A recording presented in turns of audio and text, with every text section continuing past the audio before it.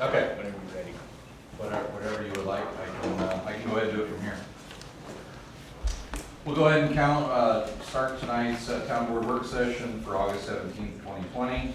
The goal of this work session is to have the town board receive information on topics of town business from town manager, town attorney, and town staff in order to exchange ideas and opinions regarding these topics.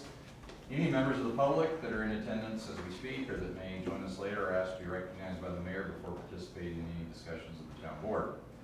On our agenda tonight, number one is our CIP presentation. That's our capital improvement project presentation for recording. Mr. Hale, are you going to take it from here? Yes, sir. Thank you.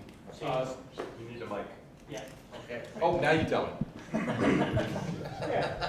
We're all ready. All right. Good evening, town board and staff. Thanks everybody for coming out tonight. The board will note, at least the board that's been here for a while, we have a lot fewer staff tonight, so we just have people trying to do some double and triple duty to kind of keep this room a little bit more comfortable and keep our distances respected. So we are happy to present the 2021 budget to the town board tonight. So this is our requested CIP. And before I get too much into business, so we do have sandwiches and drinks up here. Since it's 5, it seems a little bit early to eat. So I would say whenever the board's ready to break, like maybe 6 o'clock or something, if you want to jump up, we can take a quick meal break. But between now and then, if you're thirsty, we have plenty to drink up there. So back to this. So we're pleased to present the budget. I think everybody will agree that 2020 has been a fairly tumultuous year, right? So earlier this year, staff met with the board. We talked about what we hoped were too aggressive budget forecasts. But just the same, we'd recommended, and the board ultimately approved about $11.5 million in cuts to the CIP. And because and even with that, we still thought we would end this year with about $7.2 million in reserve. So basically all those cuts, we're going to take us right to the town board's policy of what our kind of minimum reserve needed to be. So we had a few things happen this year. One is that the revenue's been better than we forecasted. We had budgeted like use tax, building permit fees, all those things down by 40%. Right now we're trending to about 25%. And it may be better, but right now that's kind of our conservative trend line is about 25% down. And that's good news. That's a lot of money. We also have done a little bit less project-wise. A real big one is County Road 5 and 392. It's just a project we're still waiting to get permitted from CDOT to do, but that's a $2.5 million project. So just not being able to get under construction yet has added to that reserve. But those things, and I think just oversight and tight monitoring of the budget overall, we project to end this year with about $13.9 million in the bank, which is good news. It means we do have money to roll into next year to do a lot of these projects. So we have focused mostly, from staff side, a lot on the CIF, that's our capital improvement fund. The reason for that is that's the one that is most attuned or impacted by the economy. So, we put use taxes in there, we put severance tax, we put federal mineral lease dollars, and so everything that it goes to building or oil and gas goes into this, and as well as 40% of our sales tax. So it kind of is 1, 2, 3 punch with that CIF fund. So it has received a lot of our attention. That's not to say that we haven't paid attention to our enterprise funds, but for the most part, those have been kind of the same as always. The water, the sewer, the storm drain, those have gone as predicted. So what else? Oh, and then so we'll go through, we have ordered it this year by fund. That seemed to be the most logical way. In the past, we've done it by department, and we jump around a lot, and the board turns pages, and I just think that it's been too confusing. So hopefully this year, it works a lot better for the board, so you guys can really track by fund. So all the requests for the CIF are in here but 3, and there's 3 that we're going to talk about a little bit more. One is the Tanko lighting project, and so the board will recall we did a study, I think it was actually late last year, where we wanted to start to take a look and determine whether or not the town could purchase all of our street lights. So right now, Excel owns the majority of them, Poudre Valley REA owns the rest, and we pay a monthly fee on each street light. So we pay $20 per light pole, and you multiply that times all of our light poles, and it's hundreds of thousands of dollars we spend every year. So the concept with Tanko lighting is we negotiate with Excel and Poudre Valley separately.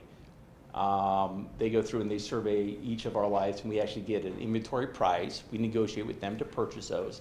We retrofit every light with an LED, and then we just pay on our energy consumption, not on a monthly flat fee. And so that's going to be presented to the board on August 21st. So it's not in the request form, but it is something that we do have a little bit of slack in our budget. If the board determined in August you wanted to move forward with it, we could do that. Another thing, just a little bit more policy-wise, in the past few years, we've had such a robust CIF that as we've had developers, I know that the Rigid Harmony, the board negotiated with him and said, if you widen Harmony, widen that capacity, we'll reimburse you within like 30 days of completion or whatever it was. And we did the same thing with Tom Muth on County Road 5. We were going back and forth on some of the roundabouts and the cost sharing, and Tom ended up taking a bigger portion than he wanted to take, but a part of that negotiation was he gets paid after they're complete. But our policy doesn't say that we have to do that. Our policy says that every year the board needs to take 25% of what we anticipate we're going to collect, and at a minimum reimburse that. So next year we're budgeting $3 million that we think we're going to receive in these fees. And so right now the budget has $750,000 that's in there as kind of a reimbursement placeholder. That's a floor, it's not a ceiling. So if we had more requests than that, the board could certainly say, yeah, sure thing, you know, whoever, John Turner, thanks for your work on County Road 30, we understand you want more, we'll go ahead and reimburse you more. Or you could say, hey, developers, get in line, this is how much we have to do by policy. So that's more of a policy discussion for the board, it's not something you have to do.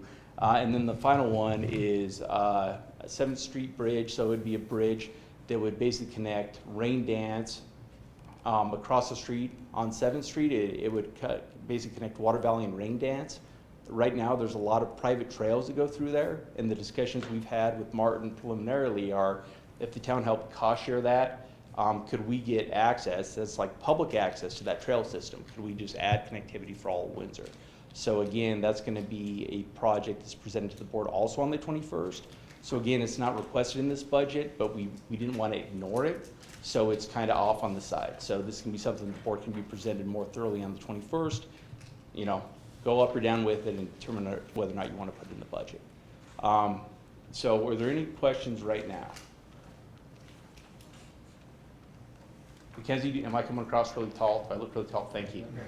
I need a certain angle to make that happen. I have to say, I appreciate looking through this. I appreciate your choice in grouping the expenditures together the way they were this year. It's been a little bit more confusing in years past to be able to put it all together. So thanks to finance and you and whoever you want to give props to for putting it together. Well, we've been working Carl like a rented mule, but yeah, thank you. He's done great work, and I think finance and really the entire leadership team that's behind the board, this has been a significant amount of work, which I'm sure you guys all know and appreciate. But you know, for me, this is really where the board gets a chance to really leave its mark on the community, right? These are the projects that really kind of define your time here, so it is important. So if there's no other questions, I think I'll just turn it over and we'll just get started. Okay, good. All right, Dean. Thank you everyone for coming. We have a lot of slides to cover here tonight, so I will try and be brief. Shane covered some of this stuff already. Just some things I wanted to point out. We talked about the economic climate and the uncertainty of this year.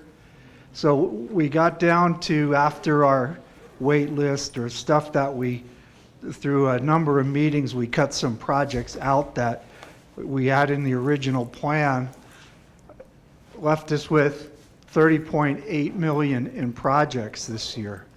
Reason I was talking about this here is in 2020 we had proposed 34.5, and the last line here, roughly that's in line with what we have been doing the last decade or so. Reason I wanted to touch on that was that as difficult and uncertain as 2020 has been, we still are doing quite a few projects, and we still are investing the money that we collect back into community projects. So Thank you, Carl. Again, Yeah, sorry, when you talked about the 2020, what did you have, 30.8? I'm sorry, 34.5. Was that after we made the adjustment? no, that was about this time last year, we started with that, 34. yes. And after we reduced, that's what I was trying to. Well, we cut 11.5, so that would have been 20, 23 or so. And that's not just CIF, so again, we still have like our park funds, our enterprises that still went mostly unabated. Okay, He's on the first slide.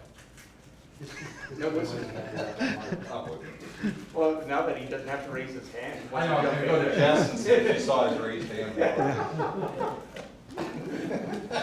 She holds up the David slide, that's how I know that. Okay. A name card for you here. And she puts it down? Yeah, Or you yeah, do it, and then he goes right back up again pretty quick. Well, usually when the mayor says, does anybody have any questions, Jess holds up the data slide. and Just go to David first. All right. Okay, so to touch on this here just quickly, we talked about this, is we have, a couple of years ago, we established the required minimum fund balance policy. And, you know, I don't have to read everything to you here, but as Shane mentioned, when we started this project, the CIF fund here was considerably overspent. It did not comply with our policy. And we worked on that to get it down to where we do have some, you know, extra money, even with our cuts in the budget and our adjustments to the 2021 revenue. Next, please. And before we go off that, I just want to point out most of these funds, the reserve policy is basically based on our annual depreciation. So that's how we end up with that number, is our annual depreciation plus some table reserve. And then when we get down to our business funds, water, sewer, those are 3 months operational, plus anything that's restricted. So for example, like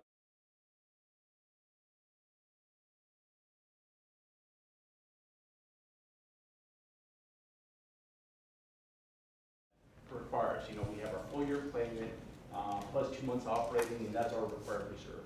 So that's how we end up with those numbers, and then the number on the far right is just how far we exceed our own policy. All right. Okay. Thank you. So as far as major sources of revenue funding this plan, these are all, I wanted to show this, is that a lot of this stuff is tied to the growth or the number of building permits and that type of thing that we issue each year. A couple of other points is things on here like construction use tax tied directly to number of permits, plan investment and impact fees, permits new users on the system. Some things that may change in 2021 and beyond. Oil and gas royalties, we talked about that for, you know, at length, what's going to happen there. I'm not certain. I'm sure it won't be 806,000 in the years to come, but that's what we're going with so far. Before we move off of this slide, one thing I did want to point out is that in this discussion tonight, and we'll get to it when we talk about the operations budget, we talked about what's going to happen with the assessed valuation in the years to come and the whole Gallagher amendment. For this discussion tonight, we do not include any of the property tax revenue in funding this. What we've been doing is we've been using the money from the growth from the building permits. We plug it into here, we build the project. Once it's done, we maintain it. If it's not an enterprise fund, water, sewer, drainage, that kind of thing. If it's not an enterprise fund, we then do the maintenance and the general operation in the general fund from after the project is built. Now, Paul? Well, I didn't mean to cut you off. what 2020 is looking like so far, or what, I'm just re-clarifying. No, this is 2021. This is what we have so far. So my question would be, how can we predict that we're gonna get, or guesstimate that we're gonna get $3 million in grants next year? Like, where do we guesstimate that, or how do we come up with that to be able to know that that's 12% of our revenue? Well, I know a lot of those are carryover projects for next year, Mayor. So we've got like the, It's the a drainage. 257 in Eastman, that's like. So grants that have already been promised that maybe gig, okay. That's right. Yes. That's right. Yeah, so, yeah, those are all secured. Okay. Yes. Sorry, Dean. Yes? Yeah, yes. Recognize Mr. Sosowski. You have a question? Just going back to that plant investment impact, Uh-huh. you've only isolated traffic impact, so I'm guessing buried in that orange wedge is park impact, water, sewer. Park is over here. This is water, sewer, drainage impact fees, Okay. correct? Yeah, yeah, traffic is below that. Yeah. I agree with. Yeah, I'm sorry, there's traffic. I'm sorry. Yeah, Okay, thanks. okay. So Dean, I'm sorry. Somebody get, park impact fees, roadway impact fees, those are based on building permits. What are we projecting on building construction use For 21, for 21? Where are we at? where we are now, we had started with originally 40% reduction over Yeah. what we originally started. Now, we're thinking more 25%. Well, so let me answer that a little bit more. So Yeah. normally what we do is finance works with planning, and we really kind of get almost kind of like a pulse of the town kind of thing. You know, how are we doing with developers, developing lots, what are we hearing from builders, and we try to build it that way.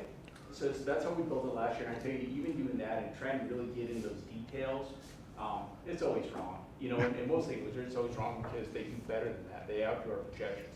So this year, not really feeling like we had firm ground to stand on and understanding with what was going on with COVID, we took our 2020 projection and we just projected that 25% down. So we just, and honestly, that's kind of the trend we're on. So I guess another way of thinking of that is we basically projected it flat for next year. So it's what we anticipate we're gonna do this year. We're gonna have any gains next year. So But through July, I thought we were down 40%. no, that's through June. Through We June. don't have July was July a good receipts in month. there. July was great, I think So- 3 million or so. So based on the anecdotal information from the building community, we're comfortable with 25% drop versus 40. That's the answer I want to hear. Yeah, I mean, it's like, I would say this, you know, for any developer, I think they are eternal optimists, you know, I mean, even during COVID, they're going through and laying water sewer lines, putting millions of dollars out and stuff, right? Really betting on this economy to come back. From the building stuff, you know, it's been hard to say we've had a trend. You know, we've been on point and down a couple months, and then, oh my gosh, it's our best month on history kind of Right, stuff. yeah. So again, it's, I don't know that we have really good data out there to say this is what our number's gonna be. It seems like a conservative approach to just take our 2020 estimate and budget that 25% down. So again, if the board wants us to take a more bullish look at that, we certainly can. I think that's another point I wanted to get across, and I don't know if I mentioned it, but I think the board saw that we have some really good internal controls. You know, we are looking at our revenue, and if we see something's amiss, obviously staff's gonna come back to the board really early and say, here's what I think we need to do. So this budget isn't Pollyannish by any means. It's not like, oh my God, the world's gonna fix itself overnight, it's gonna be great. But we're also trying to take our actual reserves we have in place, plus some projected revenue coming in and roll it back in. So, and again, you know, we've got, with the CIP, we already have right in there, the board opt not to do the 7th Street Bridge project, and you opt not to do the paint the lighting project or anything else. We would have more than a $3 million buffer on top of our $7 million reserve. Hey, Dean, just to make sure I understand what I'm looking at here compared to this table that is in our packet. Mm-hmm. Are those sources of revenue as shown in column 2, estimated revenue? Or is it sources of cash, meaning beginning fund balance plus forecast? No, the far left column is the fund balance, Right, and then the second column is projected revenue. I know. What is that pie? Is that the total of both, or is it just revenue? Just revenue. It's just the revenue. Okay. Because I think one thing that strikes me, and because if you look at that, it's almost easier to say what is not related to construction and new houses. Because most of that, plant investment, traffic impact, construction use tax, parks and rec, cash in lieu of water, those are all related to new home construction. And that's our vision of what new home construction is going to look like in 2021. But we're undertaking capital projects that by definition take multiple years and require significant investment over a multiple year period. So in some of the, later when we get to it, some of these projects show a rather minimal investment in 2021 to prepare, do studies and diagrams. And the cash flow, you look out and there's more and more money required, and then there's the long term that says $11 million. But of course, we have no visibility as to whether most of that revenue is even going to be available. If, for instance, new home construction stalls. Okay, I think I follow it, what you're saying. It's really looking at future sources of revenue on projects that we commit to. Sure. That are multiple year projects. I mean, like 4 or 5 year projects. Yes. I guess my first answer to that would be, this is not all the money that we have. You know, we start with the, one thing I wanted to point out is the interest income up there is $2 million, which in this environment is quite a bit of money. And to your point, David, is that we've collected fees for many years now. And fortunately for past boards and you know, before me even, we were really conservative. We paid cash for about everything we could. If we didn't get something done, we just kept the money. And now we have money going forward. We have money coming in every year. And as Shane said, you know, honestly, I don't know that even when we were pumping out 600-700 building permits a year, new homes, I don't know if we ever got that number exactly right. But whatever we collected, we kept it and we invested it. We don't make that much interest anymore. But I hope I'm answering your question here. This was, you know, this isn't all the money that we have. But what will happen is after we get the project in the ground, we start funding it with recurring revenue. If it's in the enterprise fund, meaning water, sewer, drainage fees, that we get it in the ground, then we pay to keep it running with the recurring annual and monthly fees. If it's not in the enterprise fund, we keep paying for it with property tax, sales tax, various other taxes that we're not really talking about here. Okay? Well, and I think, because I get what David's saying. And so I think when you look at something like Eastman Park, and you say, okay, we got phase 1, you got phase 2, and you got phase 3 and phase 4, you know, really these phases can stand on their own. Like if all we ever did was phase 1 in Eastman Park and we never did phase 2, I don't think there's anything that's undone with that phase 1. You know, we create some more parking, we have some better access around the river. I think the board says we don't think we ever have enough funding to do phase 2. I don't think we're stuck anywhere, David. I think we could say, okay, well, we did phase 1. I think it'd be a good question if we were, you know, the phase 1 project had to have a phase 2, and I guess that's a policy decision for the board. But for me, what I like about capital is the money dries up, you just stop doing those projects. And so really, it's just a question of if anything we're phasing out, if phase 2 would necessitate a phase 3, and we'd be stuck where we'd have to do it, I think that'd be really a good point and not a trap we want to get ourselves in. But I think when you look at future years and you say, geez, in 5 years, here's another $6 million that they think we're gonna need to spend. There's nothing that forces that answer, I don't think. You, That's what perhaps, at least I don't have visibility into, right? I see the project descriptions, I see the forecast of revenue, funds required to complete the project. And in your head, I picture a half-built road. And then suddenly the funds dry up because construction stops and 6 of those little pie shapes are 0. And oops, we got a half-built road. Right. And now we're stuck, we have to commit dollars, whether we have or not. We have to find the dollars to finish the project. Right. So I want to look at each of these projects in that light of, are they in fact terminable Sure. at the end of next year or the end of the following year? Yeah, can they stand on their own? Right. And if they can't, yeah, that's great. Or we say they can't, but we set aside money today to say it's here. We can finish this project, we've committed the funds. Well, and I think NISP is a good example of that, right? I mean, it doesn't, you know, we've got $1 million something this year that we're gonna requesting, but when that favorable record of decision comes in, we're gonna have a lot bigger number ahead of us. So that's certainly one of those that's like, you know, we are locked down to a big number. Okay. And I'm sorry, Dave, Julie, did you have a no, question? I felt like. It's fine. Okay. Just like And- it. and I Mayor- look surprised. And Mayor, I think Eric can add. I was just, when I heard David speak, I think one of the projects that I'm hearing you reference in my head is the wastewater treatment plant. And then that project that we'll talk about later. It is tied to growth, but at the same time, we have to get in front of it because we're getting capacity issues in the very near future. But you're right. Yeah, that's But not- we can do one, but then we've got another one coming that's down the road, but not that far down the road. In terms of like phasing the chain I was just talking about. But again, that is, to me, self-fulfilling, because if the Right. growth doesn't come in, we don't have the revenue, we also don't hit that trigger. So it's really, we gotta just make sure we're backing into those triggers. So the sewer plant to me isn't as big of a concern as, you know, I think like Dave said, like the half-built road, right? You know, we just getting partway and we're lining ourselves out to do that. Yeah, because those enterprise funds, you build those projects into your rates.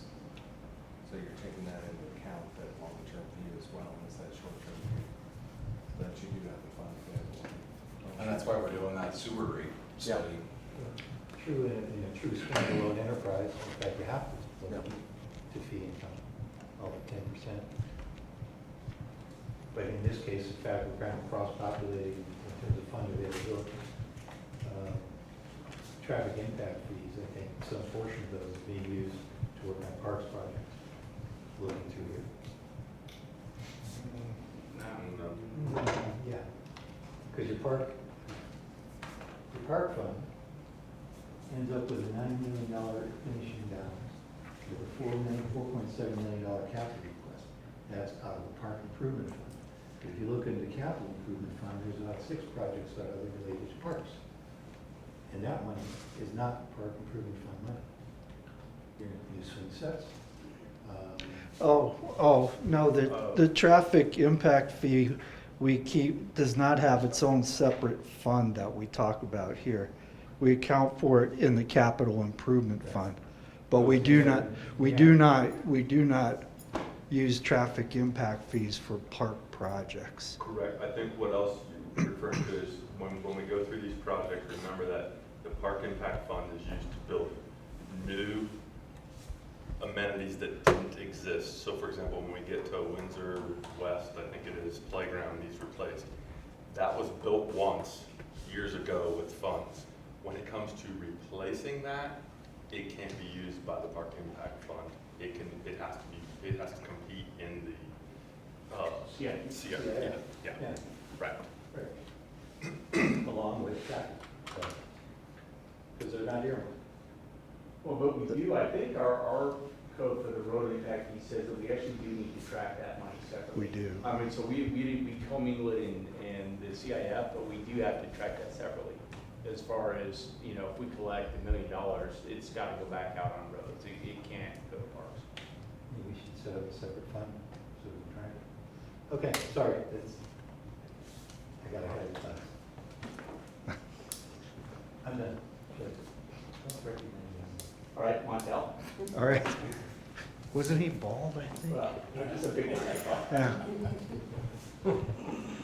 All right, here we have, where we are drawing, these are our funds that we have established in our, clarify again, we do not have a specific fund established for our traffic impact fee, other than we include it in the capital improvement fund.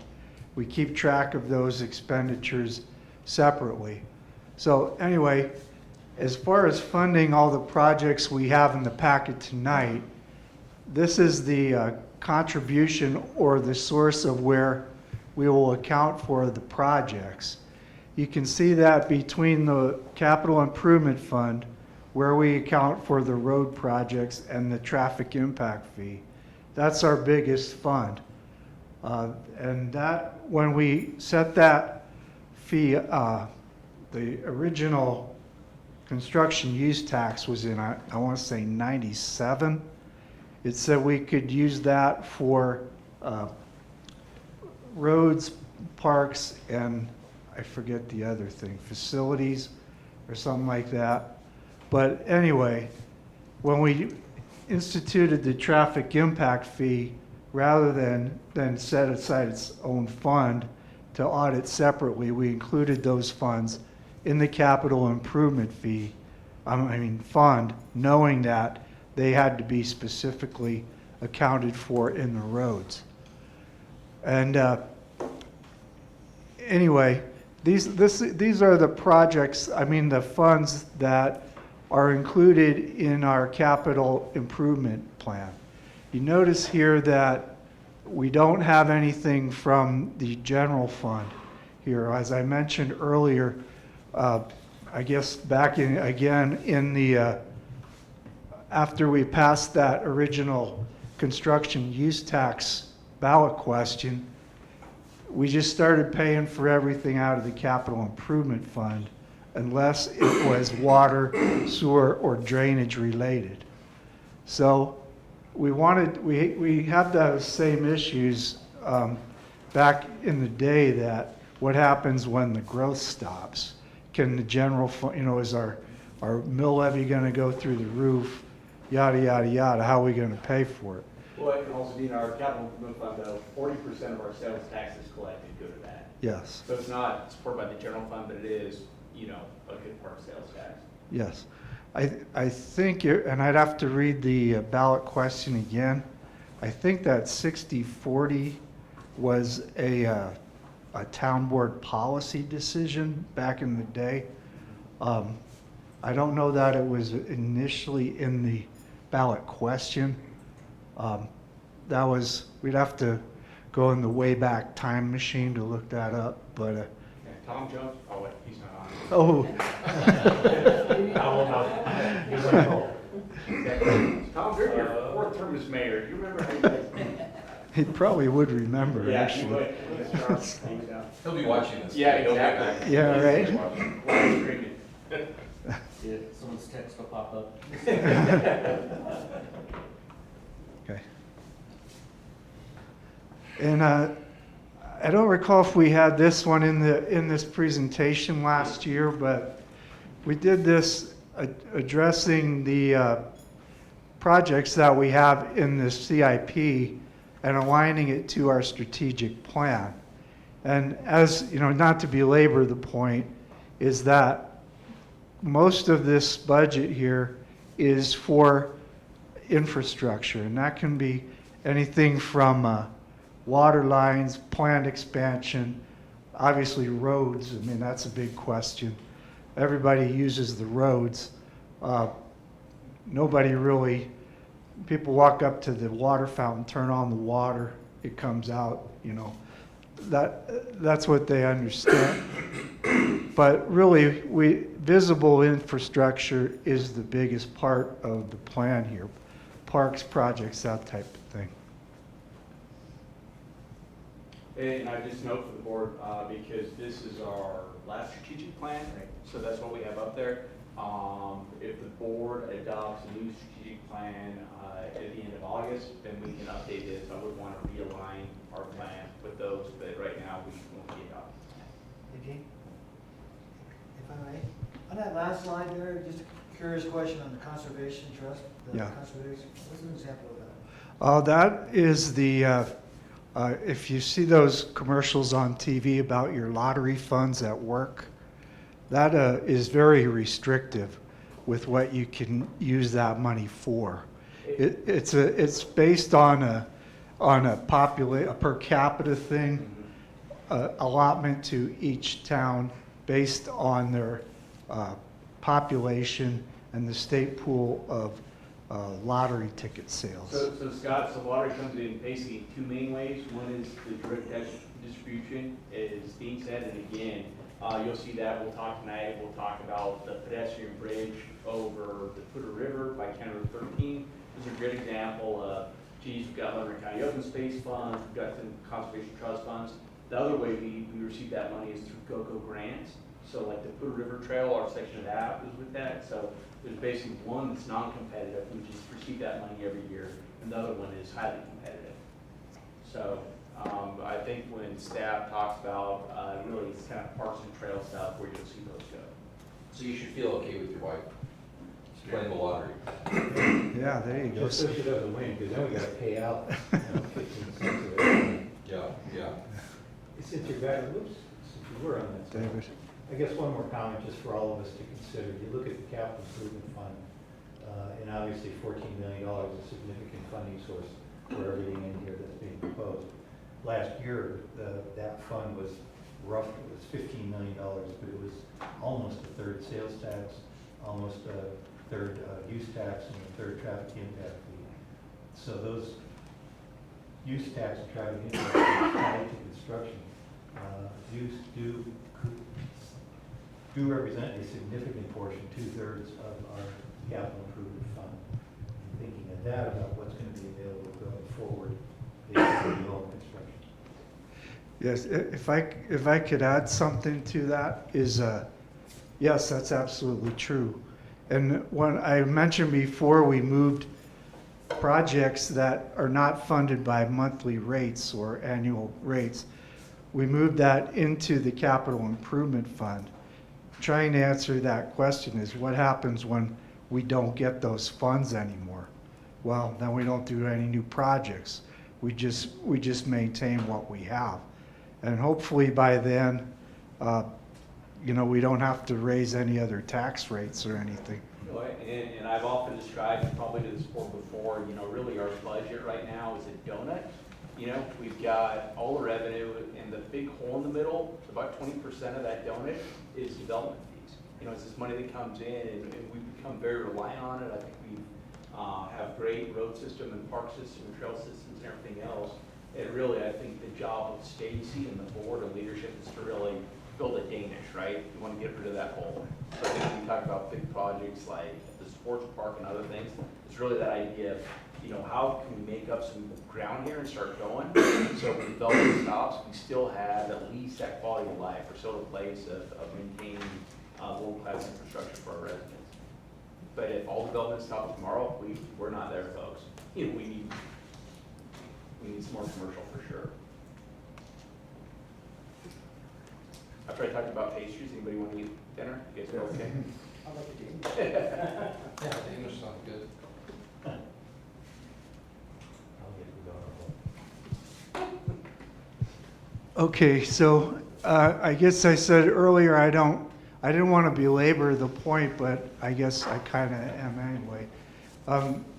You can see again where most of our money comes from, at least for funding this capital plan.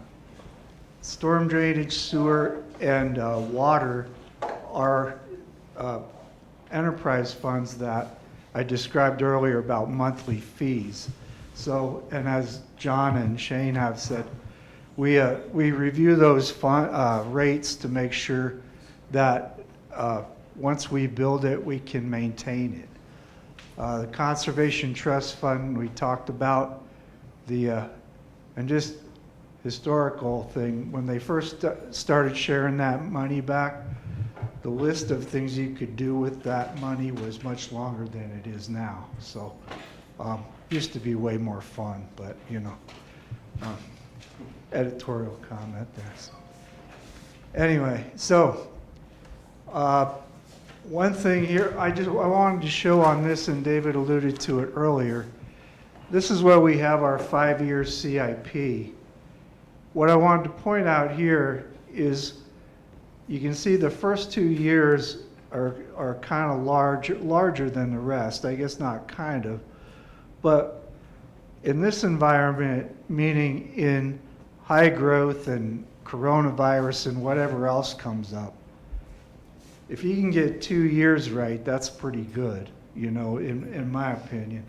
Once you get out here, things start changing and it gets harder to predict. When I would like to say that when we went into the 2020 budget, we all knew that coronavirus thing was going to happen, but we didn't. And we alluded to it earlier, even the times when we didn't have any kind of thing out of the ordinary, it was difficult to pinpoint what kind of building permit numbers we were going to get. So as we get further into this, we also will have, I'll leave that till later, never mind, I don't want to get ahead, so. Are those revenues? What's that? Are those revenues or projects? No, these are projects. These are what we have planned for the years to come.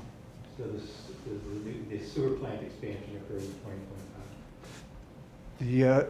We had planned for it to start that, and parts of it are in the sewer fund here in 21 and 22. Yeah.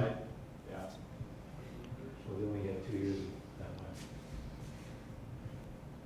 Well, right? yeah, But then we got Yeah, Yep. and right now, those are, again, I think just kind of looking ahead of our current growth trajectory, where we think we're gonna be. So, yeah. Dean, when we get to the right slide, and this may not be it, but when we get to the right slide, can you explain where we're at in a couple of years with property values possibly teetering, you know, because of oil and gas and stuff like that? Do you guys have a slide that would talk about like where we're at in a couple of years, you know, based upon? And Mayor, that's gonna be more of the operations conversation. Right. Property taxes aren't really built on this. Dean Carl and I had a conversation with the Weld County assessor last week. Okay. And I've already typed up like a little report for the board. It's about a 1-page summary. And so I've just been I don't want to information overload you. I'd be happy to send it at any point. But basically, she gave us a good feel. I mean, short story, next year, we're losing a lot of value in oil and gas. But with our new residential as well as commercials, it has us about flat. And I can't remember exactly the numbers, but it was like this year we were at 670 million assessed valuation. Next year it's 674. I mean, it's right there. Yeah. When we look at out years after that, because again, I think most of you folks know that oil and gas production, it's really that first 2 years when it's really productive, and then it teeters off. So it's a question on, like right now, she said that they're seeing almost no new permit activity. So that's really tampered down. And then there's a whole huge question on Gallagher, what happens with that, and so, we've got, again, I'll give you the memo. I don't want to get too far ahead of it because there's a lot of unknowns going into it, but she also committed to meet with us, I think, next June or July and give us a good sneak peek on what she'd actually see. Okay. So, again, yeah, that's really ties into our operations. I know that was more on the operations Yeah. side, I just didn't know. That starts to play into our, 3, 4, 5 year projections. It does, sure does.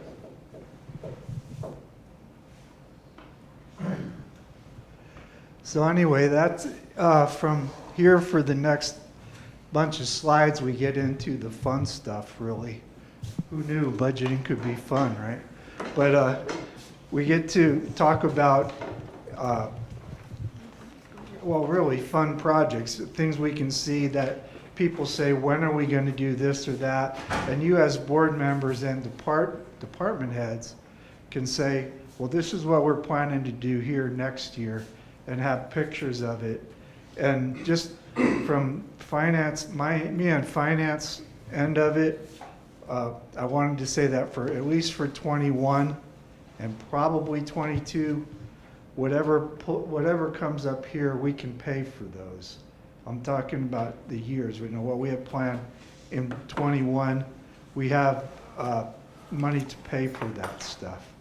I mentioned that earlier. When we get out past 21, it can get kind of dicey. But anyway, what we'll show you here tonight is projects we do have scheduled within our means for next year. Fair statement. Thank you. Thank you, Dean. So since we have 3 new board members, I wanted to kind of take a step back. So 3 of you have seen this video. I wanted to play it real quick. It was played last year. It kind of shares the vision of what we're talking about for the Eastman Park Riverwalk. So we'll take a minute, get that video, then I'll show you what we're doing in phase 1 currently, and then move into the proposed. But I want you to kind of, for the new folks, understand the vision and where we're going. So I think volume's working, but if not, can you pause it just a second? Or start over? Thank you, I'm sorry. Is it all the way up? All right. Sure. Go ahead and push play. If it isn't, I'll narrate. No, go back. Push play. Nestled between the mountains and plains, you will find the town of Windsor, a growing northern Colorado community, rich in historical and recreational opportunities, and home to the Cache La Pluta River, one of 3 National Heritage Areas in Colorado. Unfortunately, the true beauty of the Cache La Pluta as it meanders through Windsor is only seen from afar. Except for a few locations along the Pluta Trail connecting Windsor and Greeley, most of the river is inaccessible due to private property. Now is the time to change all of that. Now is the time to invest in conservation, health and wellness, and in social equity by investing in a river walk that provides everyone in our community access to our river. 93% of residents believe that our parks and recreation system makes Windsor a more desirable place to live. They rank the following as their top priorities for investment in the future: river access and river walk, walking, biking, and hiking trails, natural areas, wildlife habitat, boating, canoeing, and kayaking, and botanical gardens and an arboretum. A river walk at Eastman Park would address all of these priorities to a growing community that values recreation and is hungry for more.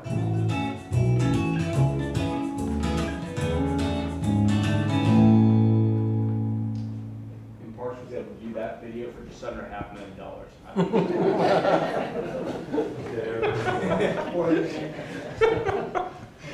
Appreciate that. Yeah. So as you can see, that's kind of the vision, but when you think about what all the different communities throughout the nation have river walks or have water access, have rivers running through them, we're very fortunate when it comes to that, to have that here. And as you saw last summer, we put our summer day camp kids in the river and they had a blast.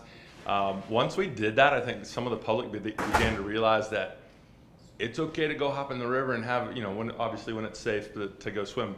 Tara's kids have probably done it 100 times. I've done it myself with my son. A couple weeks ago, I was driving by, going home one day, and there were 2 guys walking out of Eastman Park down by the bridge, and they had 2 big tubes over their hand and a beer cooler on their side walking out. So they had obviously jumped in the river at some point and floated. So, we can have that same amenity here, not just river access, but some other things that I'll show you. So to kind of give you a go back to where we were, I started in October of 2015. I think in November, the board approved Eastman Park South master plan. So basically what you see here on the screen is, for the most part, it's really, really close. The same thing that you see here on the screen. But where the vision changed a little bit after that plan was approved was we also recognized on the north side of the river, we were having a big parking issue. So that's what we're underway now is adding about 160 parking spaces. And then we didn't have safe river access for you to walk down and throw your kayak in. You really had to jump off the bank. And then, so a place to put in and a place to take out. So that's what we're doing today is this, put in the parking, a takeout down here. And then if you click onto the next slide, Carl, this area here, and if you remember in the video where the 2 ladies were crossing the bridge, the next shot was looking up the river and basically putting in a rock quarry bank. So there's like concrete and stuff there now, putting in these gorgeous rocks that I'll show you in a slide in a second. So you have a great view corridor, you have access down into the into the river, and when the water's really low like it is right now, it almost treats it like a beach where you could go down there and sit and read a book or watch people play in the river. So if you click on that, the next slide, that is basically what that corner is going to look like. So that's the diagram. And then those are the kind of rocks and boulders that we'll be bringing in. So that's a $1.6 million project that is underway. We are out for bid. We will award it soon. I expect them to be under construction about October 15th and out of the river right around March 1, and have that done and open for next summer or next spring soccer season. And as soon as the water, once that's done, the put in and take out, you could float. So I fully expect to see people floating the river, early June, when the water's starting to drop back down after the spring melt. So click on. So this gets us into phase 2. There's 2 pieces to this. One is construction, the other is land acquisition. So I'm going to break it into 3 slides. Land acquisition's 1, then talk about construction, and then go to Dean's point.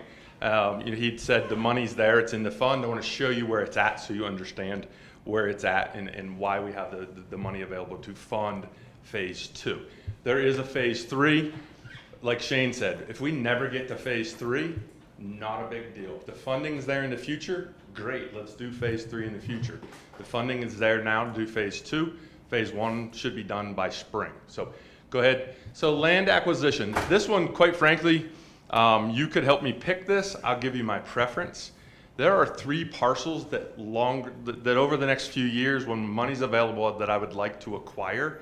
The reasons: protect the river corridor and the buffer of the river, create additional access, and then the other is there's one parcel specifically that I believe we could create some public-private partnership, like having a little bar or bistro along the river, and really begin to, have someone come in and develop that on that piece of land and create some revenue for the town, and also add a little spice to that end of the river.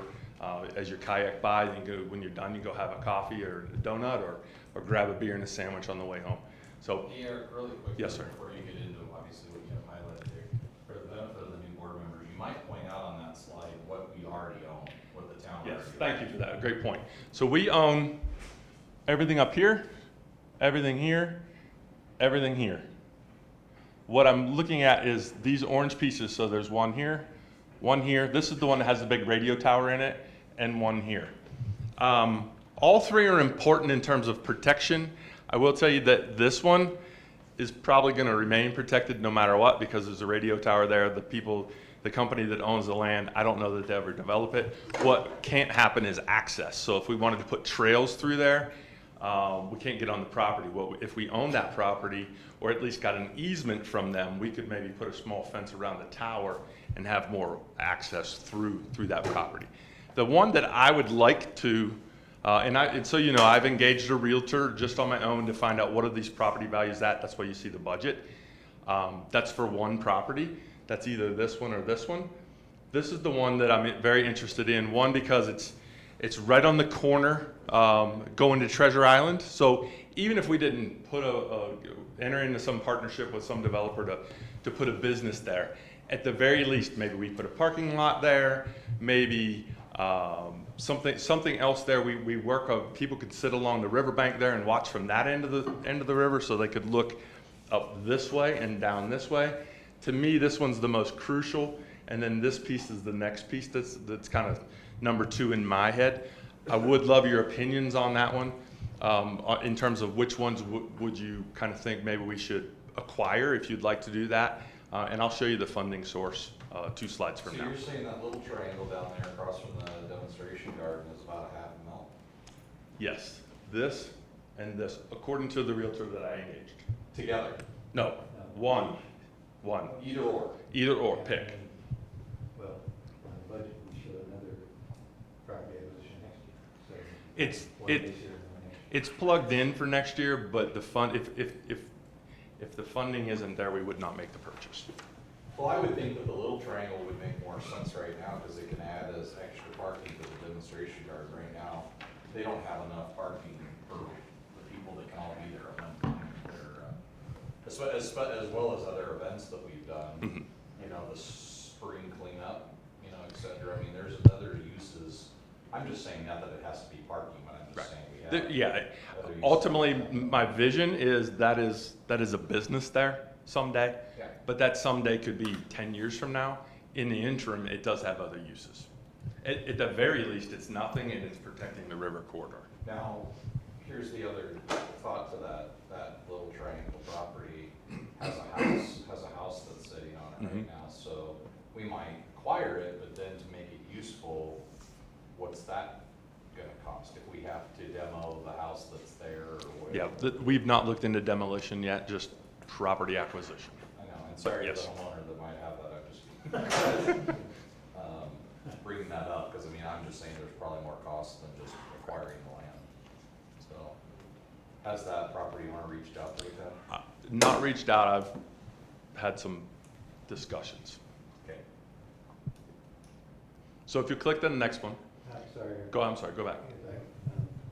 So obviously, the attractiveness of that triangle is that it is waterfront, and to your point, we might put a beach or something overlooking the river.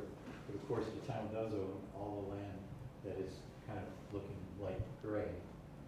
Over here? Further up the river, right. So we could put a beach around it. So this piece of property actually is least prone to flood out of all of that. When the river floods, it floods this oxbow here and goes this way. It goes around that property. So to answer your question, no, we would not be able to put a structure farther down. And I guess you and I, we've talked before, and I've said that you are looking for a garden, and that big piece of land right there, it always looks to me like the Trowel Garden is gorgeous. I mean, they did such a wonderful job there. If you imagine that now, 20 times bigger. So that's in the next slide. I didn't forget what you said last year. Well, and, you know, when we did Yeah. well, when we did our citizen survey, when we did our strategic plan for Parks, Recs, and Culture, the respondents, and it was statistically valid respondents, it was like 1 in 5 Windsor residents that had visited that garden that year, Yeah. within the last 12 months, which was amazing to me. The 1 in 5 people that live in Windsor go to that garden annually, so it's. It's all volunteer too. Yeah, it is. It's all volunteer. We have, Well, well, this year we finally. we added a 15 or 18-hour week seasonal to help them. Still, that's very minimal. All cost. all the produce goes to the food banks. Yeah, they donate about 2.5 tons annually, grown produce there to the food bank. That's pretty easy. Yes, sir.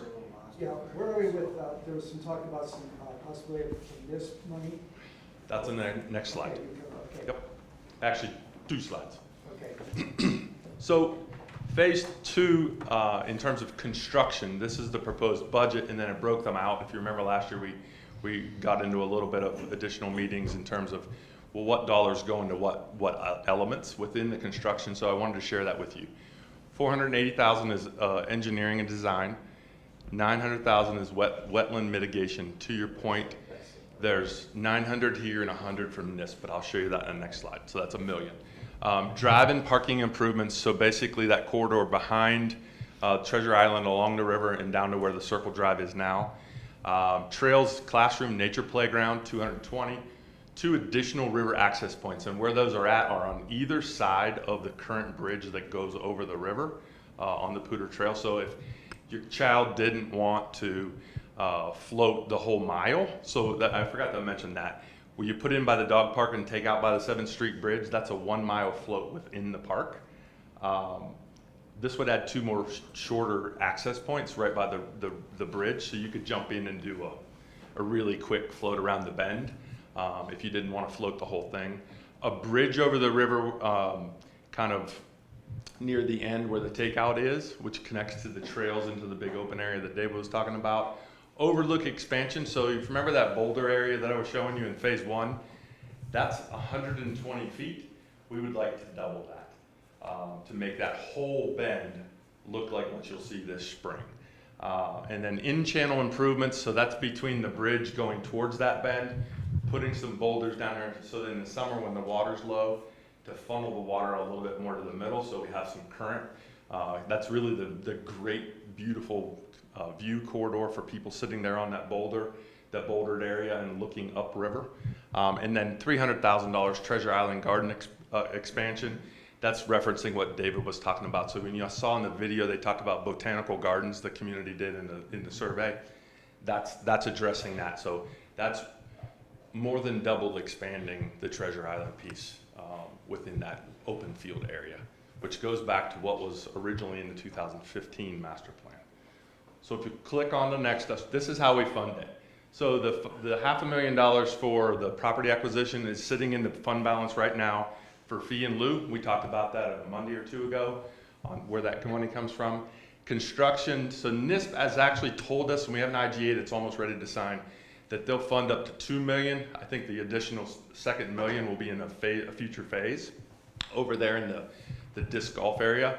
But they've committed just recently in an email to John $1 million for next year towards the construction for wetland mitigation, and $100,000 of that $1 million to design. And then the remaining piece that I just showed you on the other slide was 2.2 million. So that's a balance of 3.1. That's where that comes from. And that comes out of the community park fund. And so that money is, to go back to Dean's point, that money's sitting there for projects just like this. So Is this money contingent upon record of decision? yes, That's what I thought. Okay. it is. Yeah, and on the other end of that, so out of that million, we have roughly $85,000 we're paying towards that 1 million. Right, So, we're gonna yeah. have to get some of the money back. So, go ahead. I was gonna ask a question from Mayor's Past, go ahead. Good. I was actually just sitting here, but I did have a question. Thank you, Mayor. I thought you did. And I get that, I'm looking at and seeing the $3,700,000 for 2021. You have 2022 right now, which makes sense in terms of phase 3 design, land acquisition. So there's a moderate $600,000 for land acquisition. 2023, you got $2.5 million, but that's phase 3 construction, I'm guessing. Yes, so I'll give you my mindset on that. And remember, we are tasked, we're tasked to fill out a 5-year plan. So phase 1 is gonna blend and bleed into 22 this winter, because you only can construct in the winter and in that flood area during that time. You can't do it in the spring or in the middle of summer. So the phase 1 will go into 22. The construction that I'm showing you here is a 21 into 22. And so we may or may not be ready as we go into 22, 23.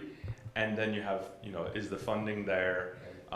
Should we take a year off? How does the public enjoy the Riverwalk? Do they want more? So that's just us filling out a 5-year CIP plan. But there is no guarantee that we would go to a phase 3. The disc golf course is very successful right now. That area, if we have flooding, that area is probably one of the most likely areas to flood. So there's what would go over there in the future is soft surface trails. Some things that I've thought about they do in North Carolina is along rivers they put tree houses, and you can float the river and camp in the tree house overnight, reserve, those kind of things. So, and we've talked to local developers to tie in Poudre River Trail, connecting through Eastman Park that direction. So there's some other options, but those are down the road in a future phase that we don't necessarily have to do.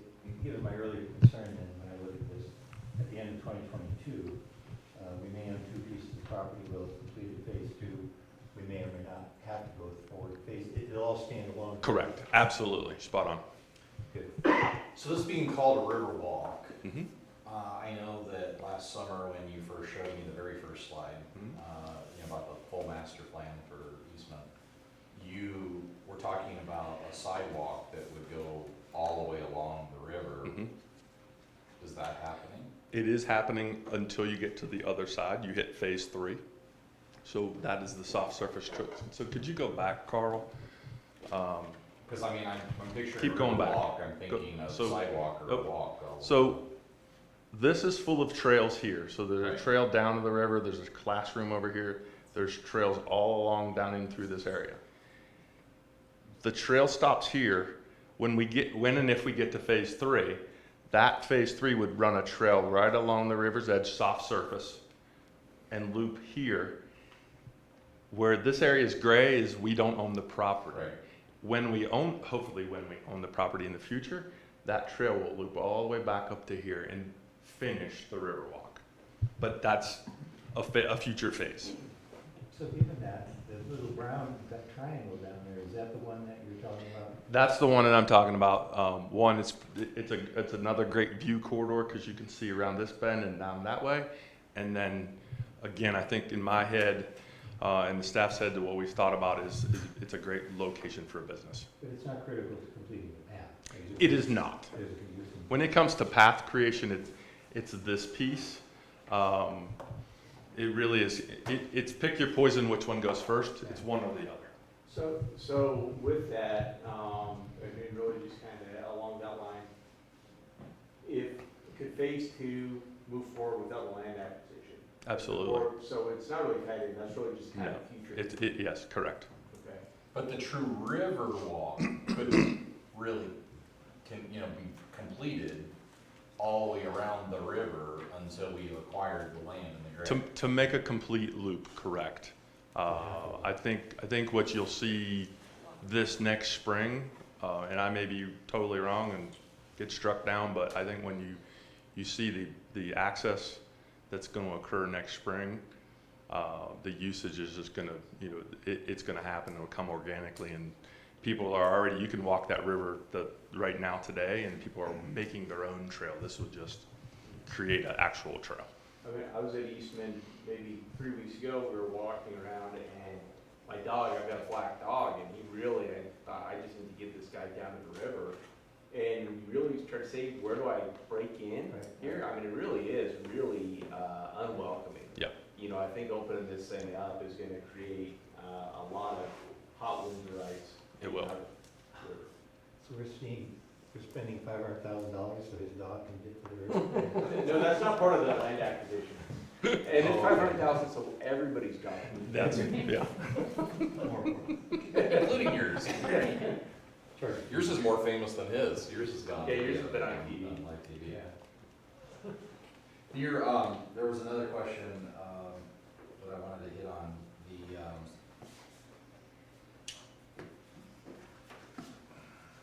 What I joked around about earlier was increasing the scope of parks and trails, et cetera. What does that mean for staffing, for additional, O&M? So, Because that's always been a question that the Yeah, board's always had to contemplate, to rein you in sometimes, or to kind of, what's this mean for future budgets of O&M? someone help me remember the word rein Eric in, and after I finish my. Okay. I think that we will see an increase in usage and trash. I'm hoping that it relieves some of the pressure on some of our other parks that are water access, which is specifically speaking Boardwalk. We've got some shared use, possible staffing discussions that may come in the future. But even if that doesn't happen next year at all, I think we're in a good place and we can handle it. But I think the amenity outweighs that. The community really wants river access and all the other trails and amenities that come with this. So I think we can handle it today, could handle it next year. It's not so much Yeah. turf mowing and stuff No, like it's that. probably make sure that there's not trash in the riverbed. Right. That kind of Is like. it cleaning out foliage on both sides of the lake, or tree trimming, or, I mean, It will be maintenance of it probably on an annual basis to make sure that it's not as overgrown and thick in the areas we want people to have access, what Shane's referring to. You go there today, it is very limiting. So there's gonna be some open areas, but there's gonna be other areas that we don't want people in, and let nature take its course. So my next question is, and this is my last one that you can move on, is the Overlook area. Mm-hmm. Is that similar to what Fort Collins has with that? Better than part of Fort the Hooters? Collins. Well, It's majorly popular, and there's literally hundreds of people that are Yeah. there. It- And I forget what Fort Collins Theirs is calls much that, but bigger, the so Booter. the Whitewater Park. The Whitewater Park. Yeah, so theirs is exponentially bigger in terms of With, our length of our float is exponentially bigger. Theirs is literally less than a quarter mile. okay, We're talking about a mile. sure. Their overlook is basically their entire float. Ours isn't. So that's part of the reason why I've gotten phase 2, wanting to expand that whole bend. But it's not, theirs isn't the big rock, it's. Yeah, those rocks that I showed you are the exact same rocks that they have. in They Florida. are? They're exact Okay, same maybe I'm rocks. just seeing it from a distance. Yeah, they're the same rocks that I showed you. Okay. Well, I think these are, I know, in Canyon City, they've opened up their boardwalk with these, and it's hugely popular. If you've been to Salida and see how they turns down to the Arkansas, or in Buena Vista, how they have the little Riverwalk down. I mean, I think when we go to these other communities and see just tons of people, what a beautiful amenity it is. I mean, I see that here, I see that page, and I'm certain that our residents are gonna just flock to this thing. John, are there Yes. navigable water restrictions to our ability to open that up completely to whoever wants to float? So it is a navigable river, Yeah. and you are allowed to float on it. Legally, you're not allowed to touch the bottom or get out on private property. Thus why owning it is better. And we own almost all of that stretch Of the river? of the river Because we own property on both sides. because we own property on both sides. They own the land below the river. They Yeah. don't own the water. Right. How about a water right to preserve the flow? Or is it? Yeah. I mean, We're I'm gonna sure need Fort it- Collins We're will gonna that. need to increase that budget by about. Barry, your question. Yeah, just a comment. I agree with what Shane, with you kind of touched on, for places like that, and, having kids and stuff, that I think if we build it, they will come. I think this will be a very popular and used feature. In my previous role on pre-cap, the advisory board of Parks, Rec, and Culture, we took that bus trip. It's been some time now, but I saw the excitement within that group for this project within the community, but when we went down there and put boots on the ground and said, this is going to be here and this is going to be here, even though I've been down there a million times over the years, I found that really helpful to sit there and look at it instead of just looking at the maps on the screen. I don't know, it doesn't have to be the whole board, but maybe those that are interested, or maybe all of us, I don't know, take a half hour and go down there and do that. Yeah, I think it's a great point, and if you want to get a scheduled meeting, let me know, I'll be glad to give you a tour. Know that we're gonna be in construction. I think that excitement, as we go into construction this winter, when we hit spring, everybody bought paddle boards this year for the lake. I think next year, buy stock and kayaks, or the big inner tubes. Hey, Eric, just curious, how many months a year is a photo? Depends on your weight. So if you're Tara's kids, you can float year round. If you're like Eric, Or Paul? August, or Paul. If you're August, you're gonna probably scratch your bottom side. It's not just scratch. It can be darn right uncomfortable. Yeah, Well, what's slide to slide, the shower? Yeah, so that was in August, and those were, 8, 9-year-old kids? Yeah. So it's great for kids in really low flow. I'd say there's probably 2.5 months for adults. Eric, that channel work will help too, though. Yes, the channel work would help. When we get through and construct the channel in there, it'll make it deeper for everybody. Yeah.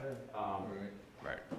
There's a window of opportunity for certain people. Oh, absolutely, right. Or or for you and I, get a bigger Sounds like you do tube. about 2 weeks a year. I already had an experience where Eric told me to go get tubes. And yeah, it was a long day. Yeah, you were the two guys with the beer he was talking about earlier. I wish I had beer, I actually. guess my point was, oh, sorry, Go ahead. just finish up. I guess my point was, that it is low, now we're gonna have people getting out of the kayaks, and getting out of the tubes and walking in that river. It's still fun. I've actually kayaked from River Bluffs there, and it takes about 2.5 hours, even on low flow. You're wet, you're in the river, it's nature. You never had to get out? Yeah, got out. I don't complain like some people do. You've been the whole way, but yeah. It's still fun. I did that float with, Yeah, well, you and I did it. I think last August or. 2 years ago. 2 years, and there was a lot of porting out, getting out, and I felt like I did as much walking as I did paddling. Right. But he had fun. It's a very different experience. But you had fun, right? I think it's a very different experience depending on the water level. It can be kind of exciting and rock and roll, or it can be super relaxing. And then if it gets too low, maybe you got to do a little bit of work. Right. But you mentioned River Bluff, and I see it all the time because that's just my daily commute. My kids have been doing it for years, even before it was a real trailhead. We'd go drop them off up there behind Ptarmigan. They'd float down and get out at County Road 13 and walk home. Now I'm seeing people drop off and then pick up on a fairly regular basis. So people are kind of finding their own ways, because there is kind of that trailhead. I don't know if it was meant to be, but there is kind of an area to put in. Yeah, there is. Yeah. Well, I'm bigger on it because the town has done nothing, not as a slam. I'm just saying our community has done nothing to take advantage of the river, right? I 100% agree, but we take have, full advantage of our lake, and that's a great. yeah, we have a historic amenity running through the community that we do not utilize, and we're missing the boat, no pun intended, by doing that. Yeah, we're one of really the very few municipalities that I can think of that doesn't capitalize a lot better on that river. I mean, it really is such a great asset. Has anybody seen what Loveland has done with like the old Larimer County Fairgrounds down there by Barnes Park? We were down there for fall tournaments, and I walked over there one time and I was like, when did they do all this? It's incredible. And there were so many people. Yeah, staff has visited there, we visited Lyons, and Fort Collins to see what some local communities have done. So if we were to go with Brianne Curtin #2, which is the Brianne Wraps, is the cost to build the trail then all the way around in here? That's in phase 3, That's yes. phase 3. It's in phase 3. After the corner property. Well, Sorry. but we're going to acquire something this coming year. Yes. Yeah, I'm requesting to acquire one of the two. And, of course, that's, the board's prerogative to say, well, we like the project, we don't want to acquire any land right now. Or even when we talk about phase 3, it may be, geez, let's acquire the land so we can build this trail and finish it up, let's focus there. So that's why we're trying to piece it out in ways where the board can chunk it out and say, yeah, let's do this, not do that. Right. The Eric Lucas Riverwalk, I can see the arch now with the neon lights. I wanted to throw this out. Sislowski Botanical Too Garden. long, you can't. No, I wanted to throw this out there. Under our previous town manager, this only happened a couple of years. And I know that we're looking through this, and this is all kind of black and white. We're trying to make it color, et cetera. One of the things that we used to do as a board is we have a night where we would drive around all of the key CIP projects, so you could actually ask a question. Now granted, this is tough because we'd have to actually hike a little bit to get there to see what we're gonna do, but I don't know, I'm throwing it out there as an idea that maybe I love that's- that idea, Mayor, and we have talked about that, some of the staff, even, like taking up to County Road 5. And I know you all know where County Road 5 and 392 is, and that's not that complex of a project. But it is a good opportunity for staff to talk about like some of the challenges that have gone along the way, because this has been, a long budgeted project. I know this board wants to get going on it, and I think you can create, really a lot of edification to hear from Omar, and, we can talk about the property acquisition, and we can talk about the CDOT design process and the review process, and all these things that take a lot of time. So yeah, absolutely. I mean, I don't know, obviously after tonight, we're probably into September, before we could. Well, and honestly, Mayor, maybe indeed, because we're gonna do the full day budget retreat now on a Saturday. I think we could even get into October and just take one of those CIP work sessions, or I'm sorry, one of those previously scheduled work sessions, and just do a tour. It'd be good. Any other Riverwalk questions? I do, I guess, one more, just on education. So there's no way to manage the water levels? We can, it costs a lot of money. Right, John? Yeah. Water head at the end or something to raise the water up a little bit? Yeah, so there's a water right called a recreational in-channel diversion, and it's basically where you could purchase, a certain amount of water and just send it down the river. And so, like John said, I think. I mean, you really can't change the volume. The volume's gonna be what the volume's gonna be based on water rights. but you can, like Shane said, channel it a little bit better and stuff and create a little more depth, but you're not gonna change the overall volume. Well, unless we purchase a lot of water. Unless we just- Right. And you gotta run it by all the other water rights Sure, holders. you'd be fine with that. Hey, we're gonna send you another. Senior enough, right? Yeah. I just meant maybe the retaining at the end of it so the water builds up a little bit. We might do Yeah, you could do structural things to increase something volume like and that, maybe flow. a waterhead or something like that. They should be ditch rates. Yeah, we're on a phone call with our vet. Aurora. Okay, very good. I don't think so. I just, other than, I'm very supportive of this. I think it's kind of a game changer for the town.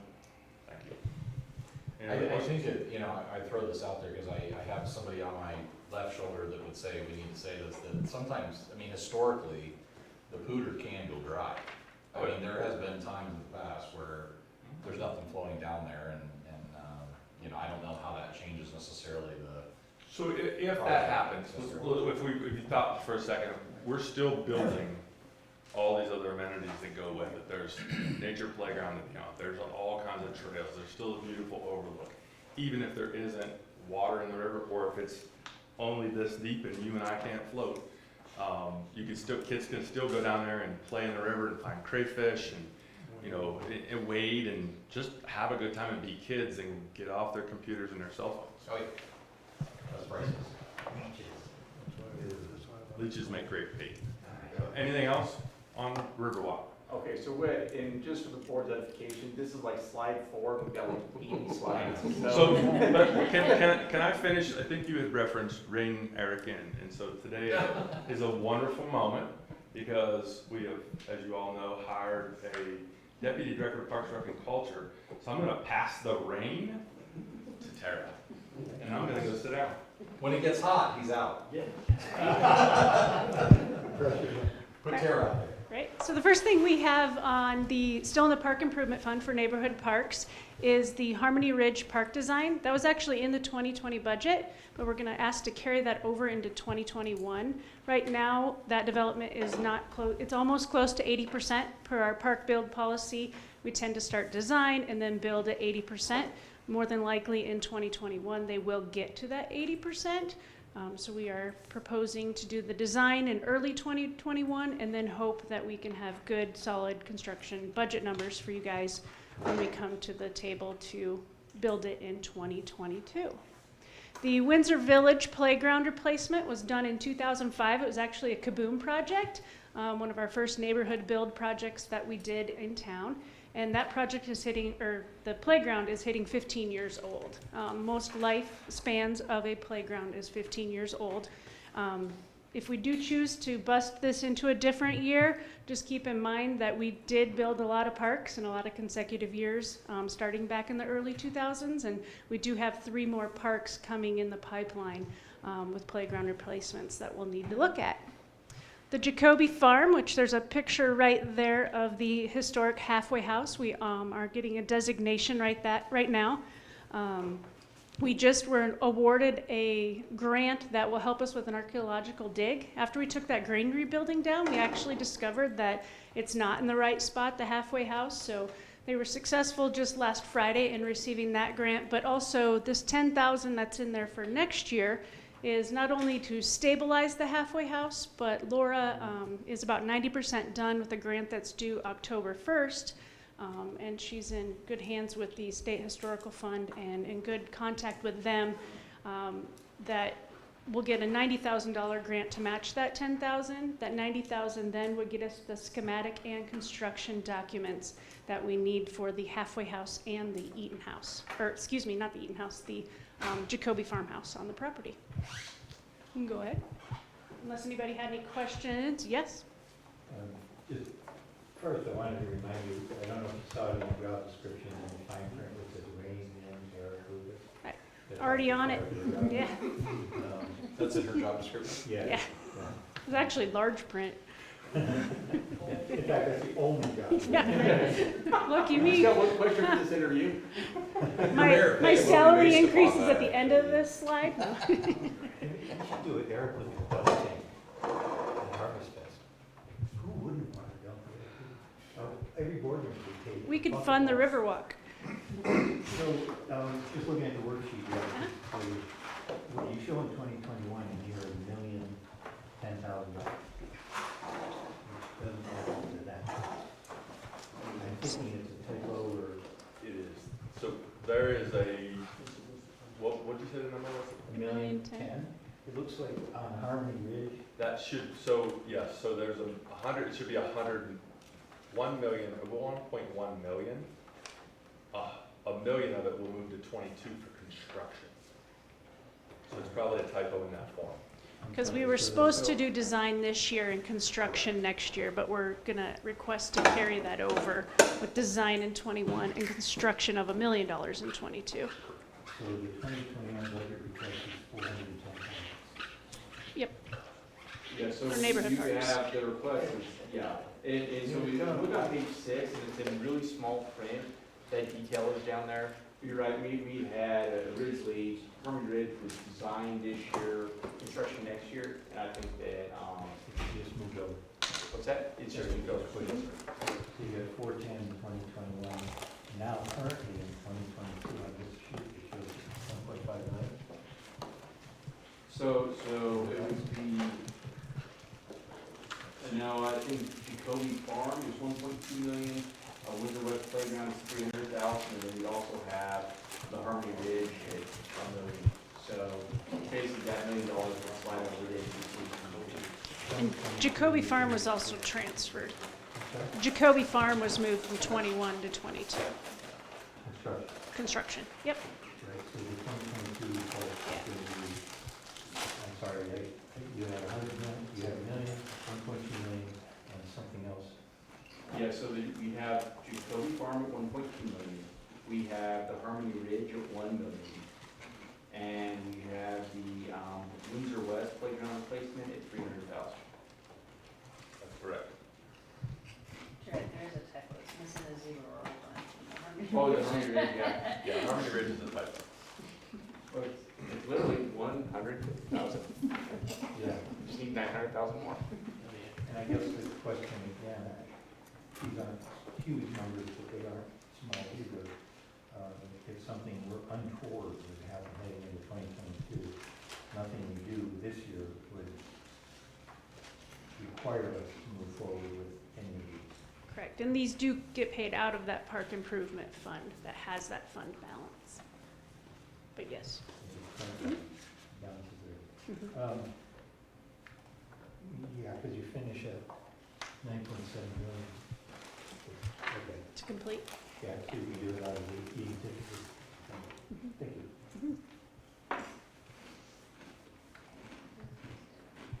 So next we hop into the Conservation Trust Fund. So the trail and bridge construction, which is at County Road 17, this is on delay for this year due to the Thornton pipeline. So this number unfortunately is wrong. And the trail construction is $378,000, and the construction of the bridge is $670,000. We had, before when we put that number in there for that carryover for that $550,000, Wade had gotten his numbers from City of Fort Collins. What have you paid for bridges in the past? They told us around $200,000, so we put in $300,000 when we did the budget last year. When Wade was working with the engineers, everything came back at $670,000. Unfortunately for us, Wade then reached out and said, well, what if we don't, make them so that you can drive a snowplow over them for that certain grade for the bridge and weight it can hold. They said it doesn't matter, it's all due to the length of the bridge being 140 feet long. So unfortunately, that budget number is a little bit bigger than what we had, and there won't be any construction done on that this year due to the Thornton pipeline delay. So, because we talked about a lot of numbers, so what would be the new budgeted request number? So it'd be $1,048,000 For 21? for 21, yes. Instead of the 650? Yeah. Oh, no, instead Correct. of Instead of 650. 5. Yes. Well, Yeah. 680. And go over for them is between CTF and Larimer County Open Space, just how we pay for this. Correct. So this year in the budget, we had $300,000 that was coming out of the Larimer County funds. we had 300,000 that was coming out of the capital improvement fund, and then the remainder was coming out of the conservation trust fund for trails. So if the board wanted to move forward, with this project, we do have the reserve balances to pay for it, but basically what we'll do is we would spend down our Laramie County open space funds.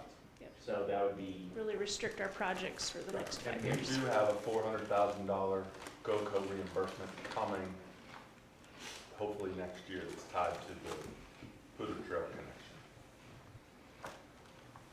Sorry, Chair.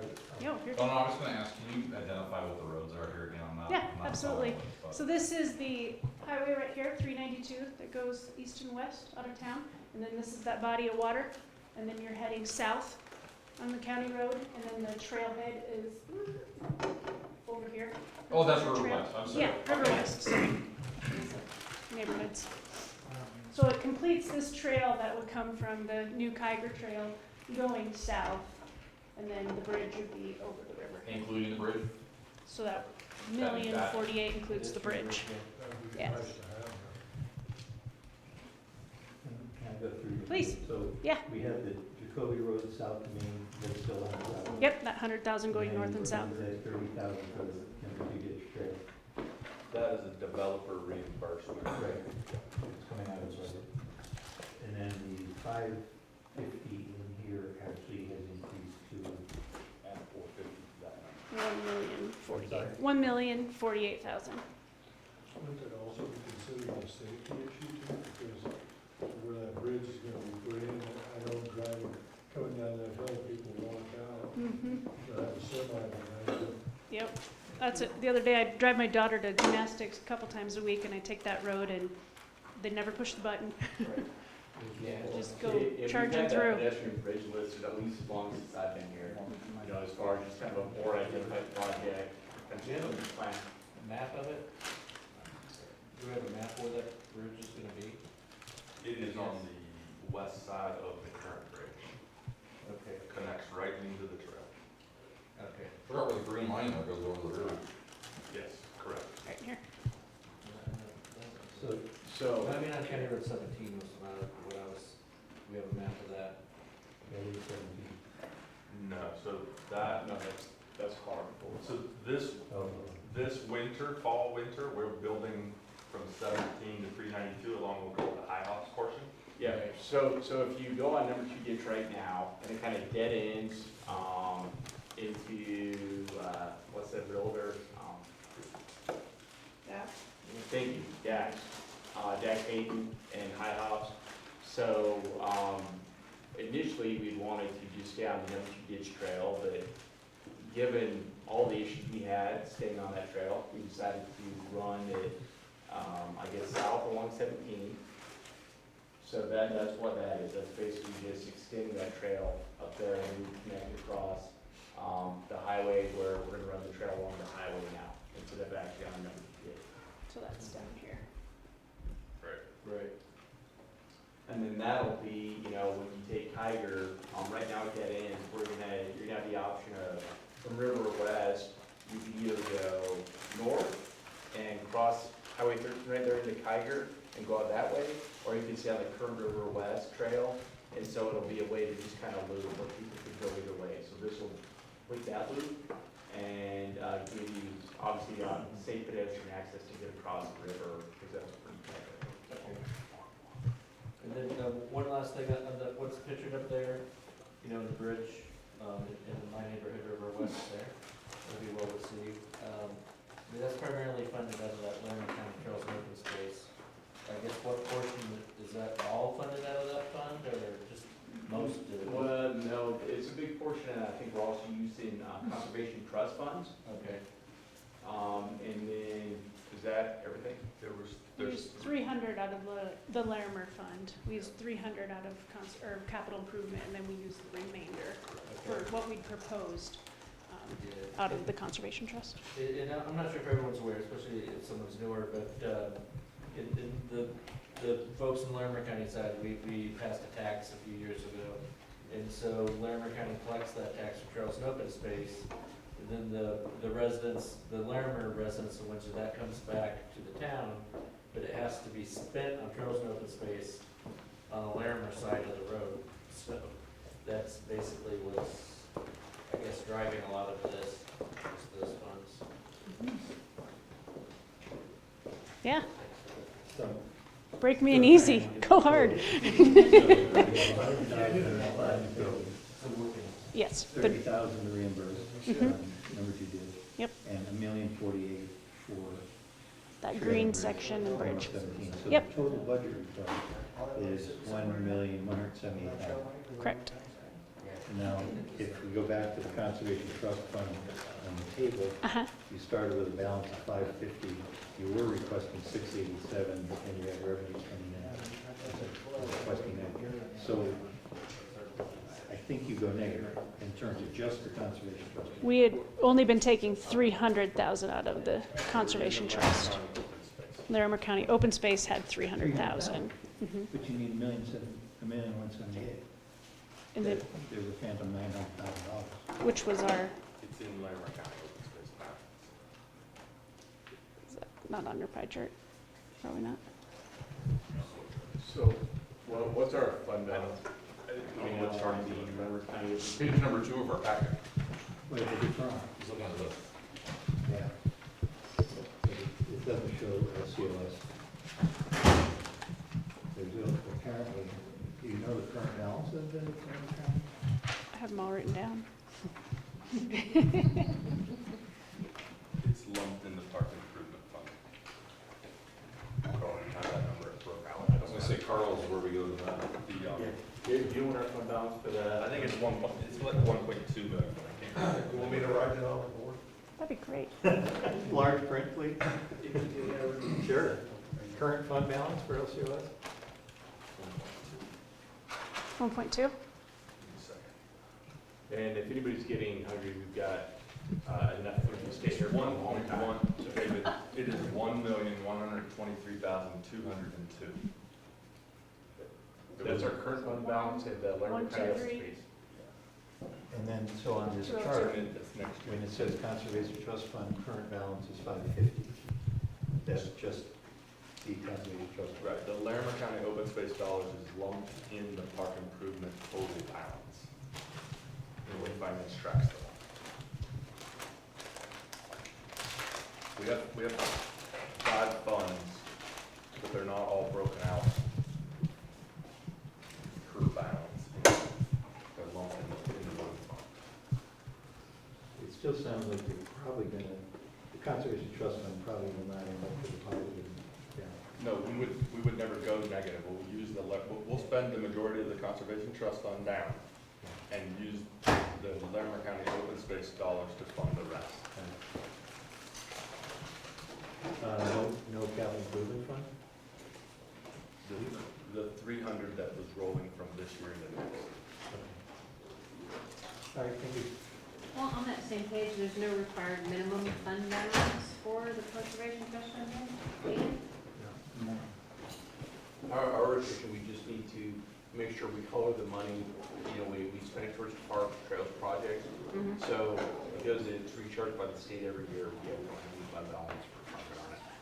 And we really just use it like we're using it to kind of match up against high priority projects. Okay. Tara, It is really almost money you want to spend first anyway, because it is required you do it for that, as opposed to CIP that you don't have the requirement, so. This whole slide has been scrapped, is that what you said? I mean, I'm going No. back to what we were. No, so we currently have 550,000 in this year's budget, but that's been put on hold due to the Thornton pipeline. The 100,000 is still in that budget, just transferring it into next year's budget. All right, so explain what Thornton had to do with this, why Thornton's. This is just my second week on the job, so I'm gonna let Eric step in on this. Ask me anything about recreation programming right now, though, and I'll nail it. So, right now under construction is the High Hops Trail. Kiger is done. We would also simultaneously be building this section and the High Hops Trail in the next couple of months. But Thornton is coming through with their pipeline. They're running it right here. And it made 0 sense for us to go put our trail in. And then in October, they rip it up. and then they have to replace it. So that's why we're saying delay this project, do it in '21. It's the same project, nothing's changing. We're just waiting on Thornton to get out of the way. So the pipeline goes on the west side of the. It goes, yes, so it goes over here, and then it's gonna slightly run along Kiger. If you've walked the Kiger Trail, there's a black silt fence between the trail and the road. It's basically running right there. And then it begins to peel off and continue going north. So why don't we tell Thornton, in order to get the right to put the pipeline in and to steal our damn water, we could put a trail in when you're done. You already signed the IGA. Who negotiated that? Are they doing that just in the winter session? Because Larimer County still has not approved their pipeline, or have they? I don't know. Oh, no. That's correct. Yeah, so I saw it's already going on the west end. When we first read the idea, Long path. require them to lease us the excess water. We didn't budget to do this year, did Yeah, no, we? yeah, so this should be done in '20, and this should be done. We're just delaying this because of Thornton. I kept thinking, I knew the high top part was in 20. Yeah, it was all done. The only issue is in '20, now that we've got the engineer's final estimates from design, we would be short. So we would be coming back going, can we get some additional money in '20? Probably a good thing. We figured it out, and now it's in '21. But again, Mary, to your first question, this slide is wrong now because the 550 is now $1,050,000, you know, so I just round up that other 2,000, I'm sure we'll spend. Or I guess we could do it quickly, it'll be 2,800,000.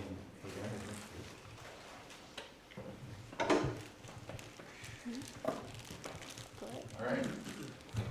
All right, every year as a placeholder, we put in the 75,000 for the flood resiliency plan. And then next year, we have $45,000 in the budget for trail repairs at Water Valley, some damaged areas over there. And then the West Bank repair design and permitting is $35,000, which is on that, kind of where that bridge is going over by the River Ridge developments. A lot of erosion going on, and I'll have Carl go to the next slide, and we've got some pictures that show examples. So here's that erosion piece over in the River Ridge development that we need to take care of and to start the design. The 75,000 in as a placeholder? I don't think we necessarily spend it every year. I think we just have that as a place. That was a question. Okay. All right. Oh, yep, no. You don't have to. Oh, you almost got through two. David, you're on mute. David, you're on mute.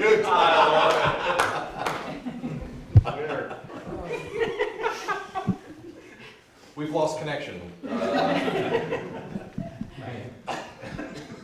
looking at the Cooter Trail system, right? I mean, is this the project line? Yeah. Cooter Trail, the 75, or the Water Valley and the River Ridge I'm looking developed at the area? project description in the document, it's got the 75,000. 2021, it says 35,000 for West Bank repair. But that's all that's in 2021. And yet the budget request obviously has. The 45,000 for the Water Valley trail replacement? It should be in there if it's not. It's in the numbers? Chart. It's in the numbers, but not described. Not So described. the other, construction, Water Valley repair, and then in the source of funds, underneath, they have 155,000, but that's where it's coming from. So it's still out of Conservation Trust Fund, I couldn't hear what you said. the source of funds. So this is still out of CTF. Yeah, CTF on that side, it'll be Larimer County for this 35,000. Oh. Okay.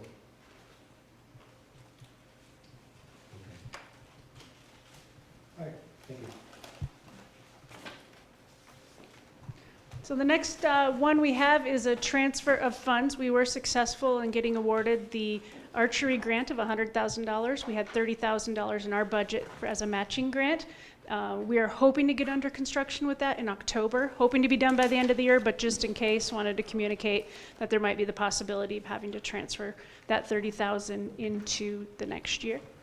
The Trails and Open Space Master Plan really addresses the trails connectivity within our community, identifying those community separators that we talked about a couple weeks ago, and funding sources for how do we fund all of this trails and open space down the road as we dwindle our balances down.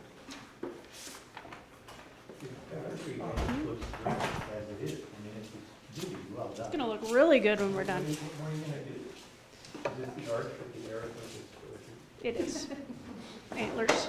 Yeah. We're gonna release live animals on the hour. With targets, maybe, all right. Well, and the thing is it's so well done. John? I had a question about, Yeah, it's actually, yeah, I mean, what time you go there as a user, it's so hard to get any time on those because they're just so well used. I mean, it's a very hot commodity. Yeah. talk a little bit more about the 50,000 for open space study. Yes, so that's a master plan. Yeah. So that would be an RFP that we would put out to have a firm do a master plan for us. We currently have a master plan for our trails that we did in-house about 6 years ago, but it's really taking a good look at that, identifying if we're hitting it or not, and then really getting those connectivity spots, because right now it's just more of a proposed trail plan. And then those community separators, and then identifying funding sources. It would identify the connections between trails. Yeah. Talk more about the open space part though. So this is just a continuation of the board previous discussion. So we said, we don't, you know, what open space are we talking about? Where is it? How would we buy it? This is really just getting that kind of, I think the next step of that conversation is rolling it into this plan and get a little bit more definitive as far as what properties are key, or at least what areas are key, identify funding sources. So it's just kind of finishing out, I think, the board's current conversations on that and formalizing it better. And whoever it goes to, will they coordinate this with surrounding neighbors? Like Greeley, Severance, Riverwalk County? Yeah, I think that would be a very good thing for us to include in our RFP. Yeah. That it should work in conjunction with surrounding communities, you know, identify parcels of mutual concern and that kind of stuff. So, yeah, I mean, I think that's, I'm Definitely. gonna say we would have probably thought of that, Ken, but that's a good suggestion, and we certainly I'm should. sure you already thought of it. I was just bringing it up because I knew you'd already thought of it. Right. Well, you know, well, we haven't written the RFP yet, so I'm just saying I think we would have caught that, but that's really a good point. You would want to make sure that it coordinates with them. I just want to see it done in a comprehensive manner. Good. Any other questions? Can I ask you, because you're about to leave the Conservation Trust Fund, read that section for the Conservation Trust Fund, because the numbers are changing from what's here, and the source of funds are different from what's here. Because I realize also us currently isn't in that, so and yet we're using the money. Right? I'm sorry, I missed that last one. The Liberty County open space money is not in the Conservation Trust Fund, yet we're using that money to pay some part of these projects. Right, so the Laramie County Open Space Plan, I think, is already shown in our park improvement funds. That's where it is? Yep, that's where it's at. Yeah. So you would like to know, based on these requested changes, how much money would be requested in each fund, kind of beginning fund balance, projected ending fund balance? So you'd like to know that for Laramie County Open Space, for CTF? Yeah, okay, that's, I understand that And the question. numbers are different, obviously. Yeah. than what we see. Yeah. We can certainly do that. Okay, thanks. Well, and I want to remind the board that we're going to have a follow-up to this evening's numbers and the projects and everything else. So the board will have time to mull this over, ask questions, talk amongst ourselves, stuff like that. When are we planning on that? Well, yeah, it's not scheduled yet. I wonder if you'd want to do that in conjunction with the tour?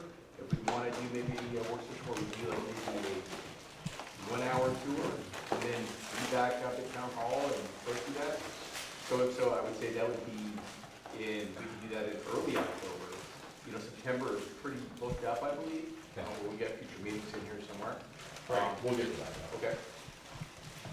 Okay. So we don't have to solve all of our issues tonight, but I just asked questions about the project, so. Very brief, I know there's no money attached to it, but what's up with Frank State Wildlife Area? Frank State. Wildlife Area, I know there's no money attached, but.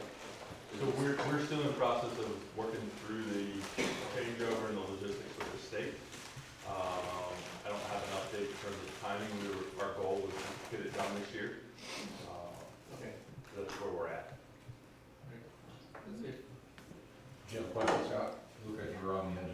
for you when tears all down. I'm done. David, are you sure? Okay. Congratulations on your new job. Thank you, appreciate it. I'm glad somebody could take Eric's spot. Hey, boss. Just got a procedural question, just so I understand. So we're 2 hours later, we're about 4 out of about 40 issues here. We're gonna do this tonight on all of this. And is our goal here tonight to see which ones we want to accept, see which ones we're gonna take 25% off, or? Well, the reason that Shane and Eric put the ones we've already had on here is because they're the sexy ones. You know, we're gonna start talking about different, you know, street improvements and water, and, you know, which gets very fast. That's what I'm saying. We're gonna start cruising here a lot. Well, and we put it in by the biggest request first, and we're working our way down. So as you see that by every fund, you got the biggest ask, that it's gonna take some more conversation, and then like the mayor said, I think it gets simpler. And then, no, the board doesn't need to make any decisions tonight. This is just about you guys understanding it. Like the mayor said, I think probably around October 5th or so, we'll get back in a room. Hopefully between now and then, if the board has any follow-up questions, staff will get that back to you. And then what I like about that too is we'll have revised revenue numbers, right? We'll have a little bit better projection there. And so everything will kind of come together. It'll come a little bit more in focus for you. Are we still trying to reduce it by 25%? No, that's already built in here. The revenue is already projected down by 25% for that, and so that's already baked in here. As I know, some of these are shall do, must do projects, right? Want to do. That's staff recommendation. The town board still has full discretion of That will whatever. help our project. And I have a question on that too, this shall and must and want to and all of that, that's just conjecture. Somebody just threw that in there, I think we need to do this or kind of. That's right. That's kind of staff's take on the project. Yeah. I mean, because I guess I'm kind of going back to like a must do, is that a must do in order to comply with something or? Yeah, so when you say like, you know, when I look at like Highway 392 and County Road 5, I think that's a must do. It's an absolute debacle there, you can't turn. I think it's a high priority for the community, so I would say that's a must do. There's no state agency making us do that, there's no federal, we don't have any grant money that requires it. I think it's a high visible project in town, and it's a must do. But you're right, there is absolute conjecture. You may look and say, geez, this trail project, it's a can do. I would say you have to do it. So there is, like the mayor said at the end, this is really more staff's grading of it. And a lot of times staff's grading is based because it's a part of our master plan or our strategic plan or something else. And we said, Ford, you said this is important before, it's in the budget, it's a must do. But you always get to say, yeah, we know that's a must do, or. Well, and that's where we're like, where we got a grant or we got money for something, I'm gonna guess a lot of those are more of a must do just because we have a certain time We're already limit. invested in it, so that's a must do. Yeah, I would guess Yeah, that. sure. Yeah, absolutely. But all of these are up for discussion. I mean, the town board just needs to know, staff has made recommendations. Omar and John are gonna go through here, and they can start cranking on these. This is what the project looks like, this is what it costs. And we have time to, like I said, sit down, because it's basically gonna be almost 2 months from now before we actually have our re-wrap around what we're gonna move forward with. Yep. Yep. I told my wife I'd see her in a couple of days. Hurry? I told my wife I'd see her in a couple of days. So I was just kind of curious on what the end goal was, and what we're supposed to do. Tonight's just a brief overview for us to ask questions, but we should keep it going. All right, I don't want to slow it down, Sharon. Well, I go a lot faster than Eric will, so, and I only want to limit it to one question per slide. So you only get one, David. I will defer my question to David. Just to recap some of the projects that we're doing this year. Obviously, the Harmony Road widening, Will County Road 15 to Duncroft, we've already completed that. That just opened last week. Looks great. You've seen a picture in your weekly updates. Liberty County Road 5 widening, so that's 32E to Oakmont Drive. Our annual street maintenance, we've already done 136,000 square yards of seal coat, 21 football fields. Water line replacements, 3,900 linear feet of water line, replaced in Windsor West. Drainage improvements, you can see that project still ongoing along First Street and Folkestone Nursery. We'll get that done here in the next couple months or months, hopefully. And 7th and River Place, RFP. Oh, hold it up? Okay. Top priority projects. So the two biggest priority projects we're looking about, speaking of prioritizing projects, is the State Highway 392 widening from Westgate Drive to Highland Meadows Parkway. We hope to start construction in 2020. That's depending on CDOT permits that we're waiting on. Taking a lot of review for those times. And Omar might talk about a little bit about the CDOT process in general, how that works, how long that takes, how it takes maybe 2 to 3 years to get some of those projects done. Did you say CDOT has approved that? Yeah, we've submitted it and they're currently going through, I think, the hydrology units right now are reviewing those. Not yet. So that's pending the issuance of those permits, but I think we're expecting them. We in conjunction with the County Road 5 work, we have acceptance from the CDOT to do the temporary grading that'll wrap around into the intersection. So that piece they can continue on as they move north or south.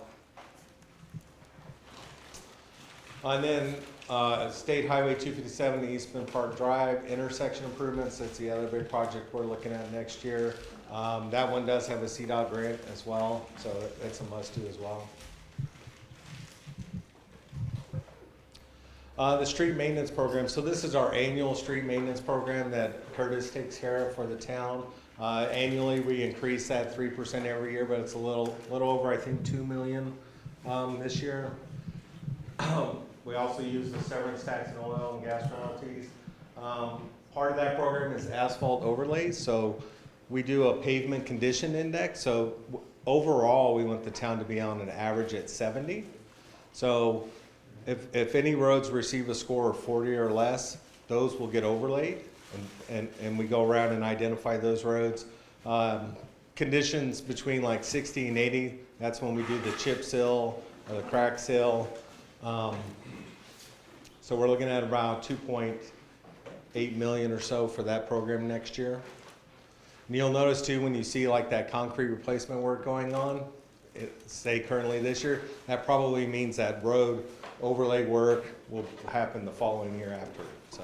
Well, and Omar could probably tell us when we did this, but the town, for the benefit of the whole board, the town has a software program that every road in the whole town has been put into this program, and it tells us, maybe Omar wants to speak to this or something, it tells us what needs to be done, when, how, etc. So we have all the stages of repairing a road to make it have the maximum lifespan.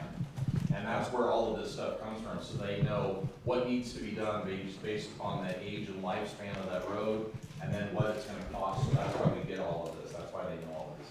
And to add, sorry if I could add to that, every year we hire a consultant that comes in and we kind of break the town into 4 quadrants, and they actually inspect all the roads in that quadrant. So every year we're rotating around town getting new data to feed into that model. And again, we're trying to keep that pavement quality index at 70 or higher. That's the goal of the program. And we've 5 years, 10 years for an overlay, or? Well, chip seal is probably every 3 to 5 years. Yeah. Right, crack seal. Yeah, you could get by with, 7-10, you wanna come in 2 to 3 for a crack seal, and then we'll usually follow that up with a slurry the following year or 2, and then we'll give it another. Every time you do one of these treatments, it extends the life of that road. So we have it Curtis does a great job. He has it broken down to a science and using this program to make sure we're keeping up on those roads and the good thing with the annual inspection program, we have certain roads that get so much traffic all the time that if we notice something, we're sending them out there every year just to keep an eye on it.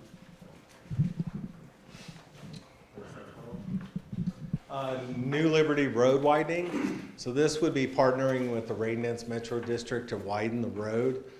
Design engineering, $76,000. Construction is $1.6 million. You're probably wondering, well, why are we widening the road now?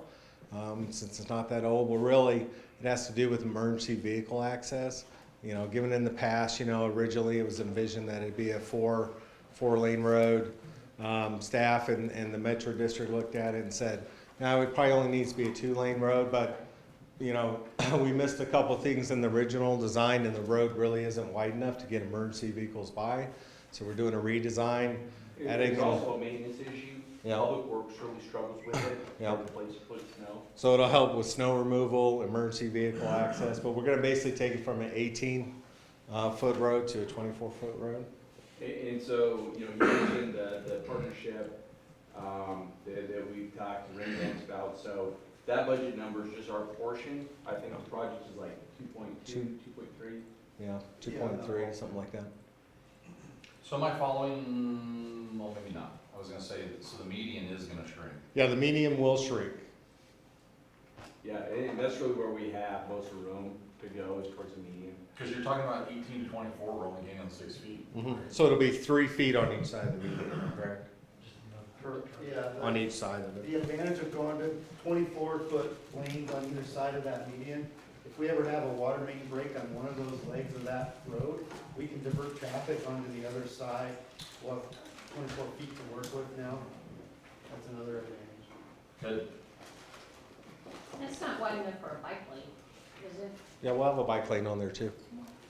But the emergency access would be basically a car going into the bike lane to allow a Yeah. Well, hopefully they pull over to the right and let the Right. people go around them, but yeah. Yeah. But that's what I mean, is that's. Yeah, 12 feet is enough for a passenger vehicle. No parking on that, right? No parking, no. So it'll have a 6-foot bike lane. This is what the new profile will look like. So when I first saw this in the list, I thought, why is this road being widened ahead of, say, Colorado Boulevard? Other roads that maybe feel to me like they have more traffic, but it has to do with the emergency. It really does have to do with, the emergency vehicles trying to get We have around. the fire department with their going blaring, people don't have anywhere to turn off. And this actually started, we started looking at this when I met with Public Works, I think in January, I do an annual meeting. And they were really opining that New Liberty was a big maintenance challenge. So we started looking at it internally and then here from the fire district. And then I would just say having the Metro District contribute quite a bit of money to this as well. Whenever you get that outside funding source to come in, I think you have to take a harder look at it and say, well, is this a better opportunity for us now to do it versus in the future where we may not have those matching monies? So what is that number? Is there any, we'll get back to that number, Paul. Is there any learning here? It seems like it's a fairly new road to be redoing it so quickly. That I hope we don't see other things like this in the future. And I'm interested in what Paul just asked us. How much are we paying versus? Yeah, I think it's 2/3, 1/3, right? 2/3, 1/3, I believe Yeah, is the what county it has is. 2/3, Metro District has 1/3. Well, that's pretty significant, it's 1.67. Yeah, but the total budget number, I think is like 2.2, 2.3. So that's This is just what the 1.6 town's. This is just the town's portion, yeah. Okay. Quick win. Quick win, I think Omar is gonna do this one. So for those of you that I haven't met, I've been with the town going on 6 years in September, and grew up in the area across the other bridge there in Johnstown, Milliken area, but happy to be working with you guys. This first project here, Quick Win, is one of those projects we're working on this year. We're doing the design work. As a reminder, we did get a grant for this design work from CDOT. It's a multimodal options funding grant that we received, $150K. So the plan here is we currently have identified a design team, and a kickoff meeting is going to happen here shortly. And there's going to be a lot of public outreach with this particular project, and we'll probably use our new online platform, Project Connect, to help speak into what kind of changes. If you go to the next slide, I kind of gave a quick example of what a multimodal project could look like. So you can see trying to add bike lanes on either direction with a buffered zone, 3-foot buffered zone. Maybe they might add in some medians or concrete bulb outs at these intersection returns. Just trying to give it a little bit of a narrower feel. Right now, if you drive that, it feels like a runway. So that's kind of and also crosswalk improvements such as an RFB crossing where it makes sense. So a lot of work to be done there. I think there was 1.5 million or 4 million allocated for construction. This could be one of those projects where we look at phasing it out to make sure it makes sense with timing of school, or we have a lot of traffic and issues with Stone Mountain Garden along 7th too, I so. have to add in here that the North Front Range MPO did contribute to money towards the engineering of this project. That was the Windsor win on this, was MPO contributed funds to this. Yeah, that's the multimodal options fund, the 150K. So essentially, we were able to double our design budget this year to look at some other, one of the things we're gonna add to the scope of work is looking at how do we fix that Z movement problem as you go from Stone Mountain to Garden on 7th. That's something we've been looking at for years, but I hope to get some conceptual plans and costs associated with that. So another quick win, Colorado Boulevard, State Highway 392. This project's looking at improving the northbound and southbound traffic movement. So in other words, right now there's a shared through and left turn movement. So we're looking to separate those so that there would be an independent left turn movement in either direction on the highway system. In addition to that, that should help with the signal timing issues as well. And there's a lot going on in this particular Busy slide there. intersection. This is actually one of the new state law requirements. They call it the subsurface utility investigation. It's driving up our project costs on the design side, so we have to be mindful of that. But now we have these pretty pictures to look at all the utilities that are in these intersections or other areas. Mark, do we need to acquire any right of way or property for that? So for this phase of the project, we do not. We're doing all of our improvements within existing right-of-way so we can avoid the delay of working with CDOT to get right-of-way.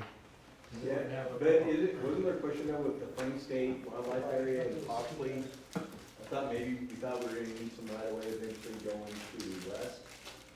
We're thinking about, Yeah. So on the south, well, that'd be on the west. The terminus of this project doesn't get into that area, so but the trail does. Yeah. So, yeah. And the other thing too that we're doing, so this year we're working on, well, I don't want to jump ahead, but, maybe I'll hold off, but there's also looking at widening the highway from this intersection east into town to 17th Street, but we'll talk about that later. I did want to take a minute though to talk about the CDOT process. I know that's kind of been a big hang up in these particular projects, not only this one, but the State Highway 392 and County Road 5 intersection work. So typically, you can expect anytime we touch the state highway system, a project to see any dirt moved 1 to 3 years. It varies, you have if whether or not it's a federally funded project, which that creates all kinds of hoops to jump through. You have to get environmental, right-of-way, utility clearances. Anytime you start getting into those types of clearances, you have studies, in-depth studies. Once you get through some of those studies, then you get into the right-of-way piece. They won't let you jump on the right-of-way part until you get those studies cleared. So there's a lot of chain of reaction of events that take place for a CDOT project. It's a little bit easier to some degree on a local funded project, such as this intersection, but we still have to get a CDOT access permit for the work. The big hangup that we found out with impacts of COVID-19 on the 392 and 5 intersection was the hydraulic units, very backlogged for some reason right now. I think they're short-staffed, but so that's been we've been told a 2 to 3 month lag. So we're working through that issue as well, but I that's. think Barry had a question. I'm just gonna point out this ties into what we saw earlier, there would also be a crosswalk across 392 for that connecting Kiger over to River West area, and then also a crosswalk across the north side, connecting Kiger to the new trail that'll go in front of High House. That's all kind of. Yeah, in the design here, you could see the median islands with the concrete ramps kind of routing people to tie into those. Safe Yeah. refuge spot on Yep. trying to cross. These kind of improvements, when you shorten up the crossing distance, your timing gets better on the intersection too. But, there is a pedestrian push button out there. I don't know if it's ever been used, but that could be factored into the timing as well. so- Probably the track team. The track team, right. Yep. So this is, John, do you want me to talk? You want to take this one? So I think, yeah. Omar, have we gotten full approval to have the northbound Colorado, that turn lane extend all the way up to Associates and Family Medicine, you know, that turn lane, or the acceleration lane, you know, how it merges in right now? That was the big gain out of that, was gonna be that lane extending all the way to where it re-widens up coming into that light by, Right. 17. yes. We pulled that back into the second phase, just because we're anticipating, well, one of the big reasons, there's a 24-inch water line that comes from up on the hill from Fort Collins, Loveland. It's an older line, so actually one of the projects later is, we're gonna start working on that replacement of that section of water line. So until we get that done, it didn't make any sense to carry that lane through. But that is in the plans for, this coming year, to design all that. I saw that as a should do, I was hoping it was a must do. Literally on my way here tonight, I had a lady just stop. She came up to and just did the stop and turned to look until it was clear, and I'm like, I got a little upset, yeah, like they have a turn lane so you can, you know, go up and merge in, and she just wanted to. You know, with rain dance, it's just gonna get more so, like that. I thought the engineering for that was being done this year, but you're saying there was a bigger caveat to that because of the water line thing. Yeah, we didn't wanna get ahead of ourselves and tear up our brand new asphalt. Alright. So Omar, how about you just walk them through the big projects that would qualify for road oversizing, and then we can circle back on that other conversation. Sure. Yeah, I can do that too. So typically when we'll have new development come in, we will look at the roads in the surrounding area and determine if they really need to be oversized or not. So the 3 roads you see on here are the ones that staff felt would more than likely come in possibly next year, especially 2 of them. So one is the Hollister Lake Road and County Road 70, the widening of that intersection and that road there. Larimer Road 30 and Fairgrounds Avenue as well. That's the other one. And then the southbound through lane on Larimer County Road 5 from 32E to 34C, so that's going north up here. So those are really the 3 oversizing roads we see coming in possibly next year. It is revenue restricted this year. Shane kind of hit on it earlier where, you know, we project our road impact fees are going to have about $3 million or so coming in next year. We're required to have 25% of that available for street oversizing, so that's how we came up with the $750,000.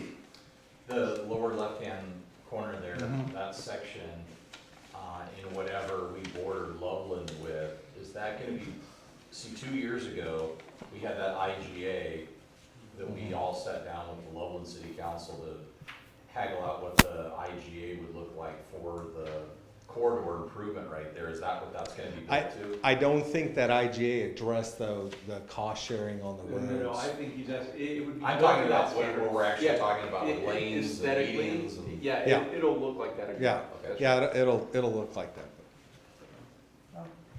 Let's suppose that at some point in the future, CDOT agreed to extend 257 north of Main Street on Hollister Lake Road.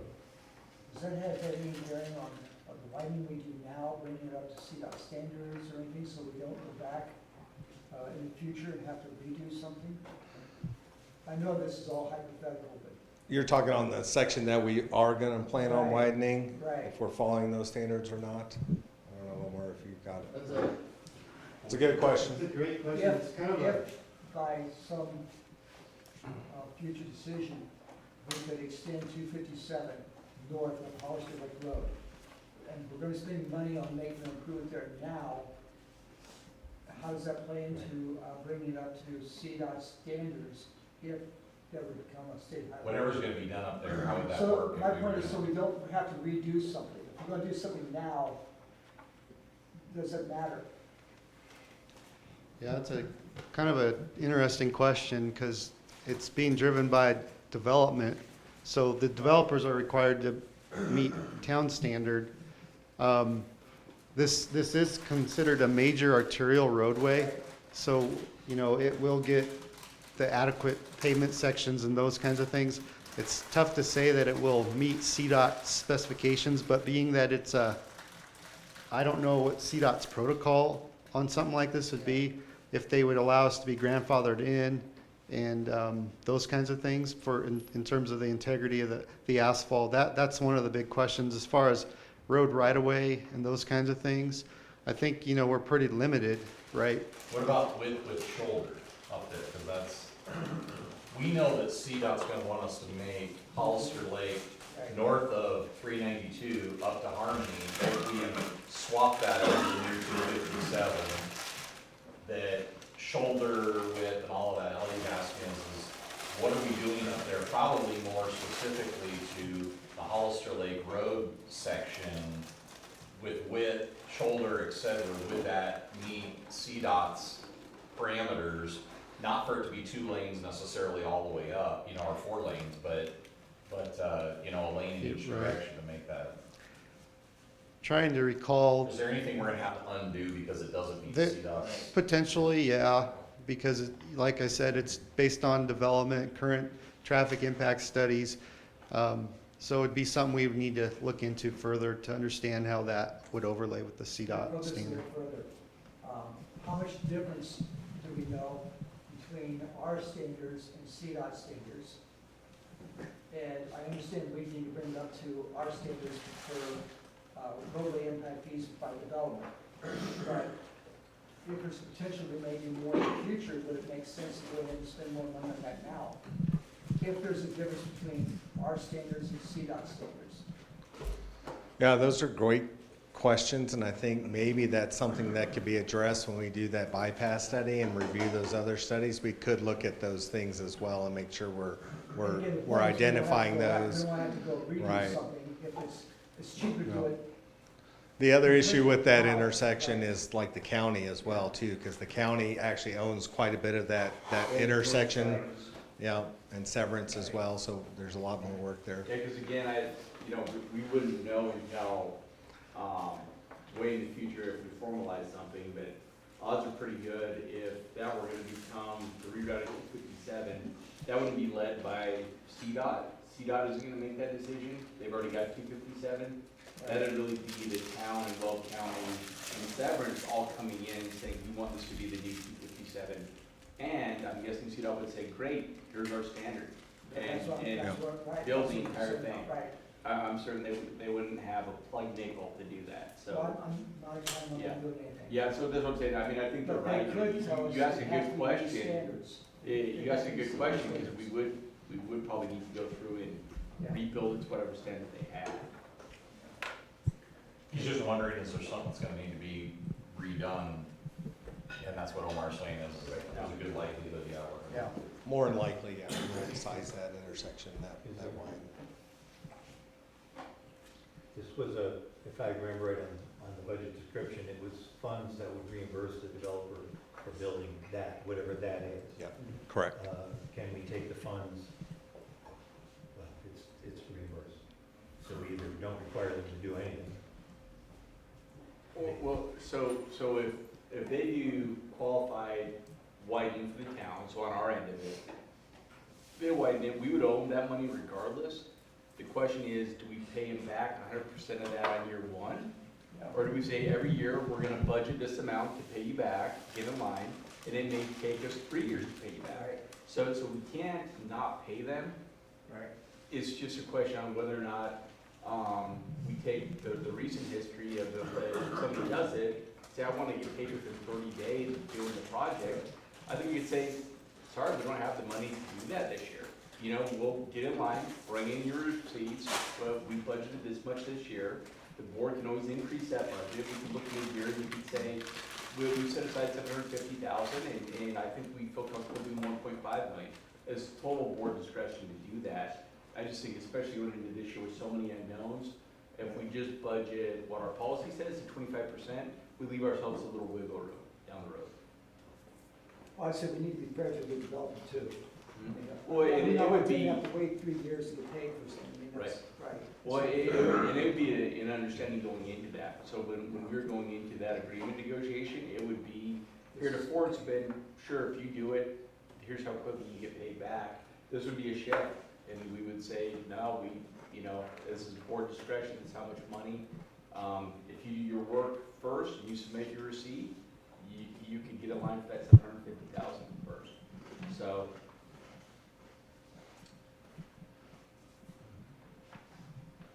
Any more questions?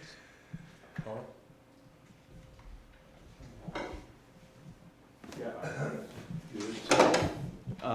The board will remember we budgeted this project this year, and after COVID, we determined we would just do the design this year and try to do the construction next year.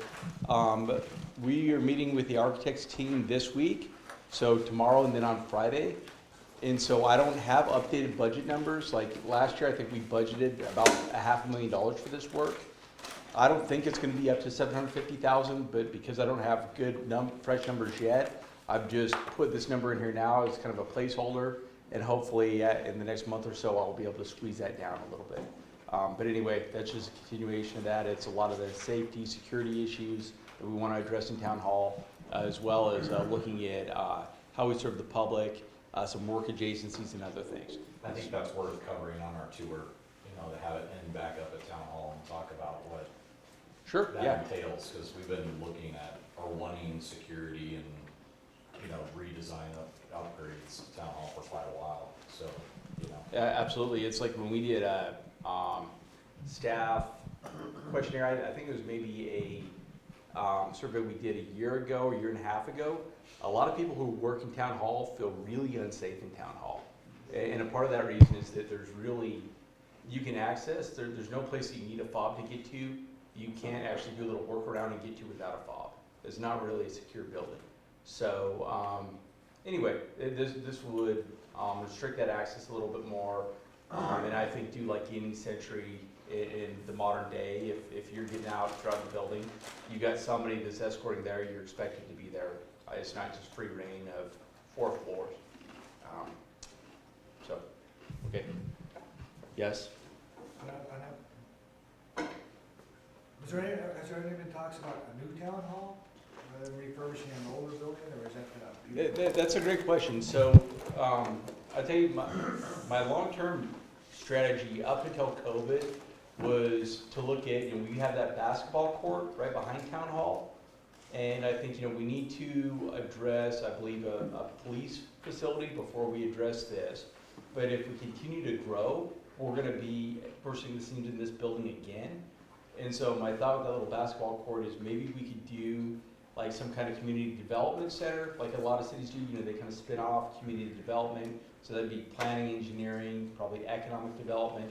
I think we could build a better board chambers in there, something that's really ADA accessible, and I think we could get a court facility in there again. So that has kind of been my plan long-term, is to look at doing something like that. So it wouldn't be a new town hall. It would just be taking a lot of those business functions and putting it there. So I think we have a lot of room to work with that campus. We could extend that road through instead of having that little cul-de-sac there. We'd probably need to move the board's forge area or whatever we call it. So we'd have a little messing around to do there, but I think we could make that a nice campus. I would tell you the only change now in my mind is I think we have more time, because after COVID and seeing how we can work remotely and do things, I'm hoping to be able to continue to work with our leadership team and staff and not try to build every office for every person, see if we can have some more shared space and be a little bit smarter about how we're using that space at Town Hall. So all of a sudden, we're not 2 years from now saying, oh, bored, we got people in the janitor's closet, we need to get going on something. So short of that, we haven't talked about replacing that Town Hall. I'll tell you, it's a beautiful building, it's awesome. I think that a lot of people who moved out of it to come here were a little bit depressed. This is a brand new facility, but there's just something that's really cool about Town Hall. So I think our plan is to have that in public service for the next 100 years, but we also know we're gonna have to do something in order to continue to grow. And David, did you have a question? I do, but I guess I had a lot of questions on a lot of these, and your slides aren't quite tracking the order in which they were in the packet. So I think I'm just gonna wait until the end and then go one by one. Okay, well, we tried to get those really in line. I'm sorry, we were still moving this presentation around today, around 2, so, yeah. But I'll wait for, Okay, everybody else may wanna leave before I go into detail. okay, and I may be in that camp, David. All right,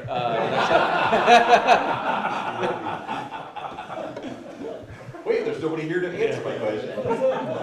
How would that differ? So, can't follow that, Shane. We missed having you in person, I tell you. Yeah. So this traffic signal, we looked at it back in, well, last year. It met 2 signal traffic warrants. So this year, Scott Pearson's been working with the design team to put together a traffic signal redesign. So what you see here is for the construction of the intersection. So as you get into these wider, larger intersections, the signal pole equipment gets more expensive, the foundation does. So that's why the big jump from what we've seen in the past with our other 2 signals on Harmony Road and Crossroads. Well, and this was budgeted this year, right? And so we just did the design this year, and so again, this was another kind of COVID, let's not do the construction yet. Yep, that's right. So let me just clarify here, if I hear what you just said, the intersection is gonna need to be redesigned. Not entirely, just the curb ramps will probably be redesigned to meet ADA. So like concrete work at the different 4 corners or something? Right, right. Okay. So not a complete redesign. Okay. Yeah. The other thing that we're also looking at as part of this project is that there's a current or an existing head pedestrian crossing just south of here at Rancho Drive, where this white line is. Okay. And it's not very safe, so we're also asked the consultant to give us recommendations on how to improve that. I went through there this morning, and I was kind of wondering if we would get to a light there. It was pretty busy this morning. Yeah. And near misses there are almost Yeah. serious It's accidents. so big and wide open, you really gotta. It's the speed of the people going down the hill towards you. I would go the other way out. Yeah. Long people don't get hit. So let's see, this is Walnut Street Bikeway improvements, the carryover project from this year. We started design, this project will kind of piggyback onto our 7th Street multimodal improvements project. There's enough overlap here and enough expertise in the team doing the 7th Street that we thought we would have them do this project design as well. So the intention of this whole Walnut Street is to obviously give people an alternative route from Main Street. And another small project that we're trying to throw in the mix, and I don't think it's on, there's a slide for it, but it is in the packet, is to look at 5th Street between Windsor Lake and Walnut to kind of give another connection point for multimodal. That one's a little tricky because there is parking. Well, even on this Walnut stretch, there's parking to deal with. So we'll look to our design team to help us come up with some strategies to make it safer for everybody, biking and walking. Next one. Rancho Drive Railroad Crossing Zone. This one kind of came about through several complaints. You know, there's a neighborhood right there. This is kind of on the southeast end of town, adjacent to State Highway 257, over by where the new storage units are being constructed in Water Valley currently. So the goal here would be to look at design and construction of a quiet zone crossing similar to what we have on First Street, just north of Walnut Street with the gates that drop down. So. Can you put a picture in my head where Rancho Drive is? Where you turn on Liberty, The vaults? and Rancho Drive's off to the left. They go back to that previous signal slide. The church is having it. So, On the left-hand side. yeah, here's 7th Street, Crossroads Boulevard, State Highway 257. Rancho Drive's this white line here. Here's the crossing I'm talking about. Oh, okay. And there's just, I believe, just one business on the other side of that, right? So, I mean, they have to honk their horns because people have to cross. I don't think there's a lot of homes there. Is that the man caves? It's the man caves. Caves and a residence. The man caves are what's on the other side. That's right. Yep.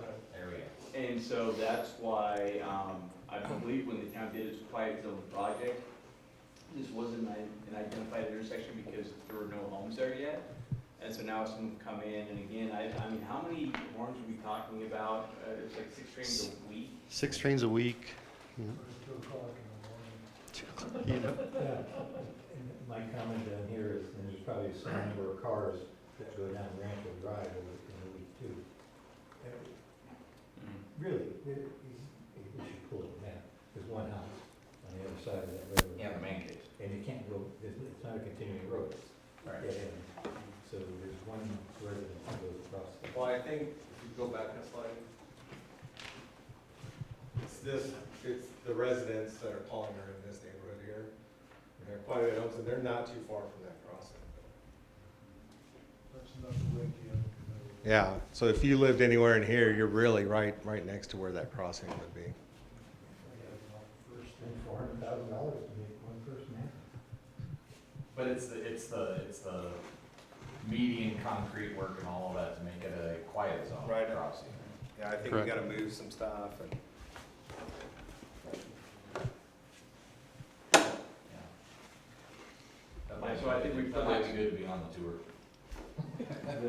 Yeah, maybe that's about concern, but that's a lot of money for, so, I mean, we definitely think about it. Okay, I'm still up, State Highway 392 widening. We briefly talked about this one earlier on when I started out. This is the widening of the state highway from Colorado Boulevard, which is this intersection, going east onto 17th Street here. So this is kind of what you were alluding to earlier, taking this from 2 lanes to 4 lanes. This actually shows the trail connection, the green line. Here's the Colorado Boulevard, and then the future crossing or trail connection going across High Hops. I think High Hops is right here. So give you a kind of Can you a, explain what the colors are on there? I know that's getting picky on there. Do those indicate easements or? yeah, purple is a additional right-of-way. The pink is the trail easement up here. And then this, obviously, I think that's the main colors, the gray is the new asphalt. So what we're doing here is currently this year we funded up to 60% design plans. That'll allow us to identify utility impacts, right-of-way acquisition needs. So the plan would be going into 2021, we'd finish out the design to 100% and start working on right-of-way acquisition. So kind of trying to get our team to kind of change our mindset on how we do some of these CIP projects where we design one year, the following year we go after right-of-way, get utility work done as much as we can, and then the consecutive year after that, try to get the main bulk of the construction done. And that might even should line up better with CDOT's processes as well. So, next. So this next project is railroad crossing improvement, Wood County Road 17, heading towards 34, what we refer to as Oklahoma Hill. So the railroad is paying $80,000, Windsor pays $80,000. So what's going to happen is that railroad track is sunk. It's going to get raised up about 4 inches. The problem and why there's 180 there is the grade coming to and from that railroad track when they raise the track up is going to cause us to have to do about $100,000 worth of kind of realigning the road so that you're not hitting a jump basically when they raise the track up. This one's been necessary since I moved to Windsor 13 years ago. I just put a mouth guard on. I see people need new front ends and a whole new alignment after they hit that. So the railroads identified that, and so that's why that you see that today. Well, I know that it was, what, 5 or 6 years, maybe 7 years ago or something, the railroad tried to fix something of that, you know, that, they tried to do something, I think they just tried to grind out the pavement on both sides so it wouldn't be as, you know, big of a dip in there, but. Is that up by the dairy? Yes, heading towards that truck is going towards the dairy, yes. Right.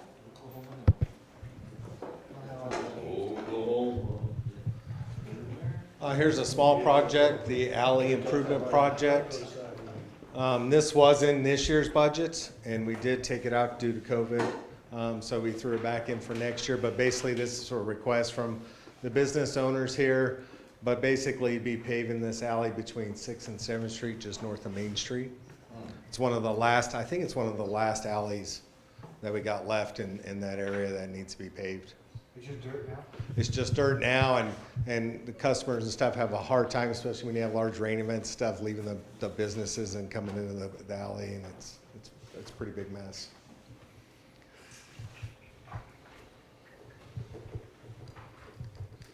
Okay. Go, Carl, go. This next project is the cemetery restoration and improvements. If you guys notice when you drive down 392 and 257 all the way to the railroad tracks south, there's about a 10-foot buffer that has no landscaping. Currently, it does not have irrigation, so this project would landscape and put irrigation into that 10-foot buffer, which would we'd put all that work into the new drive and all the landscaping there, so it really would help to tie it in and get rid of all that And this is a ugliness. COVID cut. This is a What we COVID had cut. in this budget. Can you point it out there for the benefit? Yeah, absolutely. So Yeah. up here on the roadway. And On then, 392? yep, 392 and then down 257 to the railroad I tracks. think this is one of the first things I brought up when I was elected. I felt like you have this beautiful cemetery, and then, but you have this ugly patch Yeah, of grass and wasted. weeds. And it kind of, when you look over there, you kind of miss the beauty of the cemetery because of that little buffer of ugliness. So- Jared, does this address that corner of 392 and 257 where there's grave sites that are within like 10 feet of that intersection or something like that? Because we had talked about there being like a retaining wall up there or something so that the road, because there, there's talk about a churn lane from 392 to Eric, can you fault track what I'm Yeah, so, because we had talked about having to put in a retaining wall in order to keep the road as close as it could be to the grave sites without impeding on the grave sites up there. I think we were able to avoid that. They did the infrastructure work when we worked on that intersection, so we don't have to do that retaining wall, but that was a concern several years ago. Don't anticipate that needing to happen. Those grave sites, you're correct, are pretty close in this corner right We're here. pretty close up there, and maybe the conversation came up again with Chris Ruff talking about it, the busier his development gets, CDOT would relook at the traffic patterns up at that intersection, what turn lanes need to come in, et cetera. I don't know if it would affect anything that we're investing in up there as far as. No, in terms of this investment, no. If that was to happen, that would.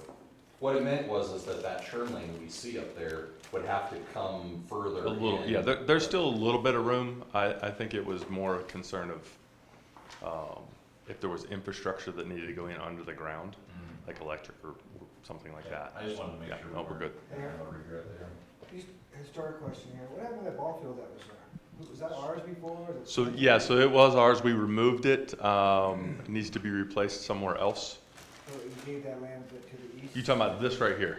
Yeah, I used to- So no, we still own it.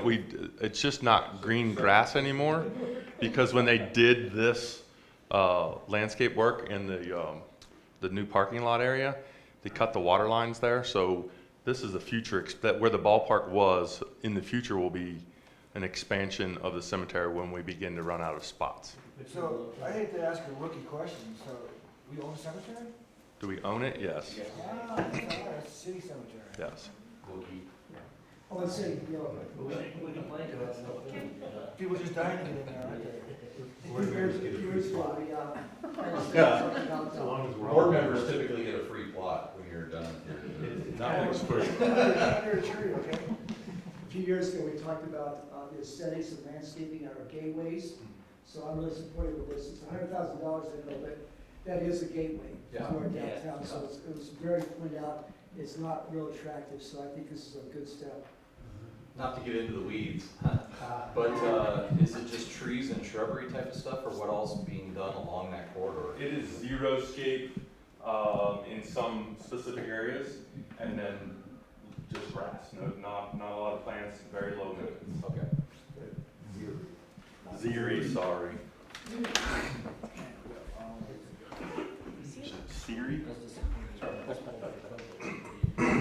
There'd be something there, not zero. I'm up again. Playing musical chairs here. 392 bypass study. So this is basically budgeting some monies to take a look at those previous bypass studies we've done in the past. You'll notice that this is in the new draft strategic plan as well, that we'll go out and look at those previous studies and see if we can find any more potential alternatives to mitigate traffic within downtown Windsor. Is the 2019 CDOT 257-392 the swoosh? It is. That's the switch. Yeah. Yeah, it didn't take into account the sports park or the fact that there's trucks on Main Street. Okay. Thank you for This one is our annual pedestrian crossing treatments program. We allocate $100,000 a year. The town gets several requests a year, multiple requests a year to look at various crosswalks throughout town. And what we do, engineering, we go and collect data, look at pedestrian counts, vehicle counts, run it across our guidelines that were adopted in 2017 to figure out what types of treatments are warranted, whether it's an RFB like you see on the right of the left, your right there, or just added signage, those kinds of things.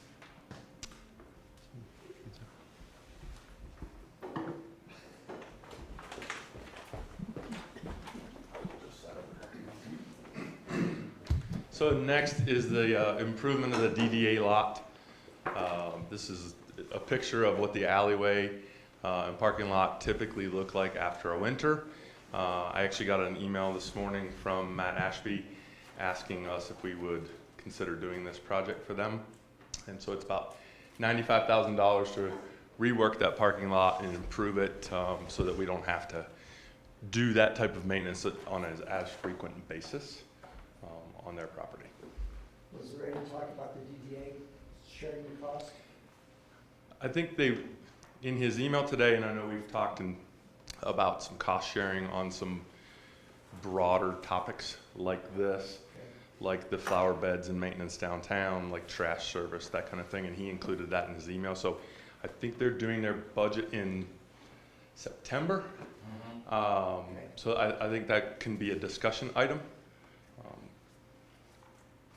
That was in the parking lot survey, wasn't it? Parking study, but not there? Yeah, I believe so. Are they gonna pay all that, or just gonna fix it up? And It would be, buy another it year? would buy us a few years.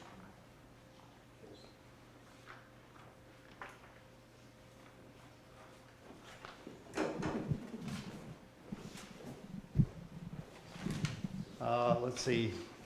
So over at the corner, southeast corner of State Highway 392 and 257 by the Come and Go, there, back when that development went in, there were some traffic lights that probably should have got relocated that didn't. So there, if you drive by there, you'll see that they're pretty scraped up, not only on the southeast but on the northeast corner. So we had been bugging CDOT for quite a while to come in and do those replacements. They have it on the docket to get those signal poles relocated on both the southeast corner, which is this corner, and on the northeast corner. But the town's going to come in and fix that turning movement there that's really tight. So that we may look at modifying this existing island and then expanding the turning radius and maybe doing something like you see on our roundabouts where you have a rollover curb section and a concrete truck apron area to accommodate that. So that will probably, hopefully we can design this one in-house and then bid it and build it. That's on the Come and Go corner? Yep. But of course, we will wait for CDOT to relocate. So the last conversation I had with them was a month ago. They were looking at their budgets. They still had it on the list to do this year. So, but I feel like the back of my head saying, ask them again to make sure. And they're helping or they're funding it? They're funding the signal pole relocation work. That's our share up there? This is our share to do the concrete and any asphalt rework.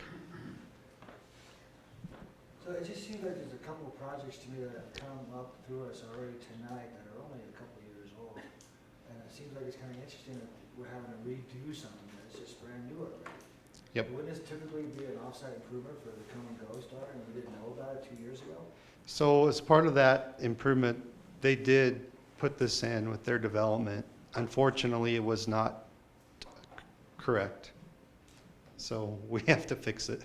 And you can't go back to the developer or anything like that. We've tried to They did go what you back. asked to do, right? Right. So, We've, it's just a change of plan. yeah, and, I mean, yeah, there was a lot of moving parts with CDOT, getting them on, trying to get the developer to participate in at the, I mean, that's certainly a discussion I don't know if we want to bring up again, but we have talked to them about it. Yeah, and I'm tapping my brain, I remember this came up right after we opened up the new roundabout. And, you know, I talked to Dennis about it, his predecessor, and just like, what happened here, you know, why do we have an issue? And it looked like somebody on the design team hadn't accounted for something, and here we are. Yeah, right, I mean, it was just like, it was a miss, it was an engineer miss, somebody on the design team that just didn't get it, so. Yeah, typically what we would do is, in any development where we know there's truck traffic, right? We ask the developer's design team to submit to the town what we call a turning template, which essentially is what you see, the truck here making that movement. And that did not happen, unfortunately. This seems like a dumb question now, but trucks going the way that truck is going to make that right, to go east on 392, do we have a lot of trucks that are going in that direction from north 257 east? We do. 392? Mhm. That's the route, isn't it? Yeah. A lot of seven trucks. Right, and that's a WB 67, so that's the largest semi-truck that would ever make that movement. We have a handful of those. More typical would be WB 50s, but it has been a concern. Even when the roundabout went in, we had to have that evaluated, so this corner I think the roundabout overshadowed this corner, unfortunately. Are they just running over the curb right now? If They- got Oh, and hitting the pole. Yeah, they kind of make truck drivers get creative. Some pop a wheel up on the median. Some push way out as far as they can into that eastbound lane. Just drive over the pedestrians. So,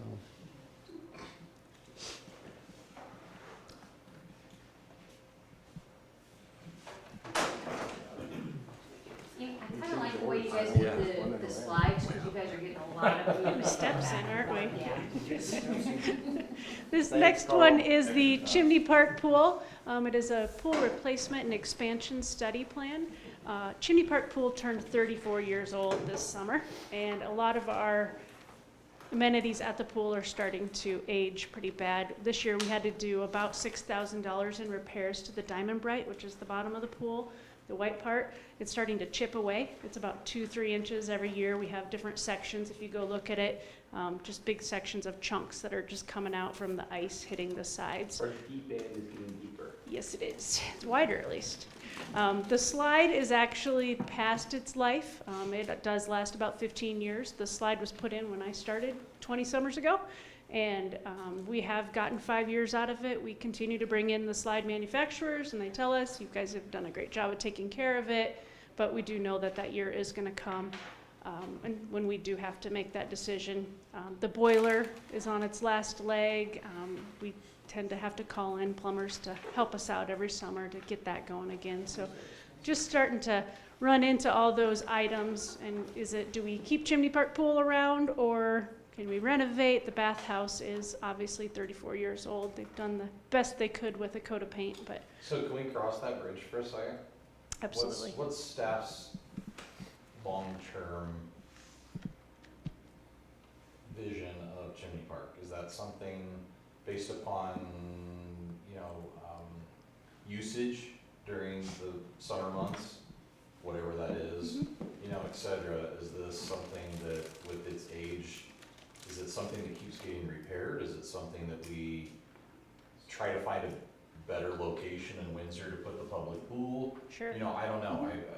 I think the I know amenities- it's a big idea for tonight, but I Yeah. guess I'm. The amenities that are popular, obviously, are the lazy rivers and the water slides, and kind of more like Splash the parks. rec center splash parks, yeah. So I think, that study will definitely take that look into it. It'll look at, what monies are gonna need to be poured into the pool over the course of the next 5 to 10 years.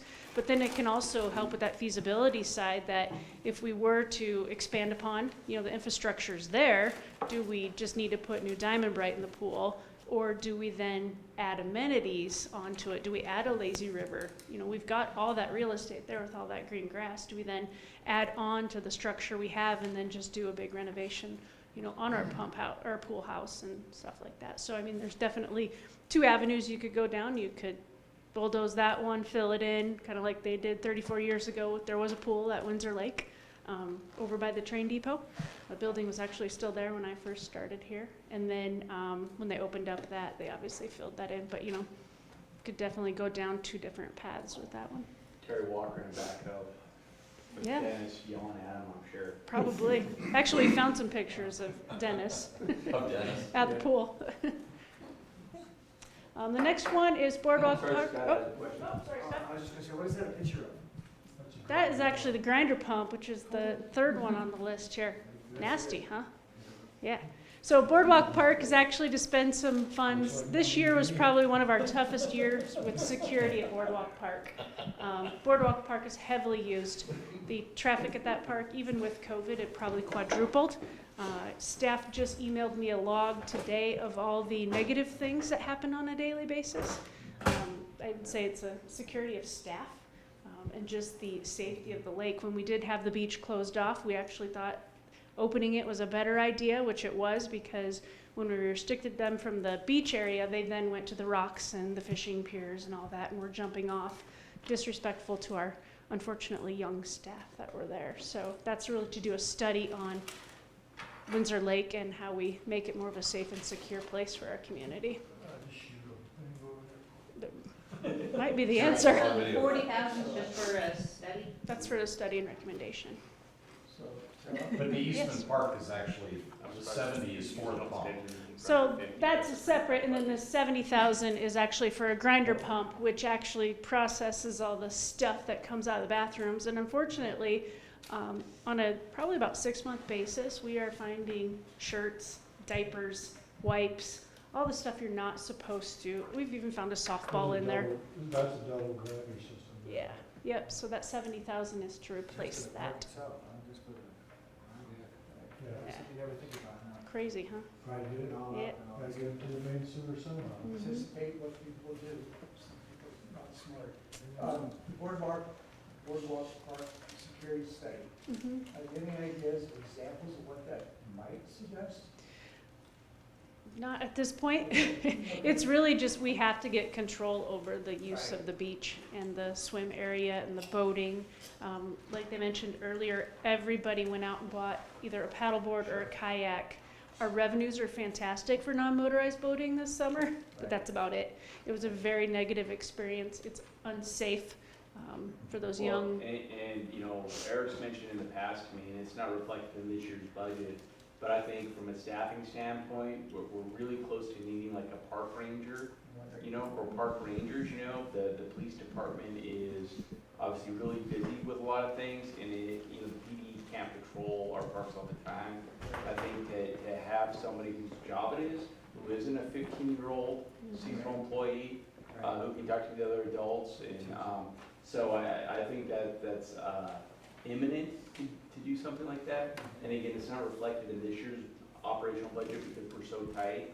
But I think that's, I would say in 2022, 2023, there's a high likelihood that there would be at least be some kind of seasonal position created, to have that kind of, yeah. Fort Collins has actually created a program where they hire retired police officers and their park rangers to go around to all their huge community parks, and then they help patrol when there's not just events, but just large crowds. Does the Boardwalk Park study have to deal with making it more safe, the perimeter safety and stuff like that? Yes. Yep. Is there also, because of like, summertime with the water usage and the boats and everything, do we have any kind of patrol out there? Yep, so we have a lake manager or lake supervisor on shift from 8 in the morning until 8 o'clock at night. We have boat patrol that are out on our motorized boat, and then we have our rental staff that, yeah. Can we, or do we issue any type of citation or ticket? We call 911, and that's when Rick That's comes for to a help real us. emergency Yeah. of someone? Okay. Because that could be an 18-year-old out of the boat patrol, couldn't it? There, our boat rentals typically are 15 to 16-year-olds, and then our lake patrol have to be 18 to drive the boat, but they tend to be young adults that are intimidated by what they experience out there. My son worked there for a summer, and we'll see if he regains his love for concerts in the park.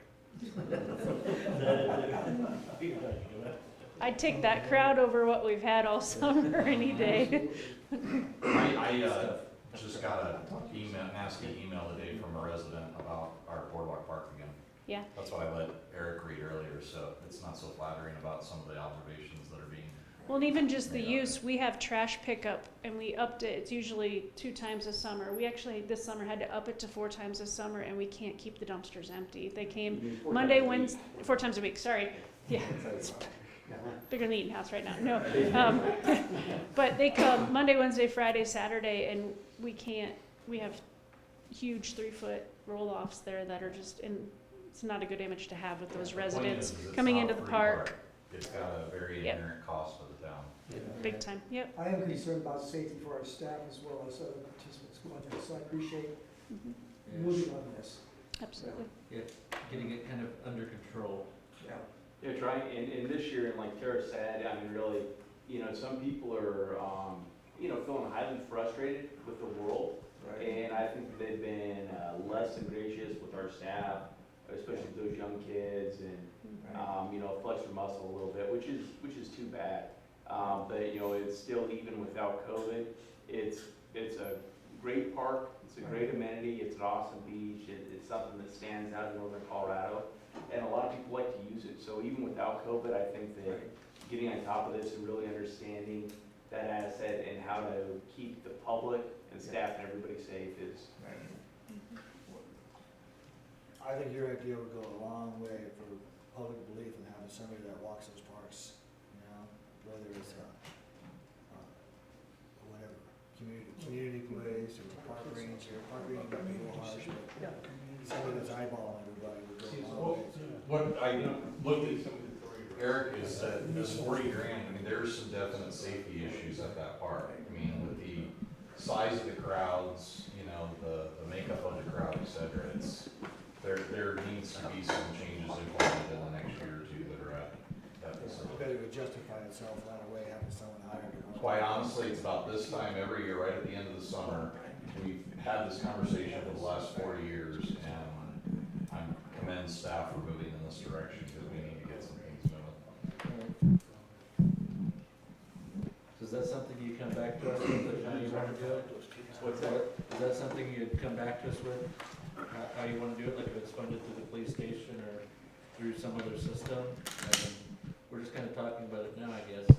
If the study reveals that we need extra staff to patrol or do whatever all the other recommendations are, you just want to know if you guys come back. Oh, yeah, absolutely, yeah, we would, probably have the consultant go through and review the study with the board, give you the highlights, and then at that time we talk about, okay, how does this resonate in the 2022 budget, what does this mean coming forward, so. Study in 21, possible implementation of something in 22.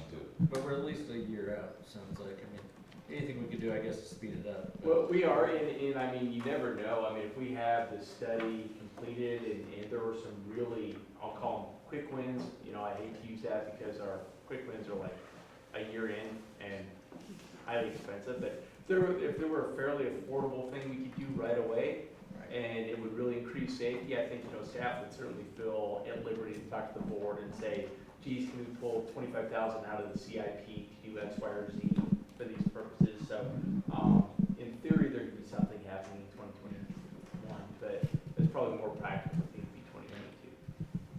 Yes, Chief? Shane, currently we use the Colorado Rangers on weekends there to help out. I did increase the budget for that for next year. They're a volunteer. I'm sure we could engage them over the next year to be there 7 days a week if it's available. It may require slightly more of a contribution to their organization, but it's only $4,000. It's up to $4,000 for next year, so it would be a short-term thing Band-Aid on a long-term issue. So. Right, because Chief, I think you've told me in the past, it's hard to get them, right? I mean, there can be some. But if we increase the donation to them, it may increase their. Top of the list. And I get a free T-shirt too, you know, so it's- And is the money for their insurance purposes, or what's the? It's not just insurance, but it's also to equip their organization and provide the equipment they need, because it's an all-volunteer organization, so, they, went to the state a few years ago and, got some of the marijuana money to put their, staff members and volunteers through the police academy, so they are certifiable as police officers, and so they can take that. But they're not sworn, meaning. They're not sworn by us, but they can be and have been used by some jurisdictions out there in that capacity. They're just not. Meaning the limits, they can't arrest. It's like we give them authority, they can. But they can. We It's give them citation, authority.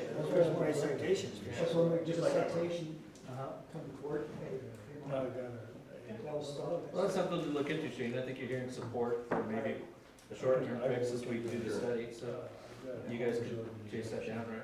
Yeah, oh, we absolutely can, and that's good. I mean, I just know that it's been, it's been hard to rely on, volunteer force. Right. But yeah, I think in the short term, that's a great lever to pull. I could probably speak for the board to say, I don't wanna see an issue happen at Boardwalk, at Boardwalk Park before we start making some serious implementations. It seems like an easy You know, fix. Because there's been some of these repetitive issues that keep coming up about some security, some safety concerns.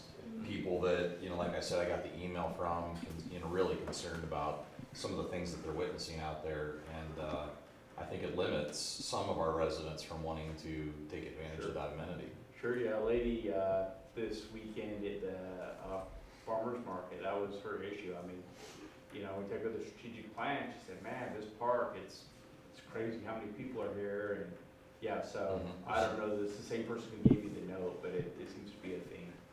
Just showing enforcement precedence would be. Well, Chief, could we, I don't know how quickly we could tune them up. I'll reach out to them tomorrow. Okay, great.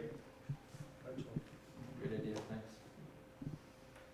So you'll have a report, we got 12 hours, it's 8:04 in the morning, so is that good? Friday. Thank you. Friday morning. Oh, 800. We can have it circulate all the parks, really, not just Boardwalk, too. They can have patrolling the different parks in the daytime or something. There's a different options, I'll deal with Shane, because they do not, I don't think they have their own patrol cars, and I'm not keen on giving one of our cars, so.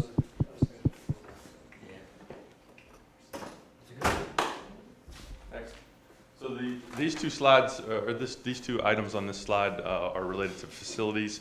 The top one is infrastructure at Town Hall, and basically what is this, the systems that are currently running our HVAC system are going to no longer be supported. So we need to switch over to a new support team. That could happen concurrently with the Town Hall project. So that's that 55,000. And the reason that's broken out, when we first started looking at the budget and we had more dire revenue forecast, we thought maybe we'd have to break that into 2 years. And because the controls are really so necessary, we thought, okay, well maybe we'll have enough revenue to do the 55,000 if we have to do the security upgrades in 2022. So that's why they're broken out that way. Obviously, they'd all be done as one project. And then the generator transfer switches are for out at this facility. If we lost power today, this building's on a generator, the other buildings are not. We would be renting or moving this generator or renting another one to go to open. For example, if it was snow season, we'd lose power, the heated storage out here that holds all the big snowplow trucks, it takes 2 people without power every bit of their strength to pull the rope and push the doors up, but manually. Right, so during the current project that we just underwent and have completed, we've gotten the design to put generator hookups on all the buildings.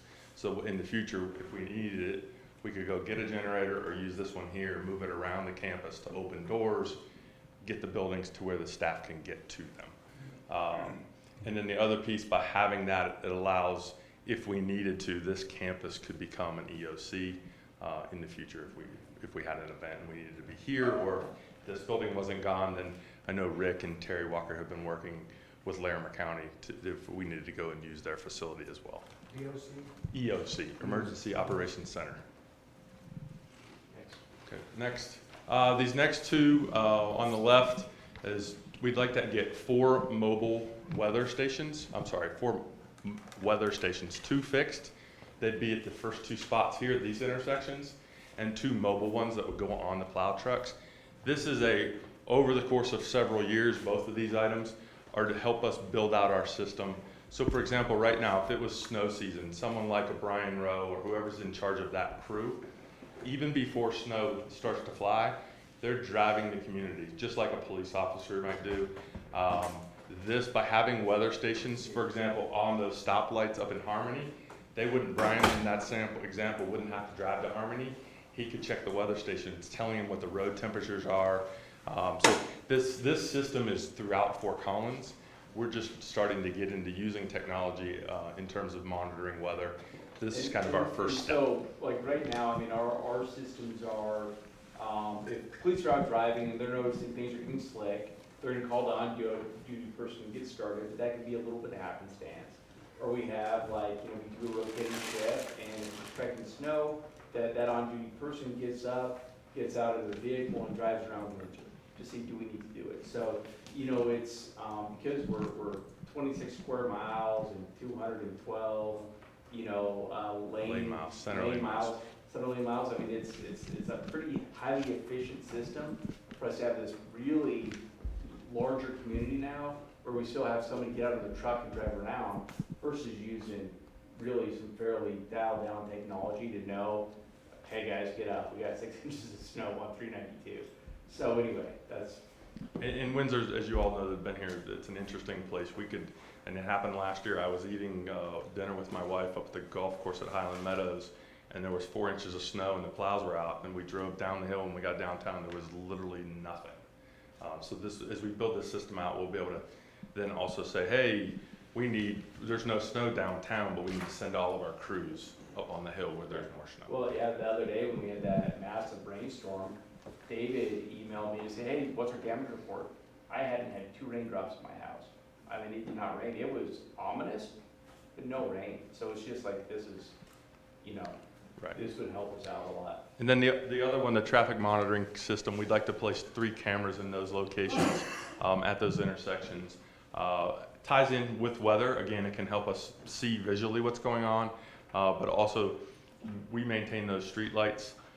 So lots of times, and it's fairly frequent, staff gets a call, hey, can you go check the signalization or check out traffic flow. This will allow us to not have to travel to those locations, and also build out the ability for other staff to use it. We could do traffic counts from it. You have something to add, Rick? Are those gonna be recorded cameras? I believe that they can be recorded.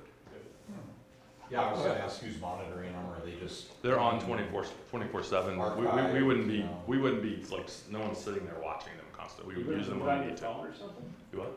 You wouldn't link it to your phone? No, I'm using it on Facebook. There's an app for that. Get to your phone. So that same question, 2 things. One, just as an observation, I think we're all clear here now that District 1 needs more of this money than anything, right? Up on top of the hill, so I just wanna make sure that's clear. But on the traffic monitoring systems, is that shared with the police or anything? It can be, yes. And don't they have monitors up already, so that we can share theirs? I don't think you have any, no. No, We don't they're have not any. standard in major intersections anymore, or something else? The cameras you see at those are for the. Traffic flow? Just, for like the signals, it's basically a trip sensor. Right, and CDOT has like the weather stations, so we can see them on I-25, but they don't have any in here, in Windsor.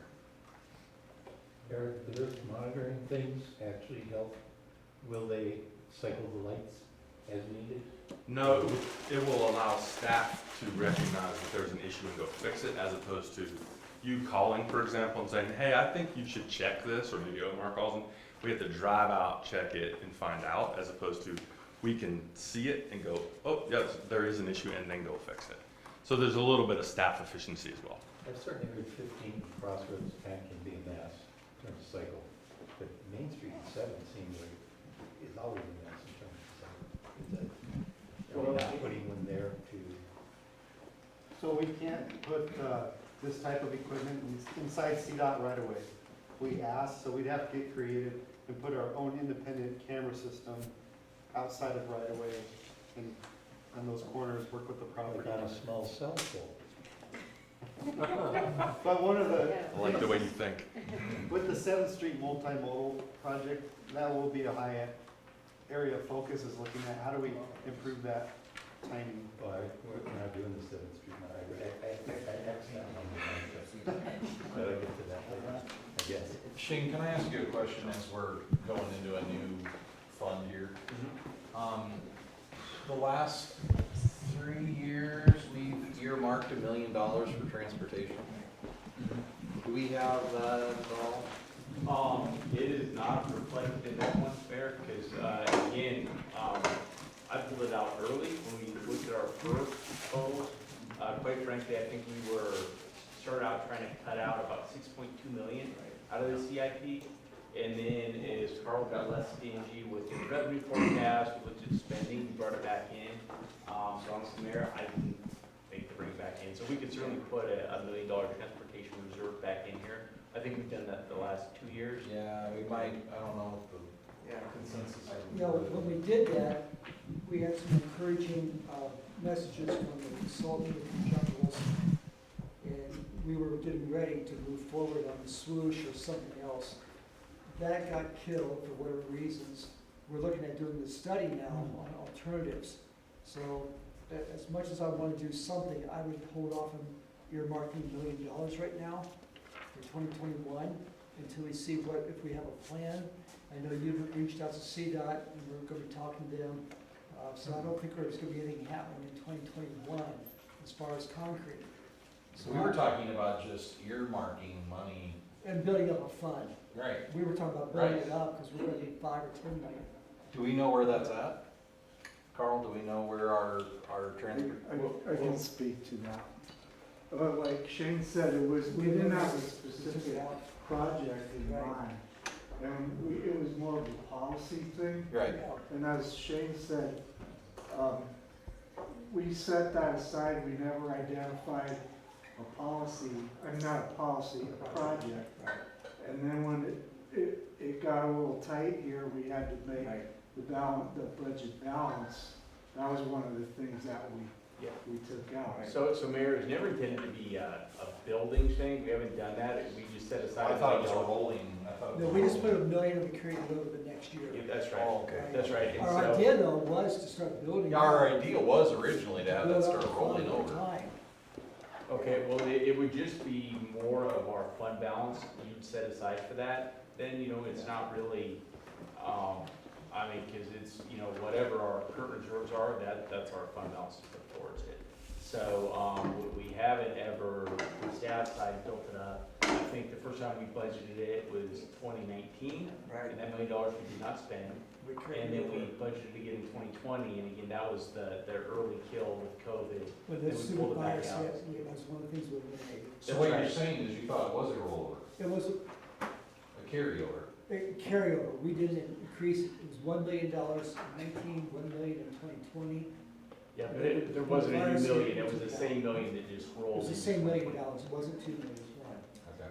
But our original thought though was, we wanted to start building that fund. That's what I thought, yeah. So we had a war chest. And that's ready to what, go. that's what we need to do, that's really, would be the intent of the board, would be to have it grow every year. And so if we had $1 million transportation reserve, and the next year, say, okay, could we increase that to 2 million? I mean, that's See, when I talked to Heather at CDOT, that's what I thought we were doing. I thought we were eventually gonna have So- 5 million after 5 years or something, That that was we the could original then part idea. with CDOT for a major project. So tell me, would it help us with our conversations with CDOT if we put some money in a holding pattern right now? With the idea of rolling over?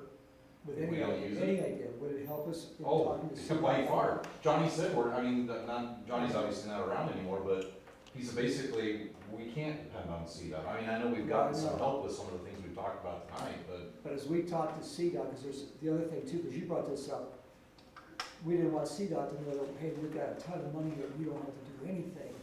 But the reality is CDOT's not gonna give us $1 probably. So my question is, in negotiating and talking to CDOT, does it do us any advantage to show a holding fund? No, I think we'd be better off, I'd say that differently. I think that it would be good for anybody in negotiations with CDOT to go in. If they said, hey, look, okay, we can do it, but the town needs to partner. At that point for us to know, okay, we've got $1 million set aside.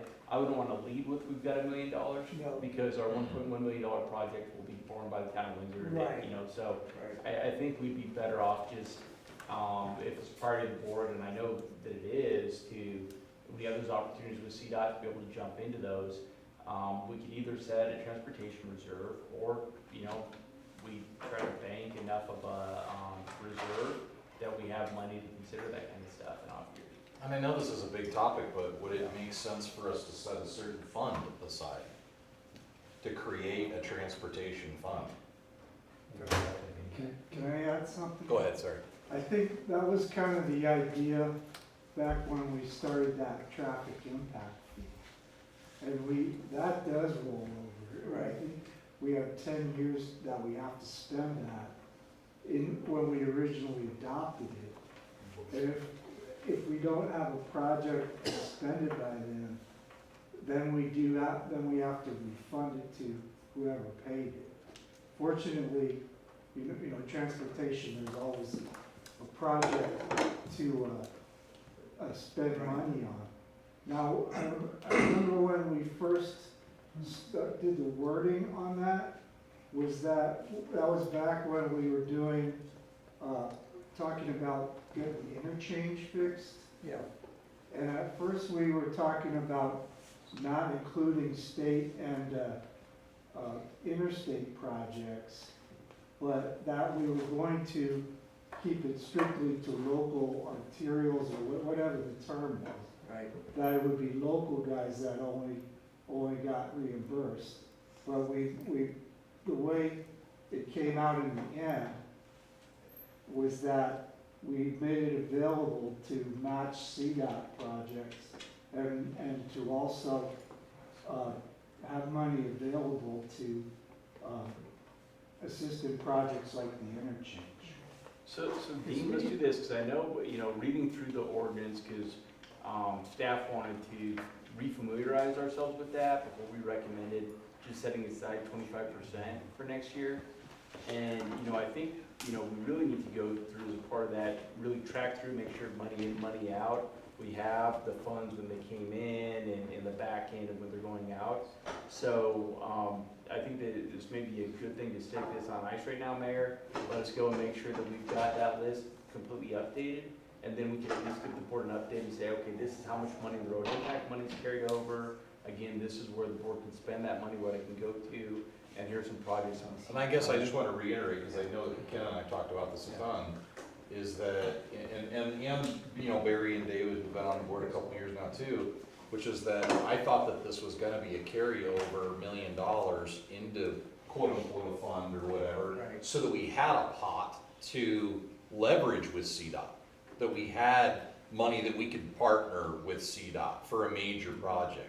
Not the stuff like we're talking about tonight, because I mean, adding turn lanes and that we could consider all that to be traffic, you know, stuff as well. We're talking about a major thing where it's a $10 million project and we can come up with half out of our fund that we had set aside, you know, to be able to eventually do that. It might take 5 years of, you know, setting that aside, similar to how we paid for this building. The town board had set money aside every year for 5 years or something to be able to have the money to pay cash for this building. So I don't know, I'm throwing that out there as food for thought for staff, and we can circle around back on it. I just kind of wanted to throw that out there for the benefit of the new board members. What's that? I said, I don't like the idea. I don't like having it, setting it aside for something, because then that's the first thing we'll have, just like you had to do for 2020. Well, If it doesn't have an idea, it made sense setting it aside for this building because there was an objective, but just setting it aside for something, then it's the first thing I'd cut. Well, we've already laid out in our strategic plan what some of our big projects would be. Well, then that's what it needs to be. It's not a set aside fund, then you put it at, you know, you give it a name. You give it a something. It's the bypass, it's the truck bypass or whatever. Because then you could get people behind that, I think. That's the only reason I was calling it like a transportation fund or something like that. I get it. I'm just, this is a bigger concept that might go over multiple boards, you know, before there's a major enough project. You know, even if we would've gotten the swoosh idea out east of town approved, that could have been, I don't even know what, $50 million project out there, and there's no way, you know, I'm just, it's a bigger concept. It's I don't know. I'm saying we do have projects that with the right amount of money, we could get it done, and CDOT would give us the blessing to do it if we were willing to completely pay for it ourselves. And that's what we're all alluding to. That's what CDOT's basically said. We're not gonna get things done unless we're basically willing to pay almost all of it ourselves. Because this conversation's been going on much longer than the 2 years I've been sitting here. Decades. Yeah. You know, Decades. and we never have the money or the leverage to make it happen. Maybe it feels like we're kind of at the will of CDOT in doing something or saving money. Which is a road to nowhere, I mean, frankly, with a lot of this, and. Give us some leverage maybe, yeah. Yeah, I got three things. One is, a couple of us have talked about sometime, and I've been through it before, but I need to review all of our fees and how much are we, what's the ratio of the park fee to roadway improvement and all that. So I need to get that in my head again somehow. Second thing, going back to what you and I talked about, Shane, with CDOT. Originally, we labeled that fund for CDOT project, related project. And we probably, if we ever did something, we probably should not call it a CDOT fund, just so that when we get into negotiations, they know that we're not just talking specifically them. And then the third thing, we're putting money into a study in '21 for a alternate route. I'm assuming it's gonna come up with something. So it makes sense to me to start building some money for whatever that's going to be. Because that's not gonna be a one-year capital improvement project. So I'm still in support of building up funds somehow. Right, well, and depending on, you know, again, that 100,000 is after we've taken a look, you know, cause I've mentioned to a couple members on the board that, you know, they're having previous looks at this, Yeah. you know, bypass, and so I think that the first start is to say, okay, let's dust those off, let's bring those back. And there were people who sat in all of our seats that Dust talked it about off. this before. Mhm. So let's at least dust those off and talk about those. And then based on kind of the board's feedback there, I think we're gonna want some money to say, okay, geez, maybe this is a good idea, but let's look at the traffic counts, let's see, you know, we don't wanna spend this kind of money if it's just gonna For 10 convert cars, 2% of traffic. Right. So we'll have some money there, but I think you're right, I think if there is some credence to a bypass, really the first year spending, the first thing may just be get the right of way. You know, we Right, may just be exactly. buying property, Right. you know, We just, a bunch of us have talked, we wanna move this ball forward, and this might be a $5 million project in order to, you know, do the bypass. Well, where's that all gonna come from? Is it all gonna come from a 1 year, we don't do 20 different projects because we wanna spend $5 million all to do one thing? That's why we were wanting this like $1 million over 5 years, then we can tackle it once we have the money, you know, to be able to do it all in one chunk, so. Okay, Mayor. Well, I think, because Ms. Klein does have, I think, a good point, calling it something is probably Sure. make it harder to, Sure. to drown this. We can get creative, we'll leave that to her to give the creative name. Sure, well, so we could do that, and unless the board tells me otherwise, the next draft you see will have that $1 million back in here, and then we can just see how that pans out with the other priorities of the board. Okay? Julie's plan is really good, because when the virus hit, and people, I know I got some emails from people in town saying, well, you guys have a lot of reserves, why are you cutting anything? So helping people understand this money is designated for something is really important. And our reserve is based Not on actually Tabor though, going. right? Is that what you Well, alluded to? so our reserve policy has, depending on the fund, right, how we do it. For this fund, it's based on annual depreciation plus any Tabor required reserves. So that's how we get to that number. So when we say we need 7.2 million or whatever, that's basically defined out of our audit and then Tabor. Other funds, like our enterprise funds, we'll say monthly, so, you know, 3 months of operations reserves, plus any Tabor or debt. So they're built up kind of differently depending on the fund. Okay. Any other comments on this before we move into this? Mackenzie is at what? Well, not on this, but one prior to this, before this. Just two questions for Erica. Go Oh, for it. okay. Go ahead. Hey, so I keep getting asked, is when it comes to traffic and like that, is Main Street got synchronized lights? Yes. I remember, I forget the mayor of Fort Collins, we made a big deal about those synchronized lights, they're all timed out. Yes, they are, and Brian told me in text, because he's watching, that he does have the ability to, at the street lights that I showed you, the intersection lights, he does have the ability to correct them from his computer. We just synced them too, didn't we? Yeah. Yeah, I think when we did our Second Street work, I think CDOT optimized. He does specifically watch it. Yeah. That's kind of a traffic question, I mean, it works pretty well, I think. So Scott, I think that they're synchronized and they're optimized. So CDOT had done that work, right, when we were doing our 7th Street turn lane. And they were optimizing that to try to help move traffic better, so. But remember, that's all messed up with the headlight at, by McDonald's. So every time those people hit that. Oh, that screws it up. Oh, Yeah. it changes the illumination. And Brian can control which lights? What? The ones that He claims he can control all the lights, but. You know what? And There's a last switch, time, you turn them off. last time I told him no to a new operator, I was stuck at Harmony 15 for like 4 days. He said he's on his phone right now, waiting for you all to leave. Ran out of Yeah, we're gas. gonna get it back at home. We'll drive the country. Mackenzie is, if we're done, are we done? Are you? I guess No, I just we're- want to run go. through and say like a bunch of things that you can ignore or whatever, but, You had another question? I'm sorry, Scott, were you done? Oh, no, it was just a comment, I didn't know why we were talking about all this, we need to On the lights and help Eric out on a budget for some air conditioning in his building here or not. So it turns off at 8, I've texted staff. I wasn't sure. They're on their way to come and turn it. Brian's at home, he can Yeah. raise the air conditioning. Get a little money to pay the bill. You guys put But some if you pressure have on us, money we for put some the pressure on automated you. system, you could just do it. Yeah, with it's your a phone, smart with building, that. so it just shuts off at 8. That's And board, and we do CIP, but I just want to remind you, we do have the water fund, sewer, storm drainage fleet. Yeah. Still got, Mackenzie needs a couple minutes to change the battery on the camera, so he wants us to take a bathroom break really Potty quick while he break. changes that, so. We got another couple hours to go, right? Yeah, probably. We got some- Yep, good? We okay?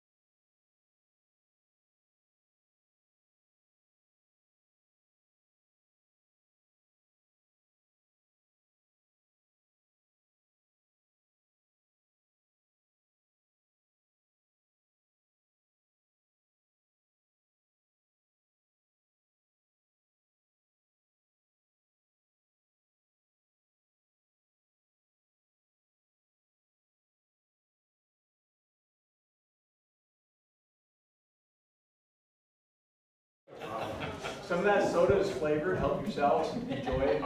You can That's put it in the bird, the that's the bird part. slush. True. That was the gunshot. What time is breakfast ready, sir?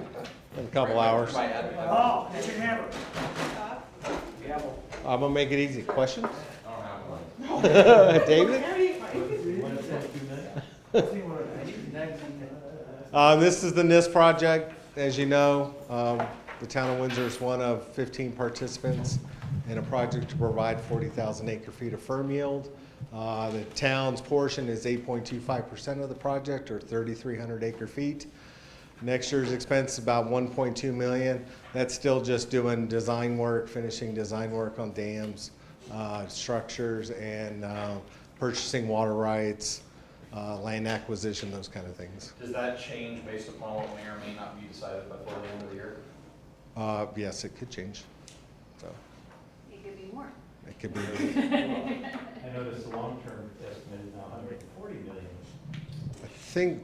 Did you add the interest and stuff in that? Yeah, we had started adding interest, so it'll probably be higher than Oh, that little thing called interest. that. Yeah. So our water rates need to be about 30 dollars a You can give us an interest-free loan. But we've been including the interest in the water rate calculation, so. We could just get 1 million people to loan us $140. We can be there. Hey, Carl. Water line replacements is something that we do every year. 2020, 21, let me say 20 1,000 times.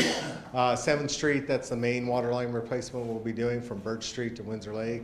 And also replace valves at 7th Street in Main, that's on the north side of Main Street up to the railroad tracks. There's some valves that need to be replaced. And then we'll do the design work for that 24-inch line that Omar talked about earlier. From Colorado Boulevard to 17th Street and get that line replaced. That's about it on that. Hey, John, Yep. most years, in terms of funding sources, you don't always identify what it would be, but I'm guessing. These are all water fund. Water fund. Yep.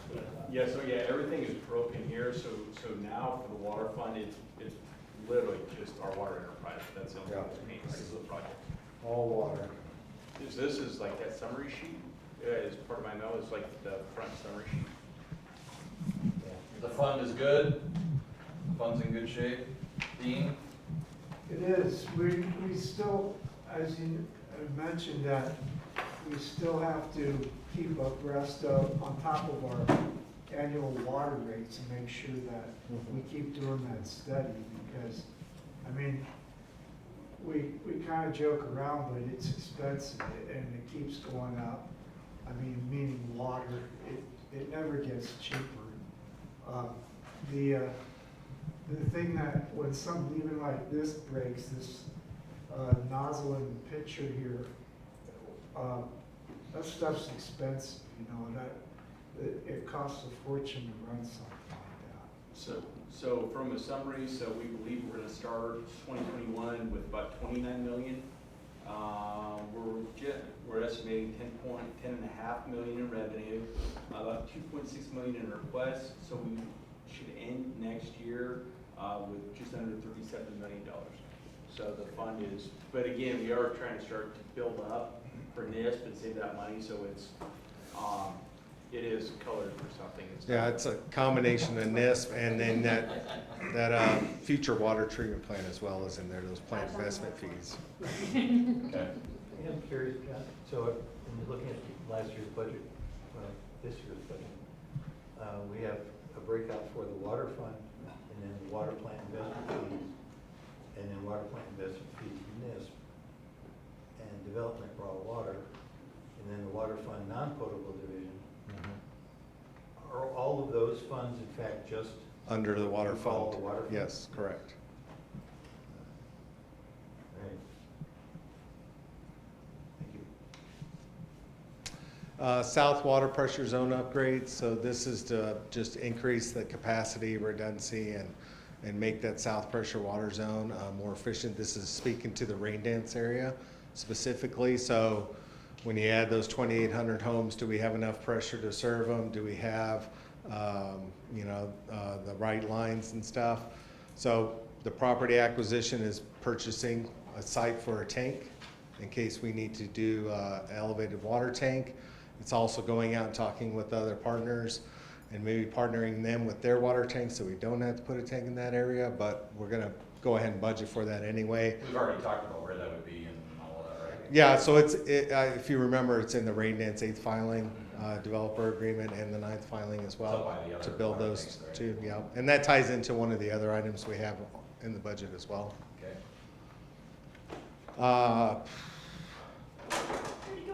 I can do it, but I'll let her do it. Nope. Here. Next thing is the Kiger Reservoir improvements. As you guys know, we finished out that portion of the trail. This includes $295,000 for the riprap design and construction. And then we did the community survey where we got the feedback, and a lot of feedback included access to the water along with fishing access. So that would do the design and engineering for the fishing piers, 2 fishing piers at the Kiger Reservoir. Build it too, or is that just? That's just the design. We're in the wrong field, aren't we? I'm gonna do Studies and There's some designs. potential to get grants for that. For the fishing pier, Fishing potentially stuff. for, Yes. for design and construction, but we want to have that money earmarked Yeah. for design next year, and we'll go after looking at fishing for fun grant or GoCo. And the challenge with fishing is fun is, like John pointed out, that would mean that we can never drain that lake down, you know? And if we had a drought area, we may actually need to take Tiger down to nothing. And so it brings in some more complexity, so maybe GoCo is a better fit than fishing is fun. Otherwise, if we knew there would always be water there, fishing is fun is a great source of that kind of stuff. And both of those costs come out of the water fund? Correct. Yeah. I like it. Hey, can I have another question? What's a riprap? That's rock. And so, when you look at the North Shore, the way that the water is hitting that bank, it's eroding it. So we need to stabilize that bank with some riprap. So it would be. Like Windsor Lake has Yeah, the it's rock eating around. up the bank here. It's got cutting into And it. even like when it freezes and the ice moves, especially in the spring, it starts to prevent the same problem at Windsor Lake. which It's on is the north great. side. It's on the south side, actually. Okay. Most of the damage is on the south side of it. It's so that the ground isn't taking a direct hit from the waves and all Yep, of that. stabilize. So yeah, if you walk around, Kiger and just take a look down, you can see some little visible erosion there.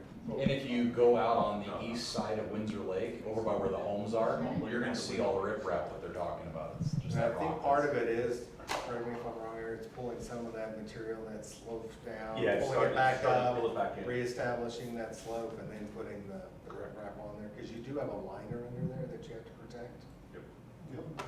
In Kiger. In Kiger, It's expensive liner. Very Is expensive. there a path that goes around that pier? There is, yeah. There is now? Yeah, there's a 1.5 trailhead. Yeah. Very cut, really. A soft path. you go Soft down. path. Yeah, and so there's two, there's the Poudre River Trail, the concrete that'll connect up to the parking lot up there. And then, there's a soft trail around Kiger as well. What is that, like 6/10 of a mile? Is that right? The soft path? Yeah. It's like over a mile. No, it's not 6/10 on the soft. The Yeah. a whole loop around the lake is 1.5. Yeah. Next. This is what I was referring to earlier, the Windsor Water Model Master Plan update, so this is tied into that south pressure zone upgrades. The last time we did a water model, and we're specifically talking about our water distribution model here, where, you know, you create that model, it runs, you know, what kind of pressures you're gonna get in what zones and what type of lines and stuff you need, all those fun things. But the last time we did that was in 2002, so it's time to update that model, and we can't really answer those questions. Do we need a water tower? Do we need pumps here? Without updating that model. So this year we had money budgeted for it, that we're gonna answer that kind of water tank question and those kind of things for the rain dance development. And then in 2021, we're gonna finish that model for the rest of the town's distribution system. So that's what this line item's for. It's getting late, I thought I'd lighten the mood. Talk about the wastewater treatment plant. So, this project, if you think about the, Carl, you clicked off that slide awful fast. I hadn't even finished my like, the Distraction is punchline. the better part of that. So, when you think about wastewater treatment plant, remember there's two processes going on. there's solid and liquid. We're gonna talk about solids first, and that's this project. And then I'm gonna talk to you briefly about the looming discussion that we need, decision we need to make in several years in terms of liquid. So the proposed project starts next year, $4.6 million of design and construction getting started. It's about an 18-month process. So it really gets into 23, $8 million in 22, and then another $800,000 to finish it off in 2023. You can see the kind of whole production cost over there. So I'll explain to you how the current, on the next slide, I'll show you how the current plant works, and then what this construction work will do to change it. So go ahead.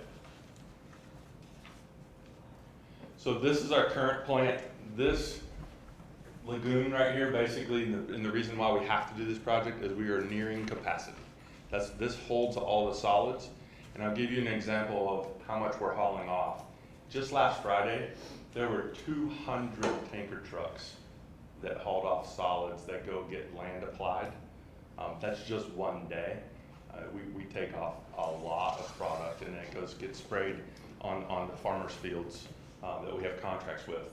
That's very expensive, and the cost would double if we had to take it to a landfill and couldn't land apply it anymore. So that's what's going on now, but the problem is that this area is reaching its capacity. So you could click to the new one.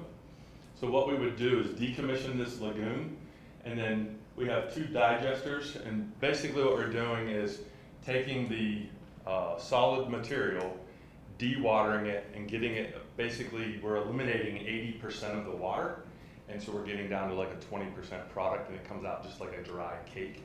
And then it can also be land applied, but if you think about that 200 tanker truck example that I just mentioned, we would have only had to do 40 of them if we had the new system in place. So we would have eliminated 160 tanker trucks just in that one day to haul off the solids by doing that. So that's basically kind of the short and sweet version of going from basically an outdated plant to an updated plant in terms of dealing with the solid product and process that's occurring there.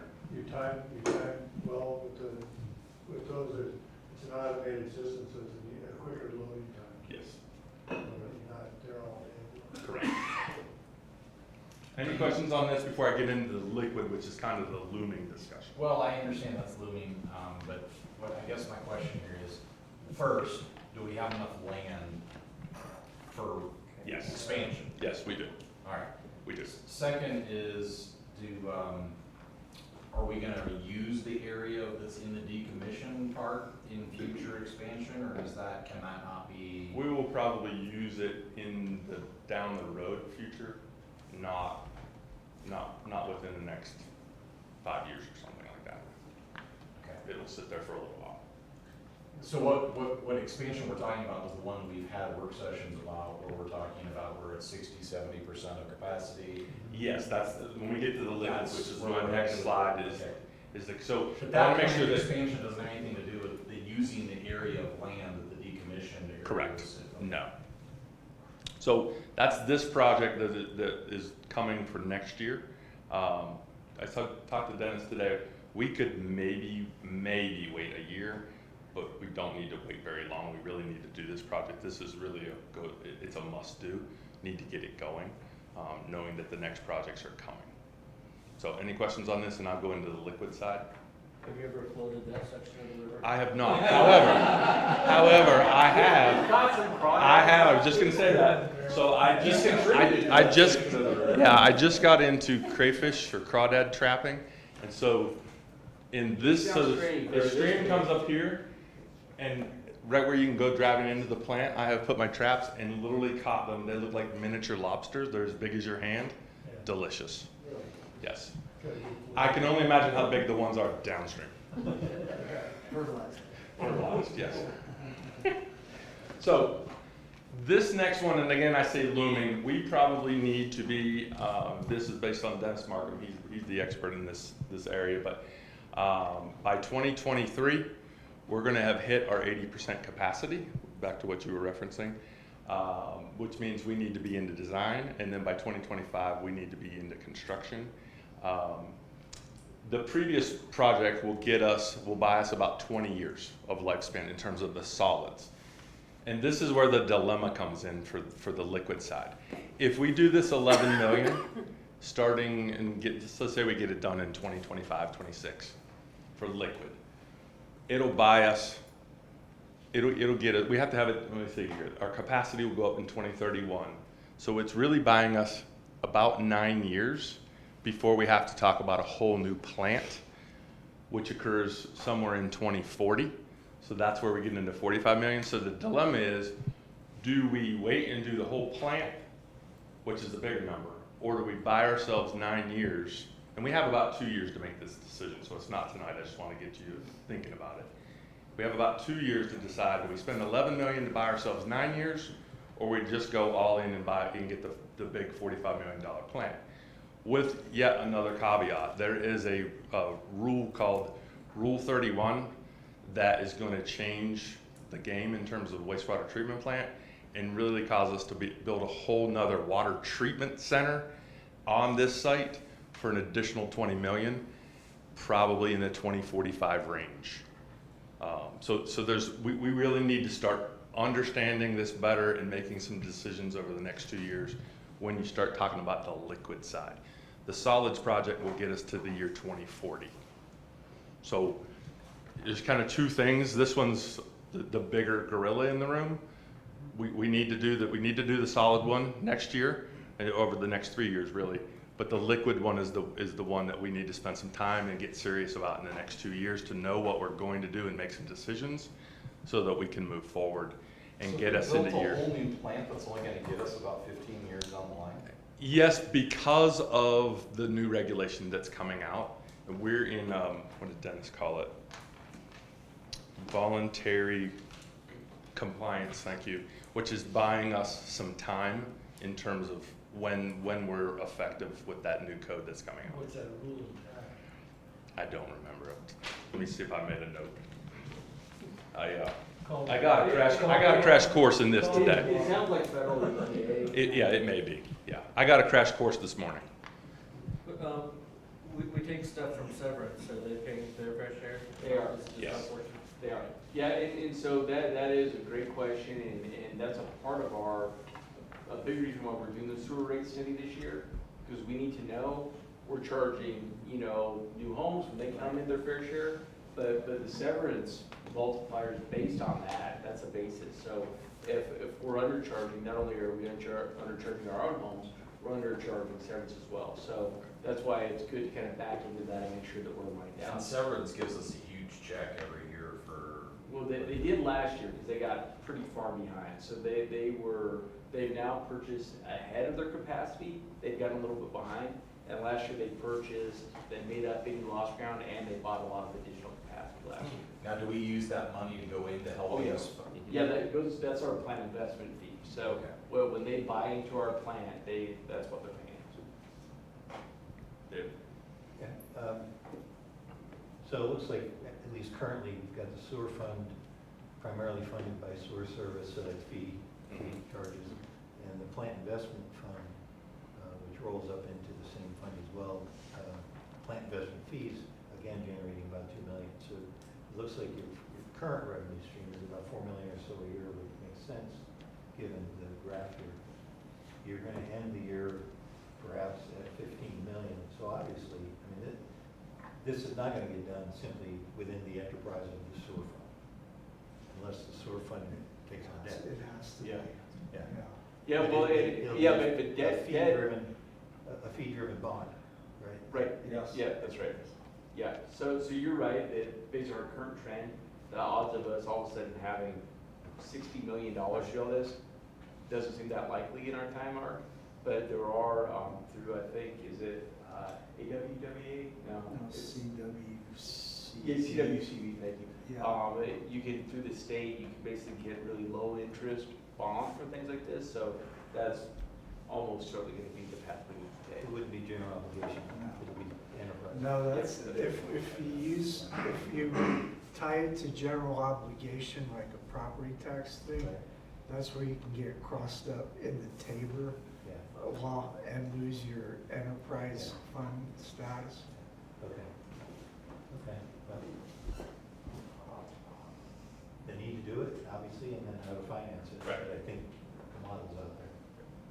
So is there already, on the liquid side, has there already been a study and all that other rigmarole design? You were gonna say Are we something. already paid a consultant something, or do we need to budget that in there, another 100,000 for some other consultant?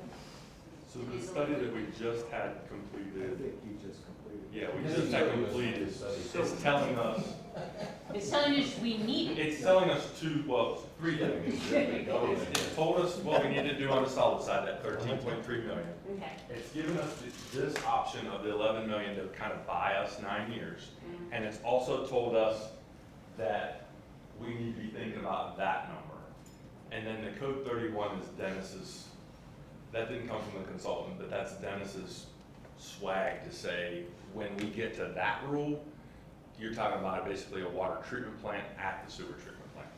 And that's another 20. Is that 45 just construction, or is it all in design, build? That's everything. But it's also a consultant swag. Correct, so, correct, you know. it is. And it's current day. Yeah, they'd clearly be higher. Don't, yeah, if we're having the same conversation in 2 years to make the decision on the 11, it's probably not 11. Just like this, a couple more years, and it'll go up. Yeah. Couple more months. Daily, yeah. Okay. Next. So 2 projects, 10 manholes that we'd like to basically do it in situ form and fix. And then sewer line work. And it kind of ignore the numbers, those are sector line maps, but basically Oak to Hemlock, Juniper to Table Mountain, Pinion Drive. And really those are candidates for fixing the sewer. If we find water infiltration somewhere else, because that candidate rises to the top of the list and we're gonna go do that. Or if someone damages a line, we're gonna go fix that and maybe one of these gets pushed off. So those are kind of the candidate areas as we head into the year for that work. Any questions? So the North Sewer Interceptor easement project that staff's been working on this year, total costs of that project, which includes acquiring all the easements and finishing out 60% design plans, essentially from the Brenneman property north. We've already acquired the Brenneman property easements and the lot holding have been dedicated. So the intention here is to continue moving this forward. We're working with a legal team and a acquisition team to help with the negotiations. So it's in progress, I guess. Any questions? I guess, is this a line that we looked at? It is. In connection with the North Sport Park? It is. And at the time, I remember, it was kind of like, oh my God, we had to pump to construct because it was water filled and lift station. Same thing, same technical issues. It is. So basically where we are here is that the town, John Cruz Metro District and the town of Severance had all put $500,000 each into kind of the design and using acquisition of this line. Because of the sports park, we advanced this design. We have the design now. We know where this line is going to go. And so the decision was made that we've already had these 2 other entities that have contributed towards this. The land's never going to get cheaper, and odds of somebody building a big house or subdivision on top of this thing is a lot higher if we don't have the easements. So we have continued to pursue easements, even though we don't really have an intent to construct this year. We just know whether we construct this line in 1 year or 10, having the property to put it in is the most important thing. And then we also, in talking to Mr. Turner, when we had that $18, $19 million estimate that everybody thought was ridiculously high. At the time, Mr. Turner did pull back and talk with a contractor he's used and got a much more reasonable number. I want to say it was in the $7 to $8 million mark. So $7 to $8 million is still a lot of money, but it was significantly less than the 18 or 19 million we're led to believe. And I believe, Omar, that this is all gravity now, this design. Yeah, correct. So there's no more lift station or pumps. We changed the train? Yes. Well, we did because the force main was going to address, it was going to be less expensive, but it was going to just address the sports park by by going to gravity, we can pick up customers all the way. We just built it once, so yes, we did go back to that, because that long-term, gravity is the smarter decision. The force main was really a way to accommodate the sports park, but it wasn't something that was gonna get reimbursed the way gravity went. We have other potential, like where it says Windsor on that map, we have other potential residential that's slated to go in that needs to connect to this. Right. And then another part of this natural form is really how sewer line is built historically is, it kind of grows with the urban growth boundary. So developments that are right next to sewer say, well, we can make the pro forma work, we're gonna extend the sewer a quarter mile and connect to it. Usually that pro forma doesn't work, and they have to extend the sewer 10 miles. And so, that's another thing, if we have all the right of way secured, we think that not only is this gonna enable that development to go, but this may not end up being a big one-time shot for the town to build it. It could be something that development just kind of naturally peppers it in. Omar, I'm curious, so the 153 really is easement acquisition? And legal fees. Yeah. Related. But then you say total project cost $409 Yeah, that was an estimated number. of additional legal fees? No, total project costs for engineering, easement acquisition, survey work, and legal fees. I notice on the sheet, in many cases, there's been anticipated future year expenses. This doesn't show any. It's somewhere in there is gonna be $409, and that's not including construction. That does not include construction, correct. That's just easements. So we don't have this targeted to do anything in 22 or 23? That's right, not right now, we don't. I think Mr. Turner, has brought this back to us a couple times. There's gonna be a time when we're gonna sit down with his team, and I think the board really talk about, is there a partnership here? Is there a way, a reason to build this sooner? I know he definitely wants to get his property to the north a lot more developable, so we can talk about what that looks like and how the town could do some or all of that, which I think is probably better long-term than having it privately built, because I think the town wants to be able to control that infrastructure. We don't want somebody else to say, yeah, sure, you can tap on, that'll be $100 million for you, because you're a competitor of mine. It's better, I think, for us to control that. But the model is often you build it and then dedicate it. Well, for their own development, but if he's pulling it all the way up, I think that model will look different. If his metro district built a private line all the way up, then in theory they'd own that line, and I don't know that they would. I'm thinking more like the model of, we've had private lift stations before, or lift stations that were built and dedicated to the town, and they were promised a certain amount of capacity that came with that. And so that would probably be a similar model that. Highland Meadows is out, getting the interceptor up there. That was Turner built that, and then we purchased that from him, I thought, didn't we? 'Cause we had to have a pump up there. Highland Meadows is in Fort Collins, Loveland Sanitation District, but the lower part of Windsor, drawing a blank on the subdivision, Mahoney, what's the name of that subdivision down there? Yeah, over by the Safeway kind of. Yeah, must be past 9 o'clock. Yeah. That's Westgate. Yeah, Westgate. Yeah. But in essence, we could, John, it could almost be viewed like an investment, because in the future, we would, people are gonna pay to tap into the line once it's someday there.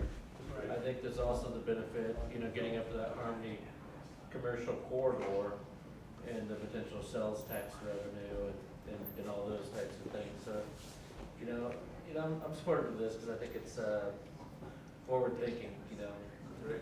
Well, and right now, I think just getting the easements are critical. We've already paid a lot of them for the design, and we have two partners that are helping us in that. So it makes all the sense in the world, I think, to finish the easement acquisition, and then we can figure out in a year, 2 years, 5 years, whenever we decide we're ready to build it, we know the path. We don't have any of those delays. I was gonna ask, you brought this up, the other two partners, John, Yeah, his metro district and the town severance. so they're still in. They are, so they've already given us each The $500,000. Oh, that's right. Well, we give them, Dean will give them financial updates, normally quarterly, where he'll do a report and say, the last quarter, here's the money we spent. So we give them an accounting every quarter of where that fund sits. And we've had, and they understand, it wasn't just a town unilaterally saying, we're gonna finish this. Yeah, I met with the partners and said, look, even though the sports park deal will no longer be there, I think it makes sense for us to continue on the Eastman acquisition, and they were completely supportive. So this is, we're not just taking our partners' money. And maybe I didn't know that you had that follow-up meeting, I guess, back in the day, because I thought when this got axed, because the sports park went away, I thought the whole thing got divvied back out, we gave back all the money, and it was, start from scratch when we got back to this point, so. Right now, Mayor, we met with the group and talked about, now what do we do? Right. And I think collectively we agreed, it still makes sense to go this path. I agree.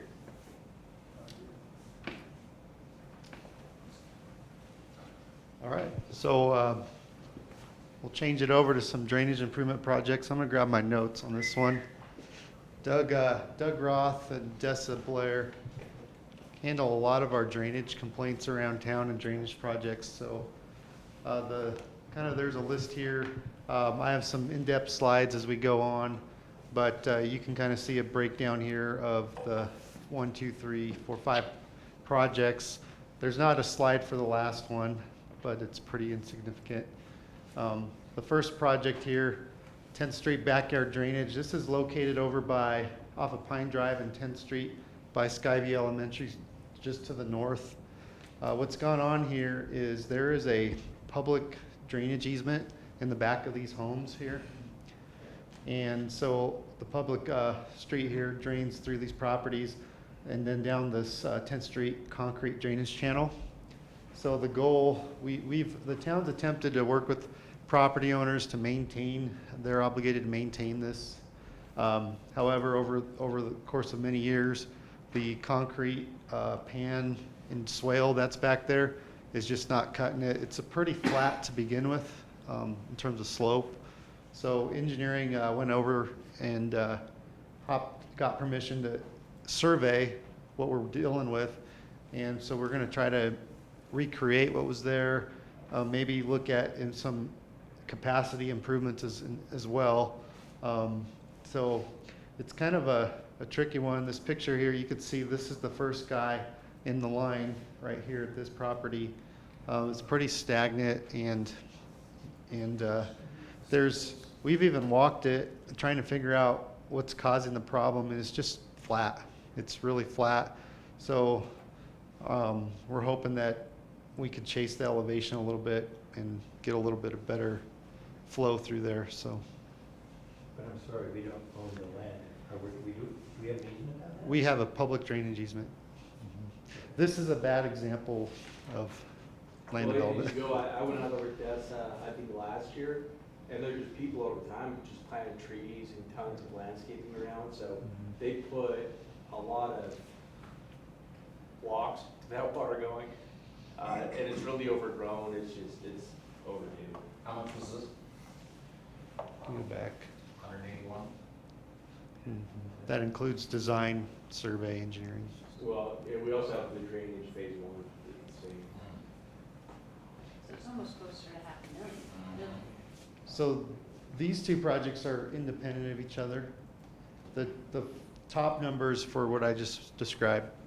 The second number, if you go to the next slide, is further down the line on 10th Street. This whole basin is part of the high school drainage basin. So you got Stone Mountain Drive here. Here's Poudre Park Detention Pond, and then the Poudre River sits about right here. And so the first phase of this 300,000 is to look at building the improvements from the detention pond here to the river. Staff's currently working with a consultant to do the design work this year. So they're focusing on pipe and channel improvements. The bottleneck on this whole drainage basin right now is this Whitney ditch crossing.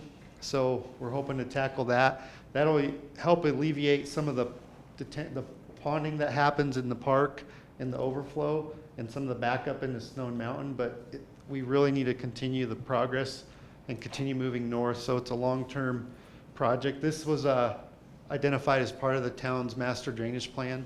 So we're just trying to chip away at this one as we can. Well, the Whitney ditch is now going into Aurora, right, so we can just block it. I'll let you do that. Yeah. The next one online here, this is a project we're currently working on. It's part of the big project is Chestnut to Eastman Park, but we've broken it out into phases. The first phase, which is being constructed now from Eastman Park up to Folkestone.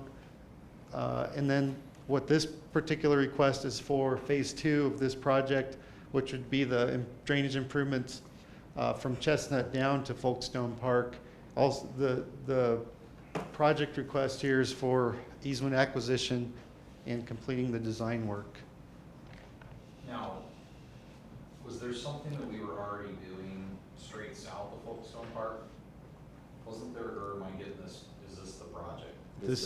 I thought that there was have we already seen this? Did this get put off because of COVID and stuff? We're doing this now. This is a, Is this where the trees got chopped down? Is that Yep. right Yes. now? So phase 1 will be done this year. That's what I'm asking, what's phase 1? And The line blue, turquoise the- line, Okay. cyan. and then phase 2 will be the red line. Okay. So we do have two different Yeah. segments of time that are happening here. Okay. Yeah, I just wanted to point out that phase 2 is part of a bigger project.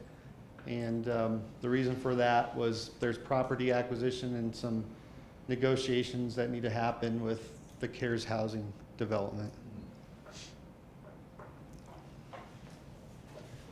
The New Liberty Road drainage improvements, this kind of came on, if you all remember this last rain event we had, one of the rain gauges in town recorded 1.28 inches in 20 minutes.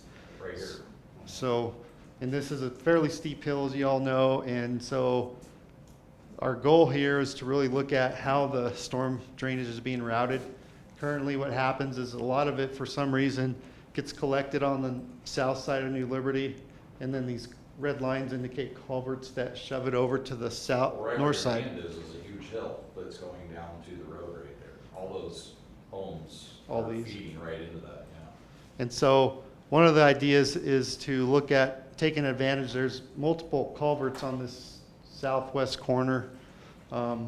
This project's gonna be similar to what we did on Colorado Boulevard down that steep hill a couple years ago, where we look at increasing the roadside drainage capacities, riprap, some storm pipe rerouting, those kinds of things. Like what CDOT just did over kind of by that river west under crossing on 392, they just did a big storm drain rip wrap down the side. Similar to that, yeah. Now, Omar, this was probably done before this engineering of this was probably done before your time in the town. Correct. But you see where that arrow right smack dab in the middle is going at a diagonal? All of the water that's on the south side of the road going down the hill goes underneath New Liberty, and all of it goes down on the north side of New Liberty, all the way down to the intersection down there. And right where it says Green River Drive is where the backyard got flooded out. You guys saw. Go to the next It picture. was all over. There you go. Yeah. That's the depth of that culvert. It's basically non-existent. Yeah. Well, you guys did on Colorado Boulevard, I think that was very successful.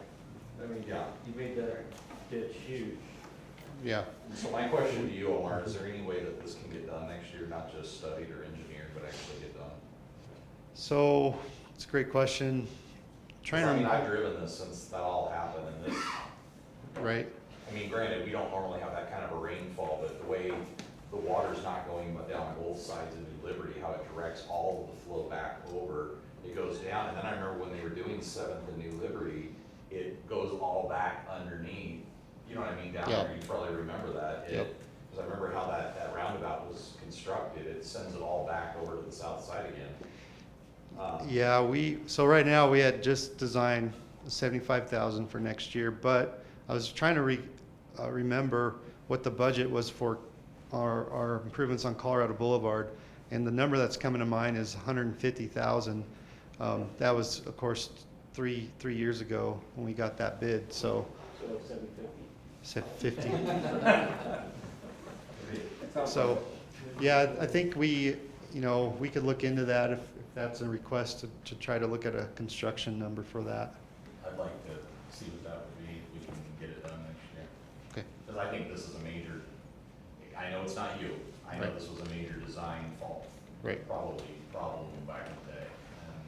Yeah, and back when when I worked on the New Liberty roundabout at the bottom of the hill, I was aware of that. I worked with Marcus Chapman to make sure we mitigated as much as we could, and we set up a pretty, you'll see it, it's a graded inlet essentially that's with an open bottom to collect a lot of water and try to, if that doesn't work, it can bypass into the roundabout, and there's another inlet there to capture. Does the board see on the left side of that left picture where all of a sudden it looks brown, headed towards the fence? That's where all that water led right into their backyard and came right out in there.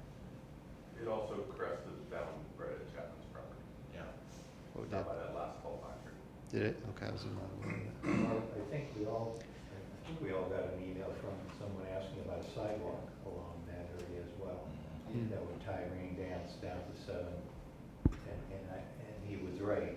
I think any of us who have driven up that hill on the Liberty, either way, you see people walking along that side, on the side of the road. On both sides during any given Yeah, part of the day. it doesn't look very safe. I mean, because the train's not that level, they're walking on the street. Mhm. If we're in there doing other things, is laying a sidewalk in there reasonable? The issue with that connection and the connection going up 7th to the top of the hill is meeting the ADA. Actually, you're probably gonna get into potential switchbacks. Eric, Mr. Zaslowski suggesting building a sidewalk. I can't believe you just cut him off. You said yes. I mean, this is the first concession you've had in 2 years. Well, That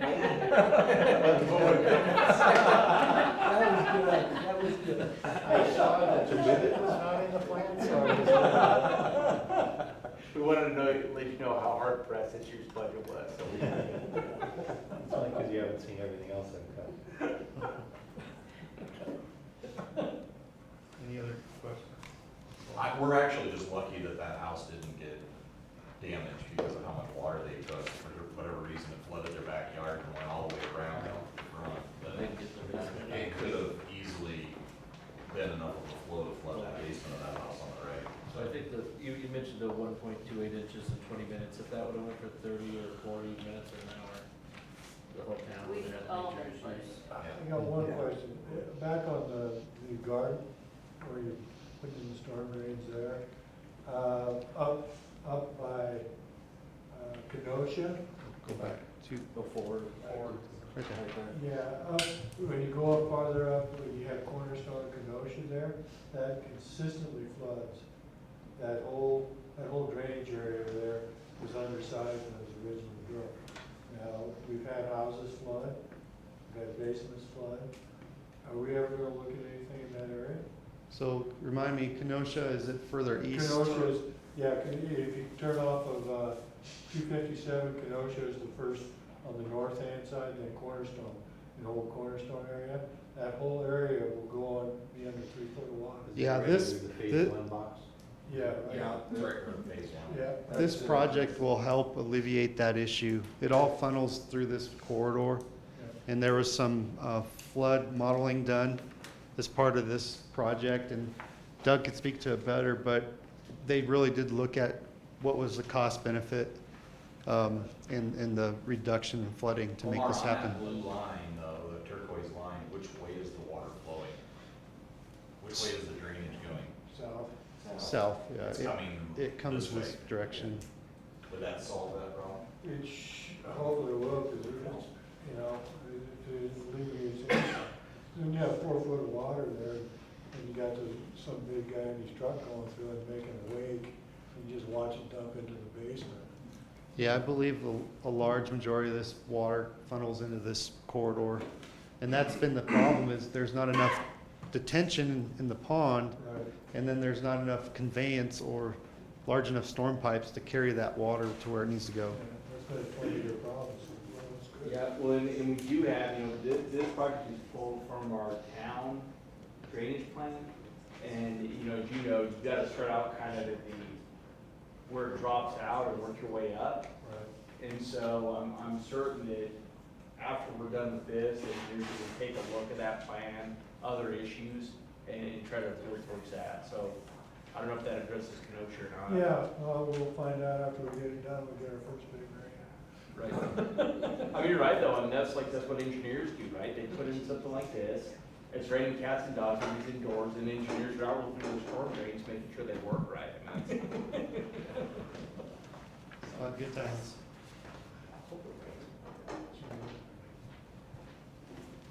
So really, this is about Rick and Tara. These are our fleet requests for next year. Typically, an annual year, we're around $1.1 million in replacement and or new equipment or vehicles. This year, you can see is around $700,000 is the recommendation. So we really trimmed back this year on fleet. The top. It's about 775. Right? 775. Thank you. The top box is replacement or replacement vehicles, and then these bottom ones are either new requests or replacements of items that were already replaced, but we kept them and have found that over the years we still need them, and so we're asking to replace them. I'll go through them real quick. It looks like about six police cars. Hey,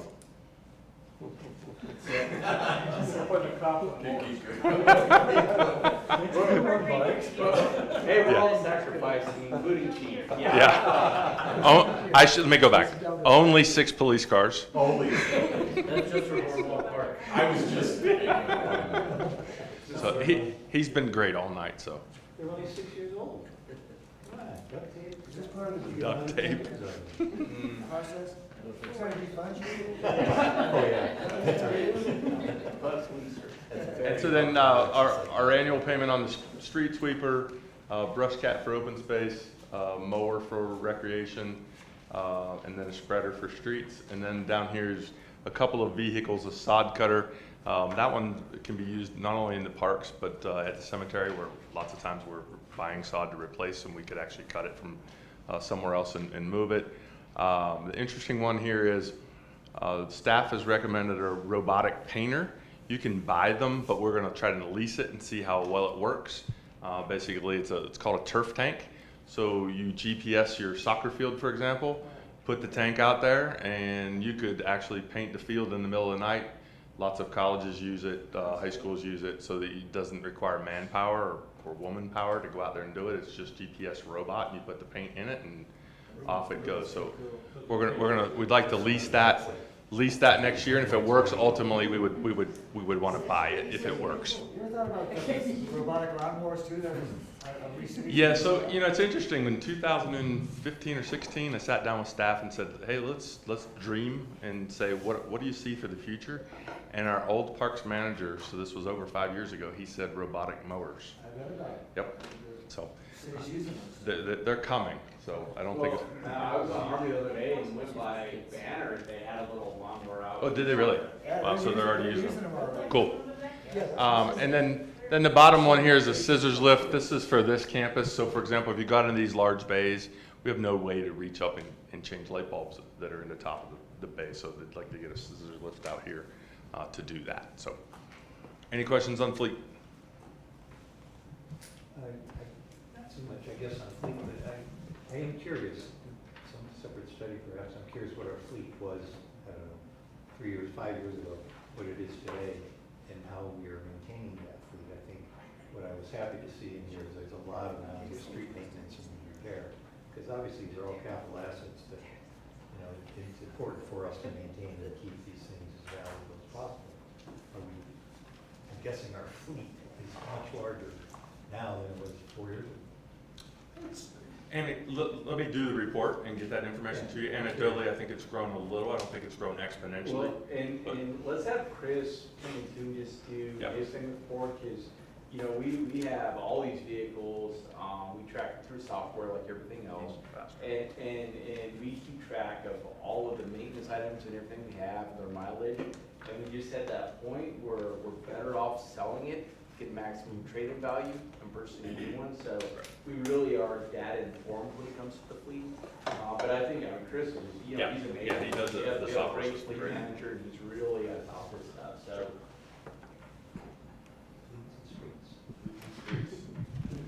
You sell all those old cars, or do you like lease it, like? Well, Police sometimes, so like, well, let's say like a police vehicle, we may say, geez, you know, we wanna take it out of the main fleet, but they may hold on to it for a traffic vehicle or something else. So it's better to just sell them, but every once in a while, when we really don't wanna add a new cop car to the vehicle, we may try to get a couple more years out of them. Otherwise, you trade them. Or we sell them, or like, well, the town of Severance has historically bought a lot of our old vehicles and, Mead, yeah. I mean, I've been to CML and had other mayors come up to me and say, thanks for selling us your police cars and stuff like that, so, oh, yeah. Well, thanks for not pulling me over when I wear a winter logo. Find it interesting, though, other cities will buy used stuff. Well, they will, yeah, but it's like, you know, like a street sweeper, I mean, how much are those, Eric, like 250, 300,000? Oh, yeah, I think they're 300. So if you want a street sweeper, if you need to just get that going, for these small towns, $300,000 for that. Yeah, You can get a used one from the town of Windsor for 40,000, yeah. that sounds better. I'm glad to hear it. Yep. Severance one, the last I love that thing.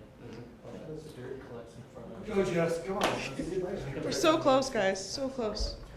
There's like 5 more slides after my 2. You agree to this, or your email get back? I'm done. All right. All right, let's talk IT. So just real quick, everything that's on here supports and maintains the integrity of our network system and does everything they need, and hopefully more. And that's what we want to keep continuing. Network redundancy. We started this project last year. This is to maintain 2 separate networks so that if one goes down, we have the other one. This piece here is for a secondary internet connection, specifically to PD. Right now we have one that goes into town hall and disperses itself out. It is managed underneath the state. We have a contract with the state for that internet service. If they go down, and a lot of others probably go down with us, we want to make sure that we can back that up. The other piece of this, we're learning with COVID and being remote, being able to spread our VPNs out between 2 connections actually will help and make them very happy on being able to work remotely more efficiently. Okay. Next is point-to-point fiber. If you remember, we did some of this already over at Boardwalk Park and the Art and Heritage Center. This is a continuation of building this system. What we want to do is take and put the point-to-point on top of the water storage tanks and start to shoot down and build that network towards Chimney Park and the ball fields at the pool. They can do point to sales, and then expand that out to the wastewater treatment plant. They really are kind of out there in no man's land and need a better connection. It would probably take another iteration of this to get us to the wastewater treatment plant, but this is definitely a good start. Yeah? You just want to say, are we talking about IT for everybody? Yes. That's what admin services does. A little bit of everything for everybody. That's town hall, it's public works. Yeah. Everything that IT manages is for them. Includes all the COPS information, our software, our hardware, the network, the servers, security. Phones. Phones, yeah, everything. It used to include plotters and scanners too. Well, that's a whole nother story. But that point-to-point is a line of sight. Yes. Wireless, right? Yes. It's not a fiber. Correct. But that's a term we use, calling it fiber, even though it's Well, airwaves, radio waves, or whatever, microwave. It's usually backed by fiber, so, Once you get to the other. no, feeding into it too. To start the connection. To start the connection. And then I shoot it that way. Yeah. It's a fun term, I'm sorry. We could red slash the fiber. No, I just wanted to make sure, I think that what we're doing is line of sight. Yes. A lot like Boardwalk and to the Art and Heritage Center.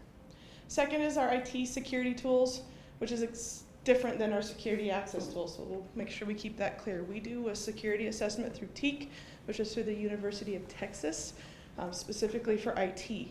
They give us the priorities in terms of what we might need to do with our security for the entire town, data loss prevention, network segmentation, all of that good stuff. We started this with them. The number one item that we needed to take care of was a SEAM tool, which is one tool that gives us a bunch of data to analyze on any of our threats, and it's a dashboard for our technicians. We did this already last year and the beginning of this year. This amount of money we're asking for is to take care of any more of the assessment items that they gave us and what they're going to give more to us this year. We're going to finish that security assessment at the end of this year. So timing's just a little different. We don't know exactly what it's going to be for, but it's going to be for something. And you did say the University of Texas? Yes. Okay, so you have a problem with that? No. Well, and the number one thing we ask them to do is keep Texans off our networks. And off of our streets. They have some real world examples there, I think. Yes, I'm guessing that's software probably, right? Not hardware? It could be software, it could be hardware. It's a variety of things. It depends on what the priority from the assessment is, what they see. So some portion of it's probably a license. Mm-hmm. Yep. Yep. And if there is some ongoing cost that happens with that, we factor that in, and it would be part of our operations request. Jess? Yes, sir. Where are we with our security? We left the community just recently, had their system hacked. They paid $45,000. Lafayette? Yeah. Yes. Had to unlock the system. Where are we with our security around those things? We're very tight, very, very tight. We actually do some public education with our staff on what not to click on and what not to release as well. So I feel good that we don't have that type of threat. Well, and I would just say, I think it's a constant fear of mine. Right. I think it can happen to anybody. I think most of the time it's the users that let them in, so we'll do that. Like, we run tests on our staff. We run phishing scams on our staff. But, you know, we send these things out, hoping nobody clicks on it, you know, and we use that as a way to educate them. Okay. So I think that, especially with Lafayette, they wrote that check. They wrote a check for $45,000. And I think that kind of puts up a little red flag, you know, to the illicit world. Like, hey, look, that's not too bad for a day's work, right? So I would never tell this board I feel comfortable with where we are. I feel comfortable that staff is working on it, that we're doing the right stuff, but I think that anybody's susceptible to that. You know, the 150 employees are busy and quick. Are there any technical tools that we can use to help? Well, we flag out, I mean, I think our software, and I gave this stat to the board before, and I'm sorry, but it was like 50% of the emails that come into us never make it to the person. When we flag out, 50%, and it was. It's our Barracuda system that filters everything out. Sometimes as staff, we have to let our tech know, hey, I really do need that person, I need that to come through, and they'll release it. Well, and on the other end, like, if I have a question, if I get an email, I now just send this an IT tech and say, hey, is this legit or not? Because really, I'd rather wait to open it. I just delete it. If it's important enough, they'll email me back. I mean, like, we found, so, like we have two-factor authentication when you first get a new device, and then we require passwords to be updated fairly frequently. I saw that Lafayette piece that the Boulder standard is a 20-digit password. So that's what they've gone to. Can you imagine? I mean, that's like. Anyway, we'll all just use each other's names so we can remember. and to Shane's point, to continue to keep that as a priority with that assessment, that's what these tools help with, to keep narrowing it down. We even have, you'll see in our operations budget, we also have cybersecurity through CIRSA. Okay. Next is a GPS locator. GIS is in IT as well. This also supports our inspectors, our engineering inspectors and construction inspectors. When they go out, they're able to locate our infrastructure and keep tabs, so it just builds our data and helps our layering with asset management when it comes to Eric's stuff. Yeah. So this is something that we had not done until very recently. when we hired Shane Tim as the construction manager, he brought that up. He said, man, we used to do this. I can't remember what water district he worked for. And it was really striking that, my God, in winter, we're laying hundreds of miles of infrastructure, and we're not really tracking it as we go. So we bought one piece of equipment last year, just thinking, let's get going on this. And we found that, based on the workload and having 2 inspectors, we really need a second one. We need to enable both these folks to do that when they're out inspecting. Does that then relate to the GIS map, because you're able to pinpoint exact? Good start, that's really good. We did have a request for a plotter and a scanner, and we had it this year as well. We were eking the life out of it, and as we were discussing this last week, it decided to die on us. So we're going to actually replace it this year, and we do have money in the budget, so we're going to take it out here. Yeah. And then last but not least is the security access control, and you'll see this in here every year. It's just continuing to build our system of either cameras or key fobs and door, access to any of our facilities and our assets. Scott? Hey, so I heard in the last meeting that we're moving to fiber now on new development, new commercial development, remodeling as well. Like, we remodel the town center, or we moving to fiber optics, fiber lines and stuff. Wasn't that in one of the meetings last week or a couple weeks ago that new commercial buildings are all required to have fiber now, fiber optics? I don't recall that, but I can look into it for you. That was the other town. Could have been. Could have been early at night too. No, but I thought that, the big engineer firm or something that was coming in. Just a way of the future, I thought fiber would come in. Yeah. I'm trying to Yeah, think. I think in a lot of new buildings, you're not running coax anymore. You'll run like a T5 cable or something else. So, yeah, I don't think that's a code requirement. I think that's just a little bit more of a best practice depending on what you have in a facility. It's coming, huh? It's here. It's so here, it's almost, the next thing's almost here. Hey, yes. Yes, sir. On that security access control, there was also, that must tie into the security systems the town hall was looking at beefing up the security too, right? I mean, is this part of? No, this is for other things, like we have some new camera system at PD or adding cameras over at Chimney Park. That's what this is for, not for town hall A itself. lot of the town hall security stuff are literally like walls, like restricting access. So we'll change the pedestrian flow there and make a lot of that building more restricted access. Like you'll be able to get up to the town board meeting, you can get into the front area to pay your bill or do anything.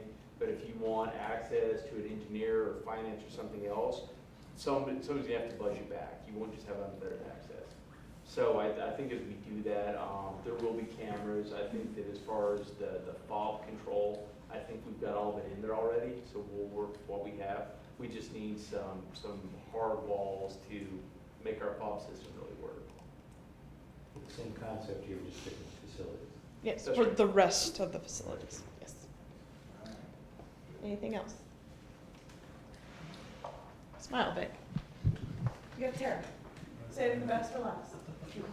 Next to last, is that good? Best. So with the recreation center, we've got 2 rooftop units. We did have one in the budget for this year that we're carrying over. They're about $70,000 each to replace over the last 2 years. Since the expansion opened, we have replaced one each year and kind of had a 4-year plan to replace those out. And so far seem to be getting by this summer. It's always kind of a crapshoot if it's gonna break down or not, but we've been fortunate it hasn't. The kitchen floor replacement is the original from 2006. The seams are starting to really come apart, and they're about a 1-2 inch gap, and then there's lots of gashes in there that have the bubbles have created. And so that floor needs to be replaced. The locker room replacements is about $75,000. When we built the expansion, we did not budget for the funds to actually renovate the existing locker room. So the locker room benches and the lockers are the original from the first phase. We knew that eventually we'd have to replace those.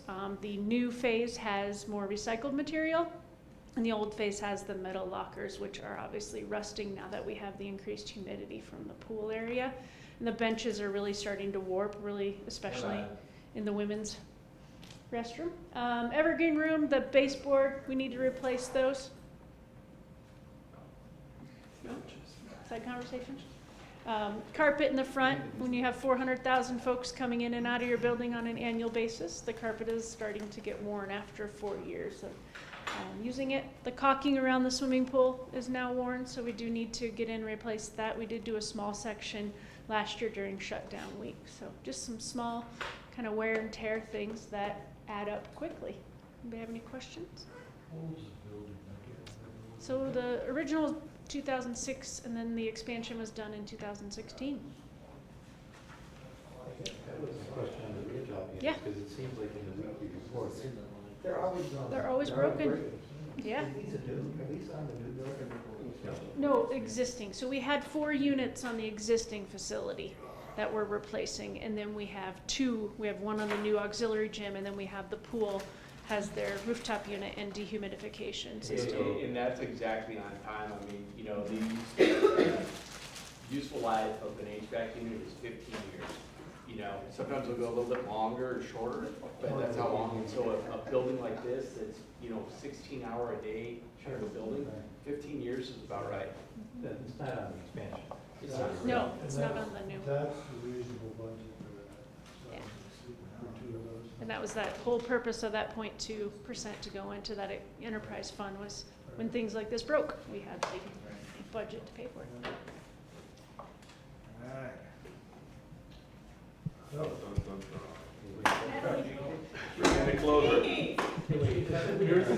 What time we have?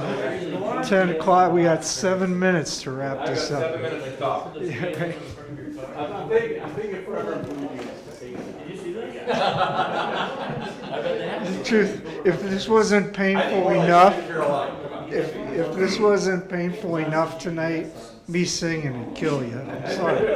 I don't even do it in church. God told me to shut up one day. So, anyway, we had talked about and honestly, it was a lot of money. Every year, it gets to be more and more money. As we grow, it just costs more. As we're identifying needs as we go. What this is called long-term capital needs by fund. This was stuff when we started doing this presentation, we used to call it we knew we needed it, but we didn't know how to yet pay for it. So stuff that we changed the name to long-term capital needs. And these are things that we have identified by the various funds involved. Obviously, 177 million for the water fund. That's really no surprise. It costs a lot for water. It's a big issue, and I won't belabor that any longer. That includes this, does that include yes? Oh, yes. What's that? It's basically this in the treatment Yeah. plant. Okay. And again, a similar graph, same page as before, this previous page. This is how the needs we talked about there align with our strategic plan. And last, this is an individual listing of what we have, what was included in the long-term capital projects. It's a fairly long list there. I won't read them all to you. I'm sure not many of them are surprises to you all. And anyway. New rec center. Yeah, I don't think we included it this time. We need to resend out that week's long. It was not in there? It's not in the paper. No, it's not. Oh, the paper packet? Right. Yeah, we can. Yeah, we can certainly send that back out. Okay, Dean, take it from the top. All right. 99, I can right? provide you Wow, a company 3 minutes. How I can about? provide you a company music Yeah, theory. so, anyway, questions? Any more questions or comments? And, yes. Well, I do, I just was, do you have something else you were gonna? No, go ahead. I do wanna commend staff. I know that putting the budget together this year was a challenge. I have to say, I've been through 4 of these already, and, this year's does look very slim compared to in years past, so, I appreciate the hard work that staff has gone to accumulate the list, and, all of your staff behind the scenes that do a lot of the numbers crunching and all of that stuff. I really do, appreciate that on behalf of the town and everything, so, thank you. Oh, thank you. Okay, good. So I guess next step for this, it looks like our next unscripted work session would be September 28th. We could bring this back then, but we have a board meeting that night. So the idea is an hour, hour and a half enough time. Otherwise, I think we can come back on October 5th, and then it's just free for all. We can say as late as we want, though. So Good night, need it. yeah. So depending on, we could do either, or Mayor, I don't know, I'm certain that you're gonna probably hear back from a couple board members. You may get a sense of what projects the board would like more information. Well, and I think that it's also good for us to have another couple months of financials behind us too, to kind of see how we're still trending, by that point. You know, both for July, August, and maybe even have a sense of September before we're meeting in October, so I think that that's a good idea. Okay, so we'll I was just, gonna throw out there, if you don't mind, I'm sorry. I was just looking here at the 21st, could you just swap that with the 28th?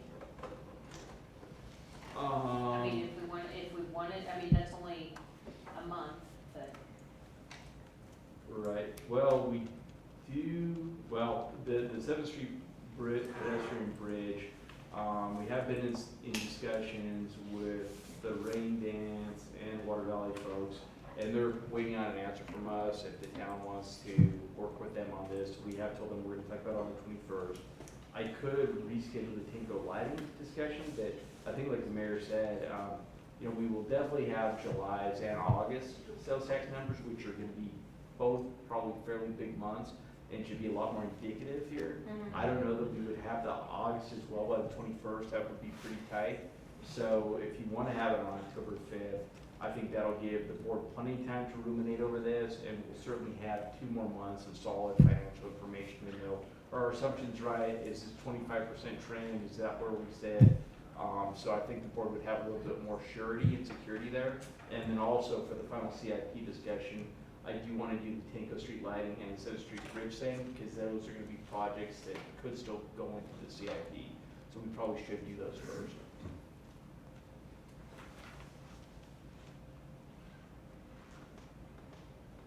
That's fine. Okay. I'm sorry. Okay, great. And then just, I guess, final note, so the August 24th, we're gonna be back at Town Hall. This is our last meeting at 4 p.m. because we had a public hearing already scheduled for 5 p.m. So this is our last early meeting. After this next one, 4 p.m. at Town Hall, no matter what my appointment sends out to you, that's what it is. I'm sorry if you're sent to the wrong place at the wrong time. 4 p.m. After that, we'll be back to our regular schedule. So starting on September 14th, it's back to the 5:30. You with that, Vic? You okay with that? I'm good with that. You okay with that? You sure? You can put up with one more. We're just showing you the love here, man. You can put up with one more. Thank you. Okay, good. Well, And I thank staff for that too. I know that helps the board out, being able to go back to those, so. sure. And then I believe, so if anybody has any questions for me, I'm looking at you. If the board has any questions, please send them to me. Staff can work on those, and then we'll send them out to the whole board. So you may look at it and say, oh my God, page 298, a what page, David? But anyway, we'll just answer his questions, and we'll just send it out to the whole board. And I'm sure you guys can look through and say, oh, David, good question there. Thanks again, everybody, for putting in the extra hours tonight to get through this, and we can keep the conversation going on these projects. Do we have a city bus or anything? Yeah.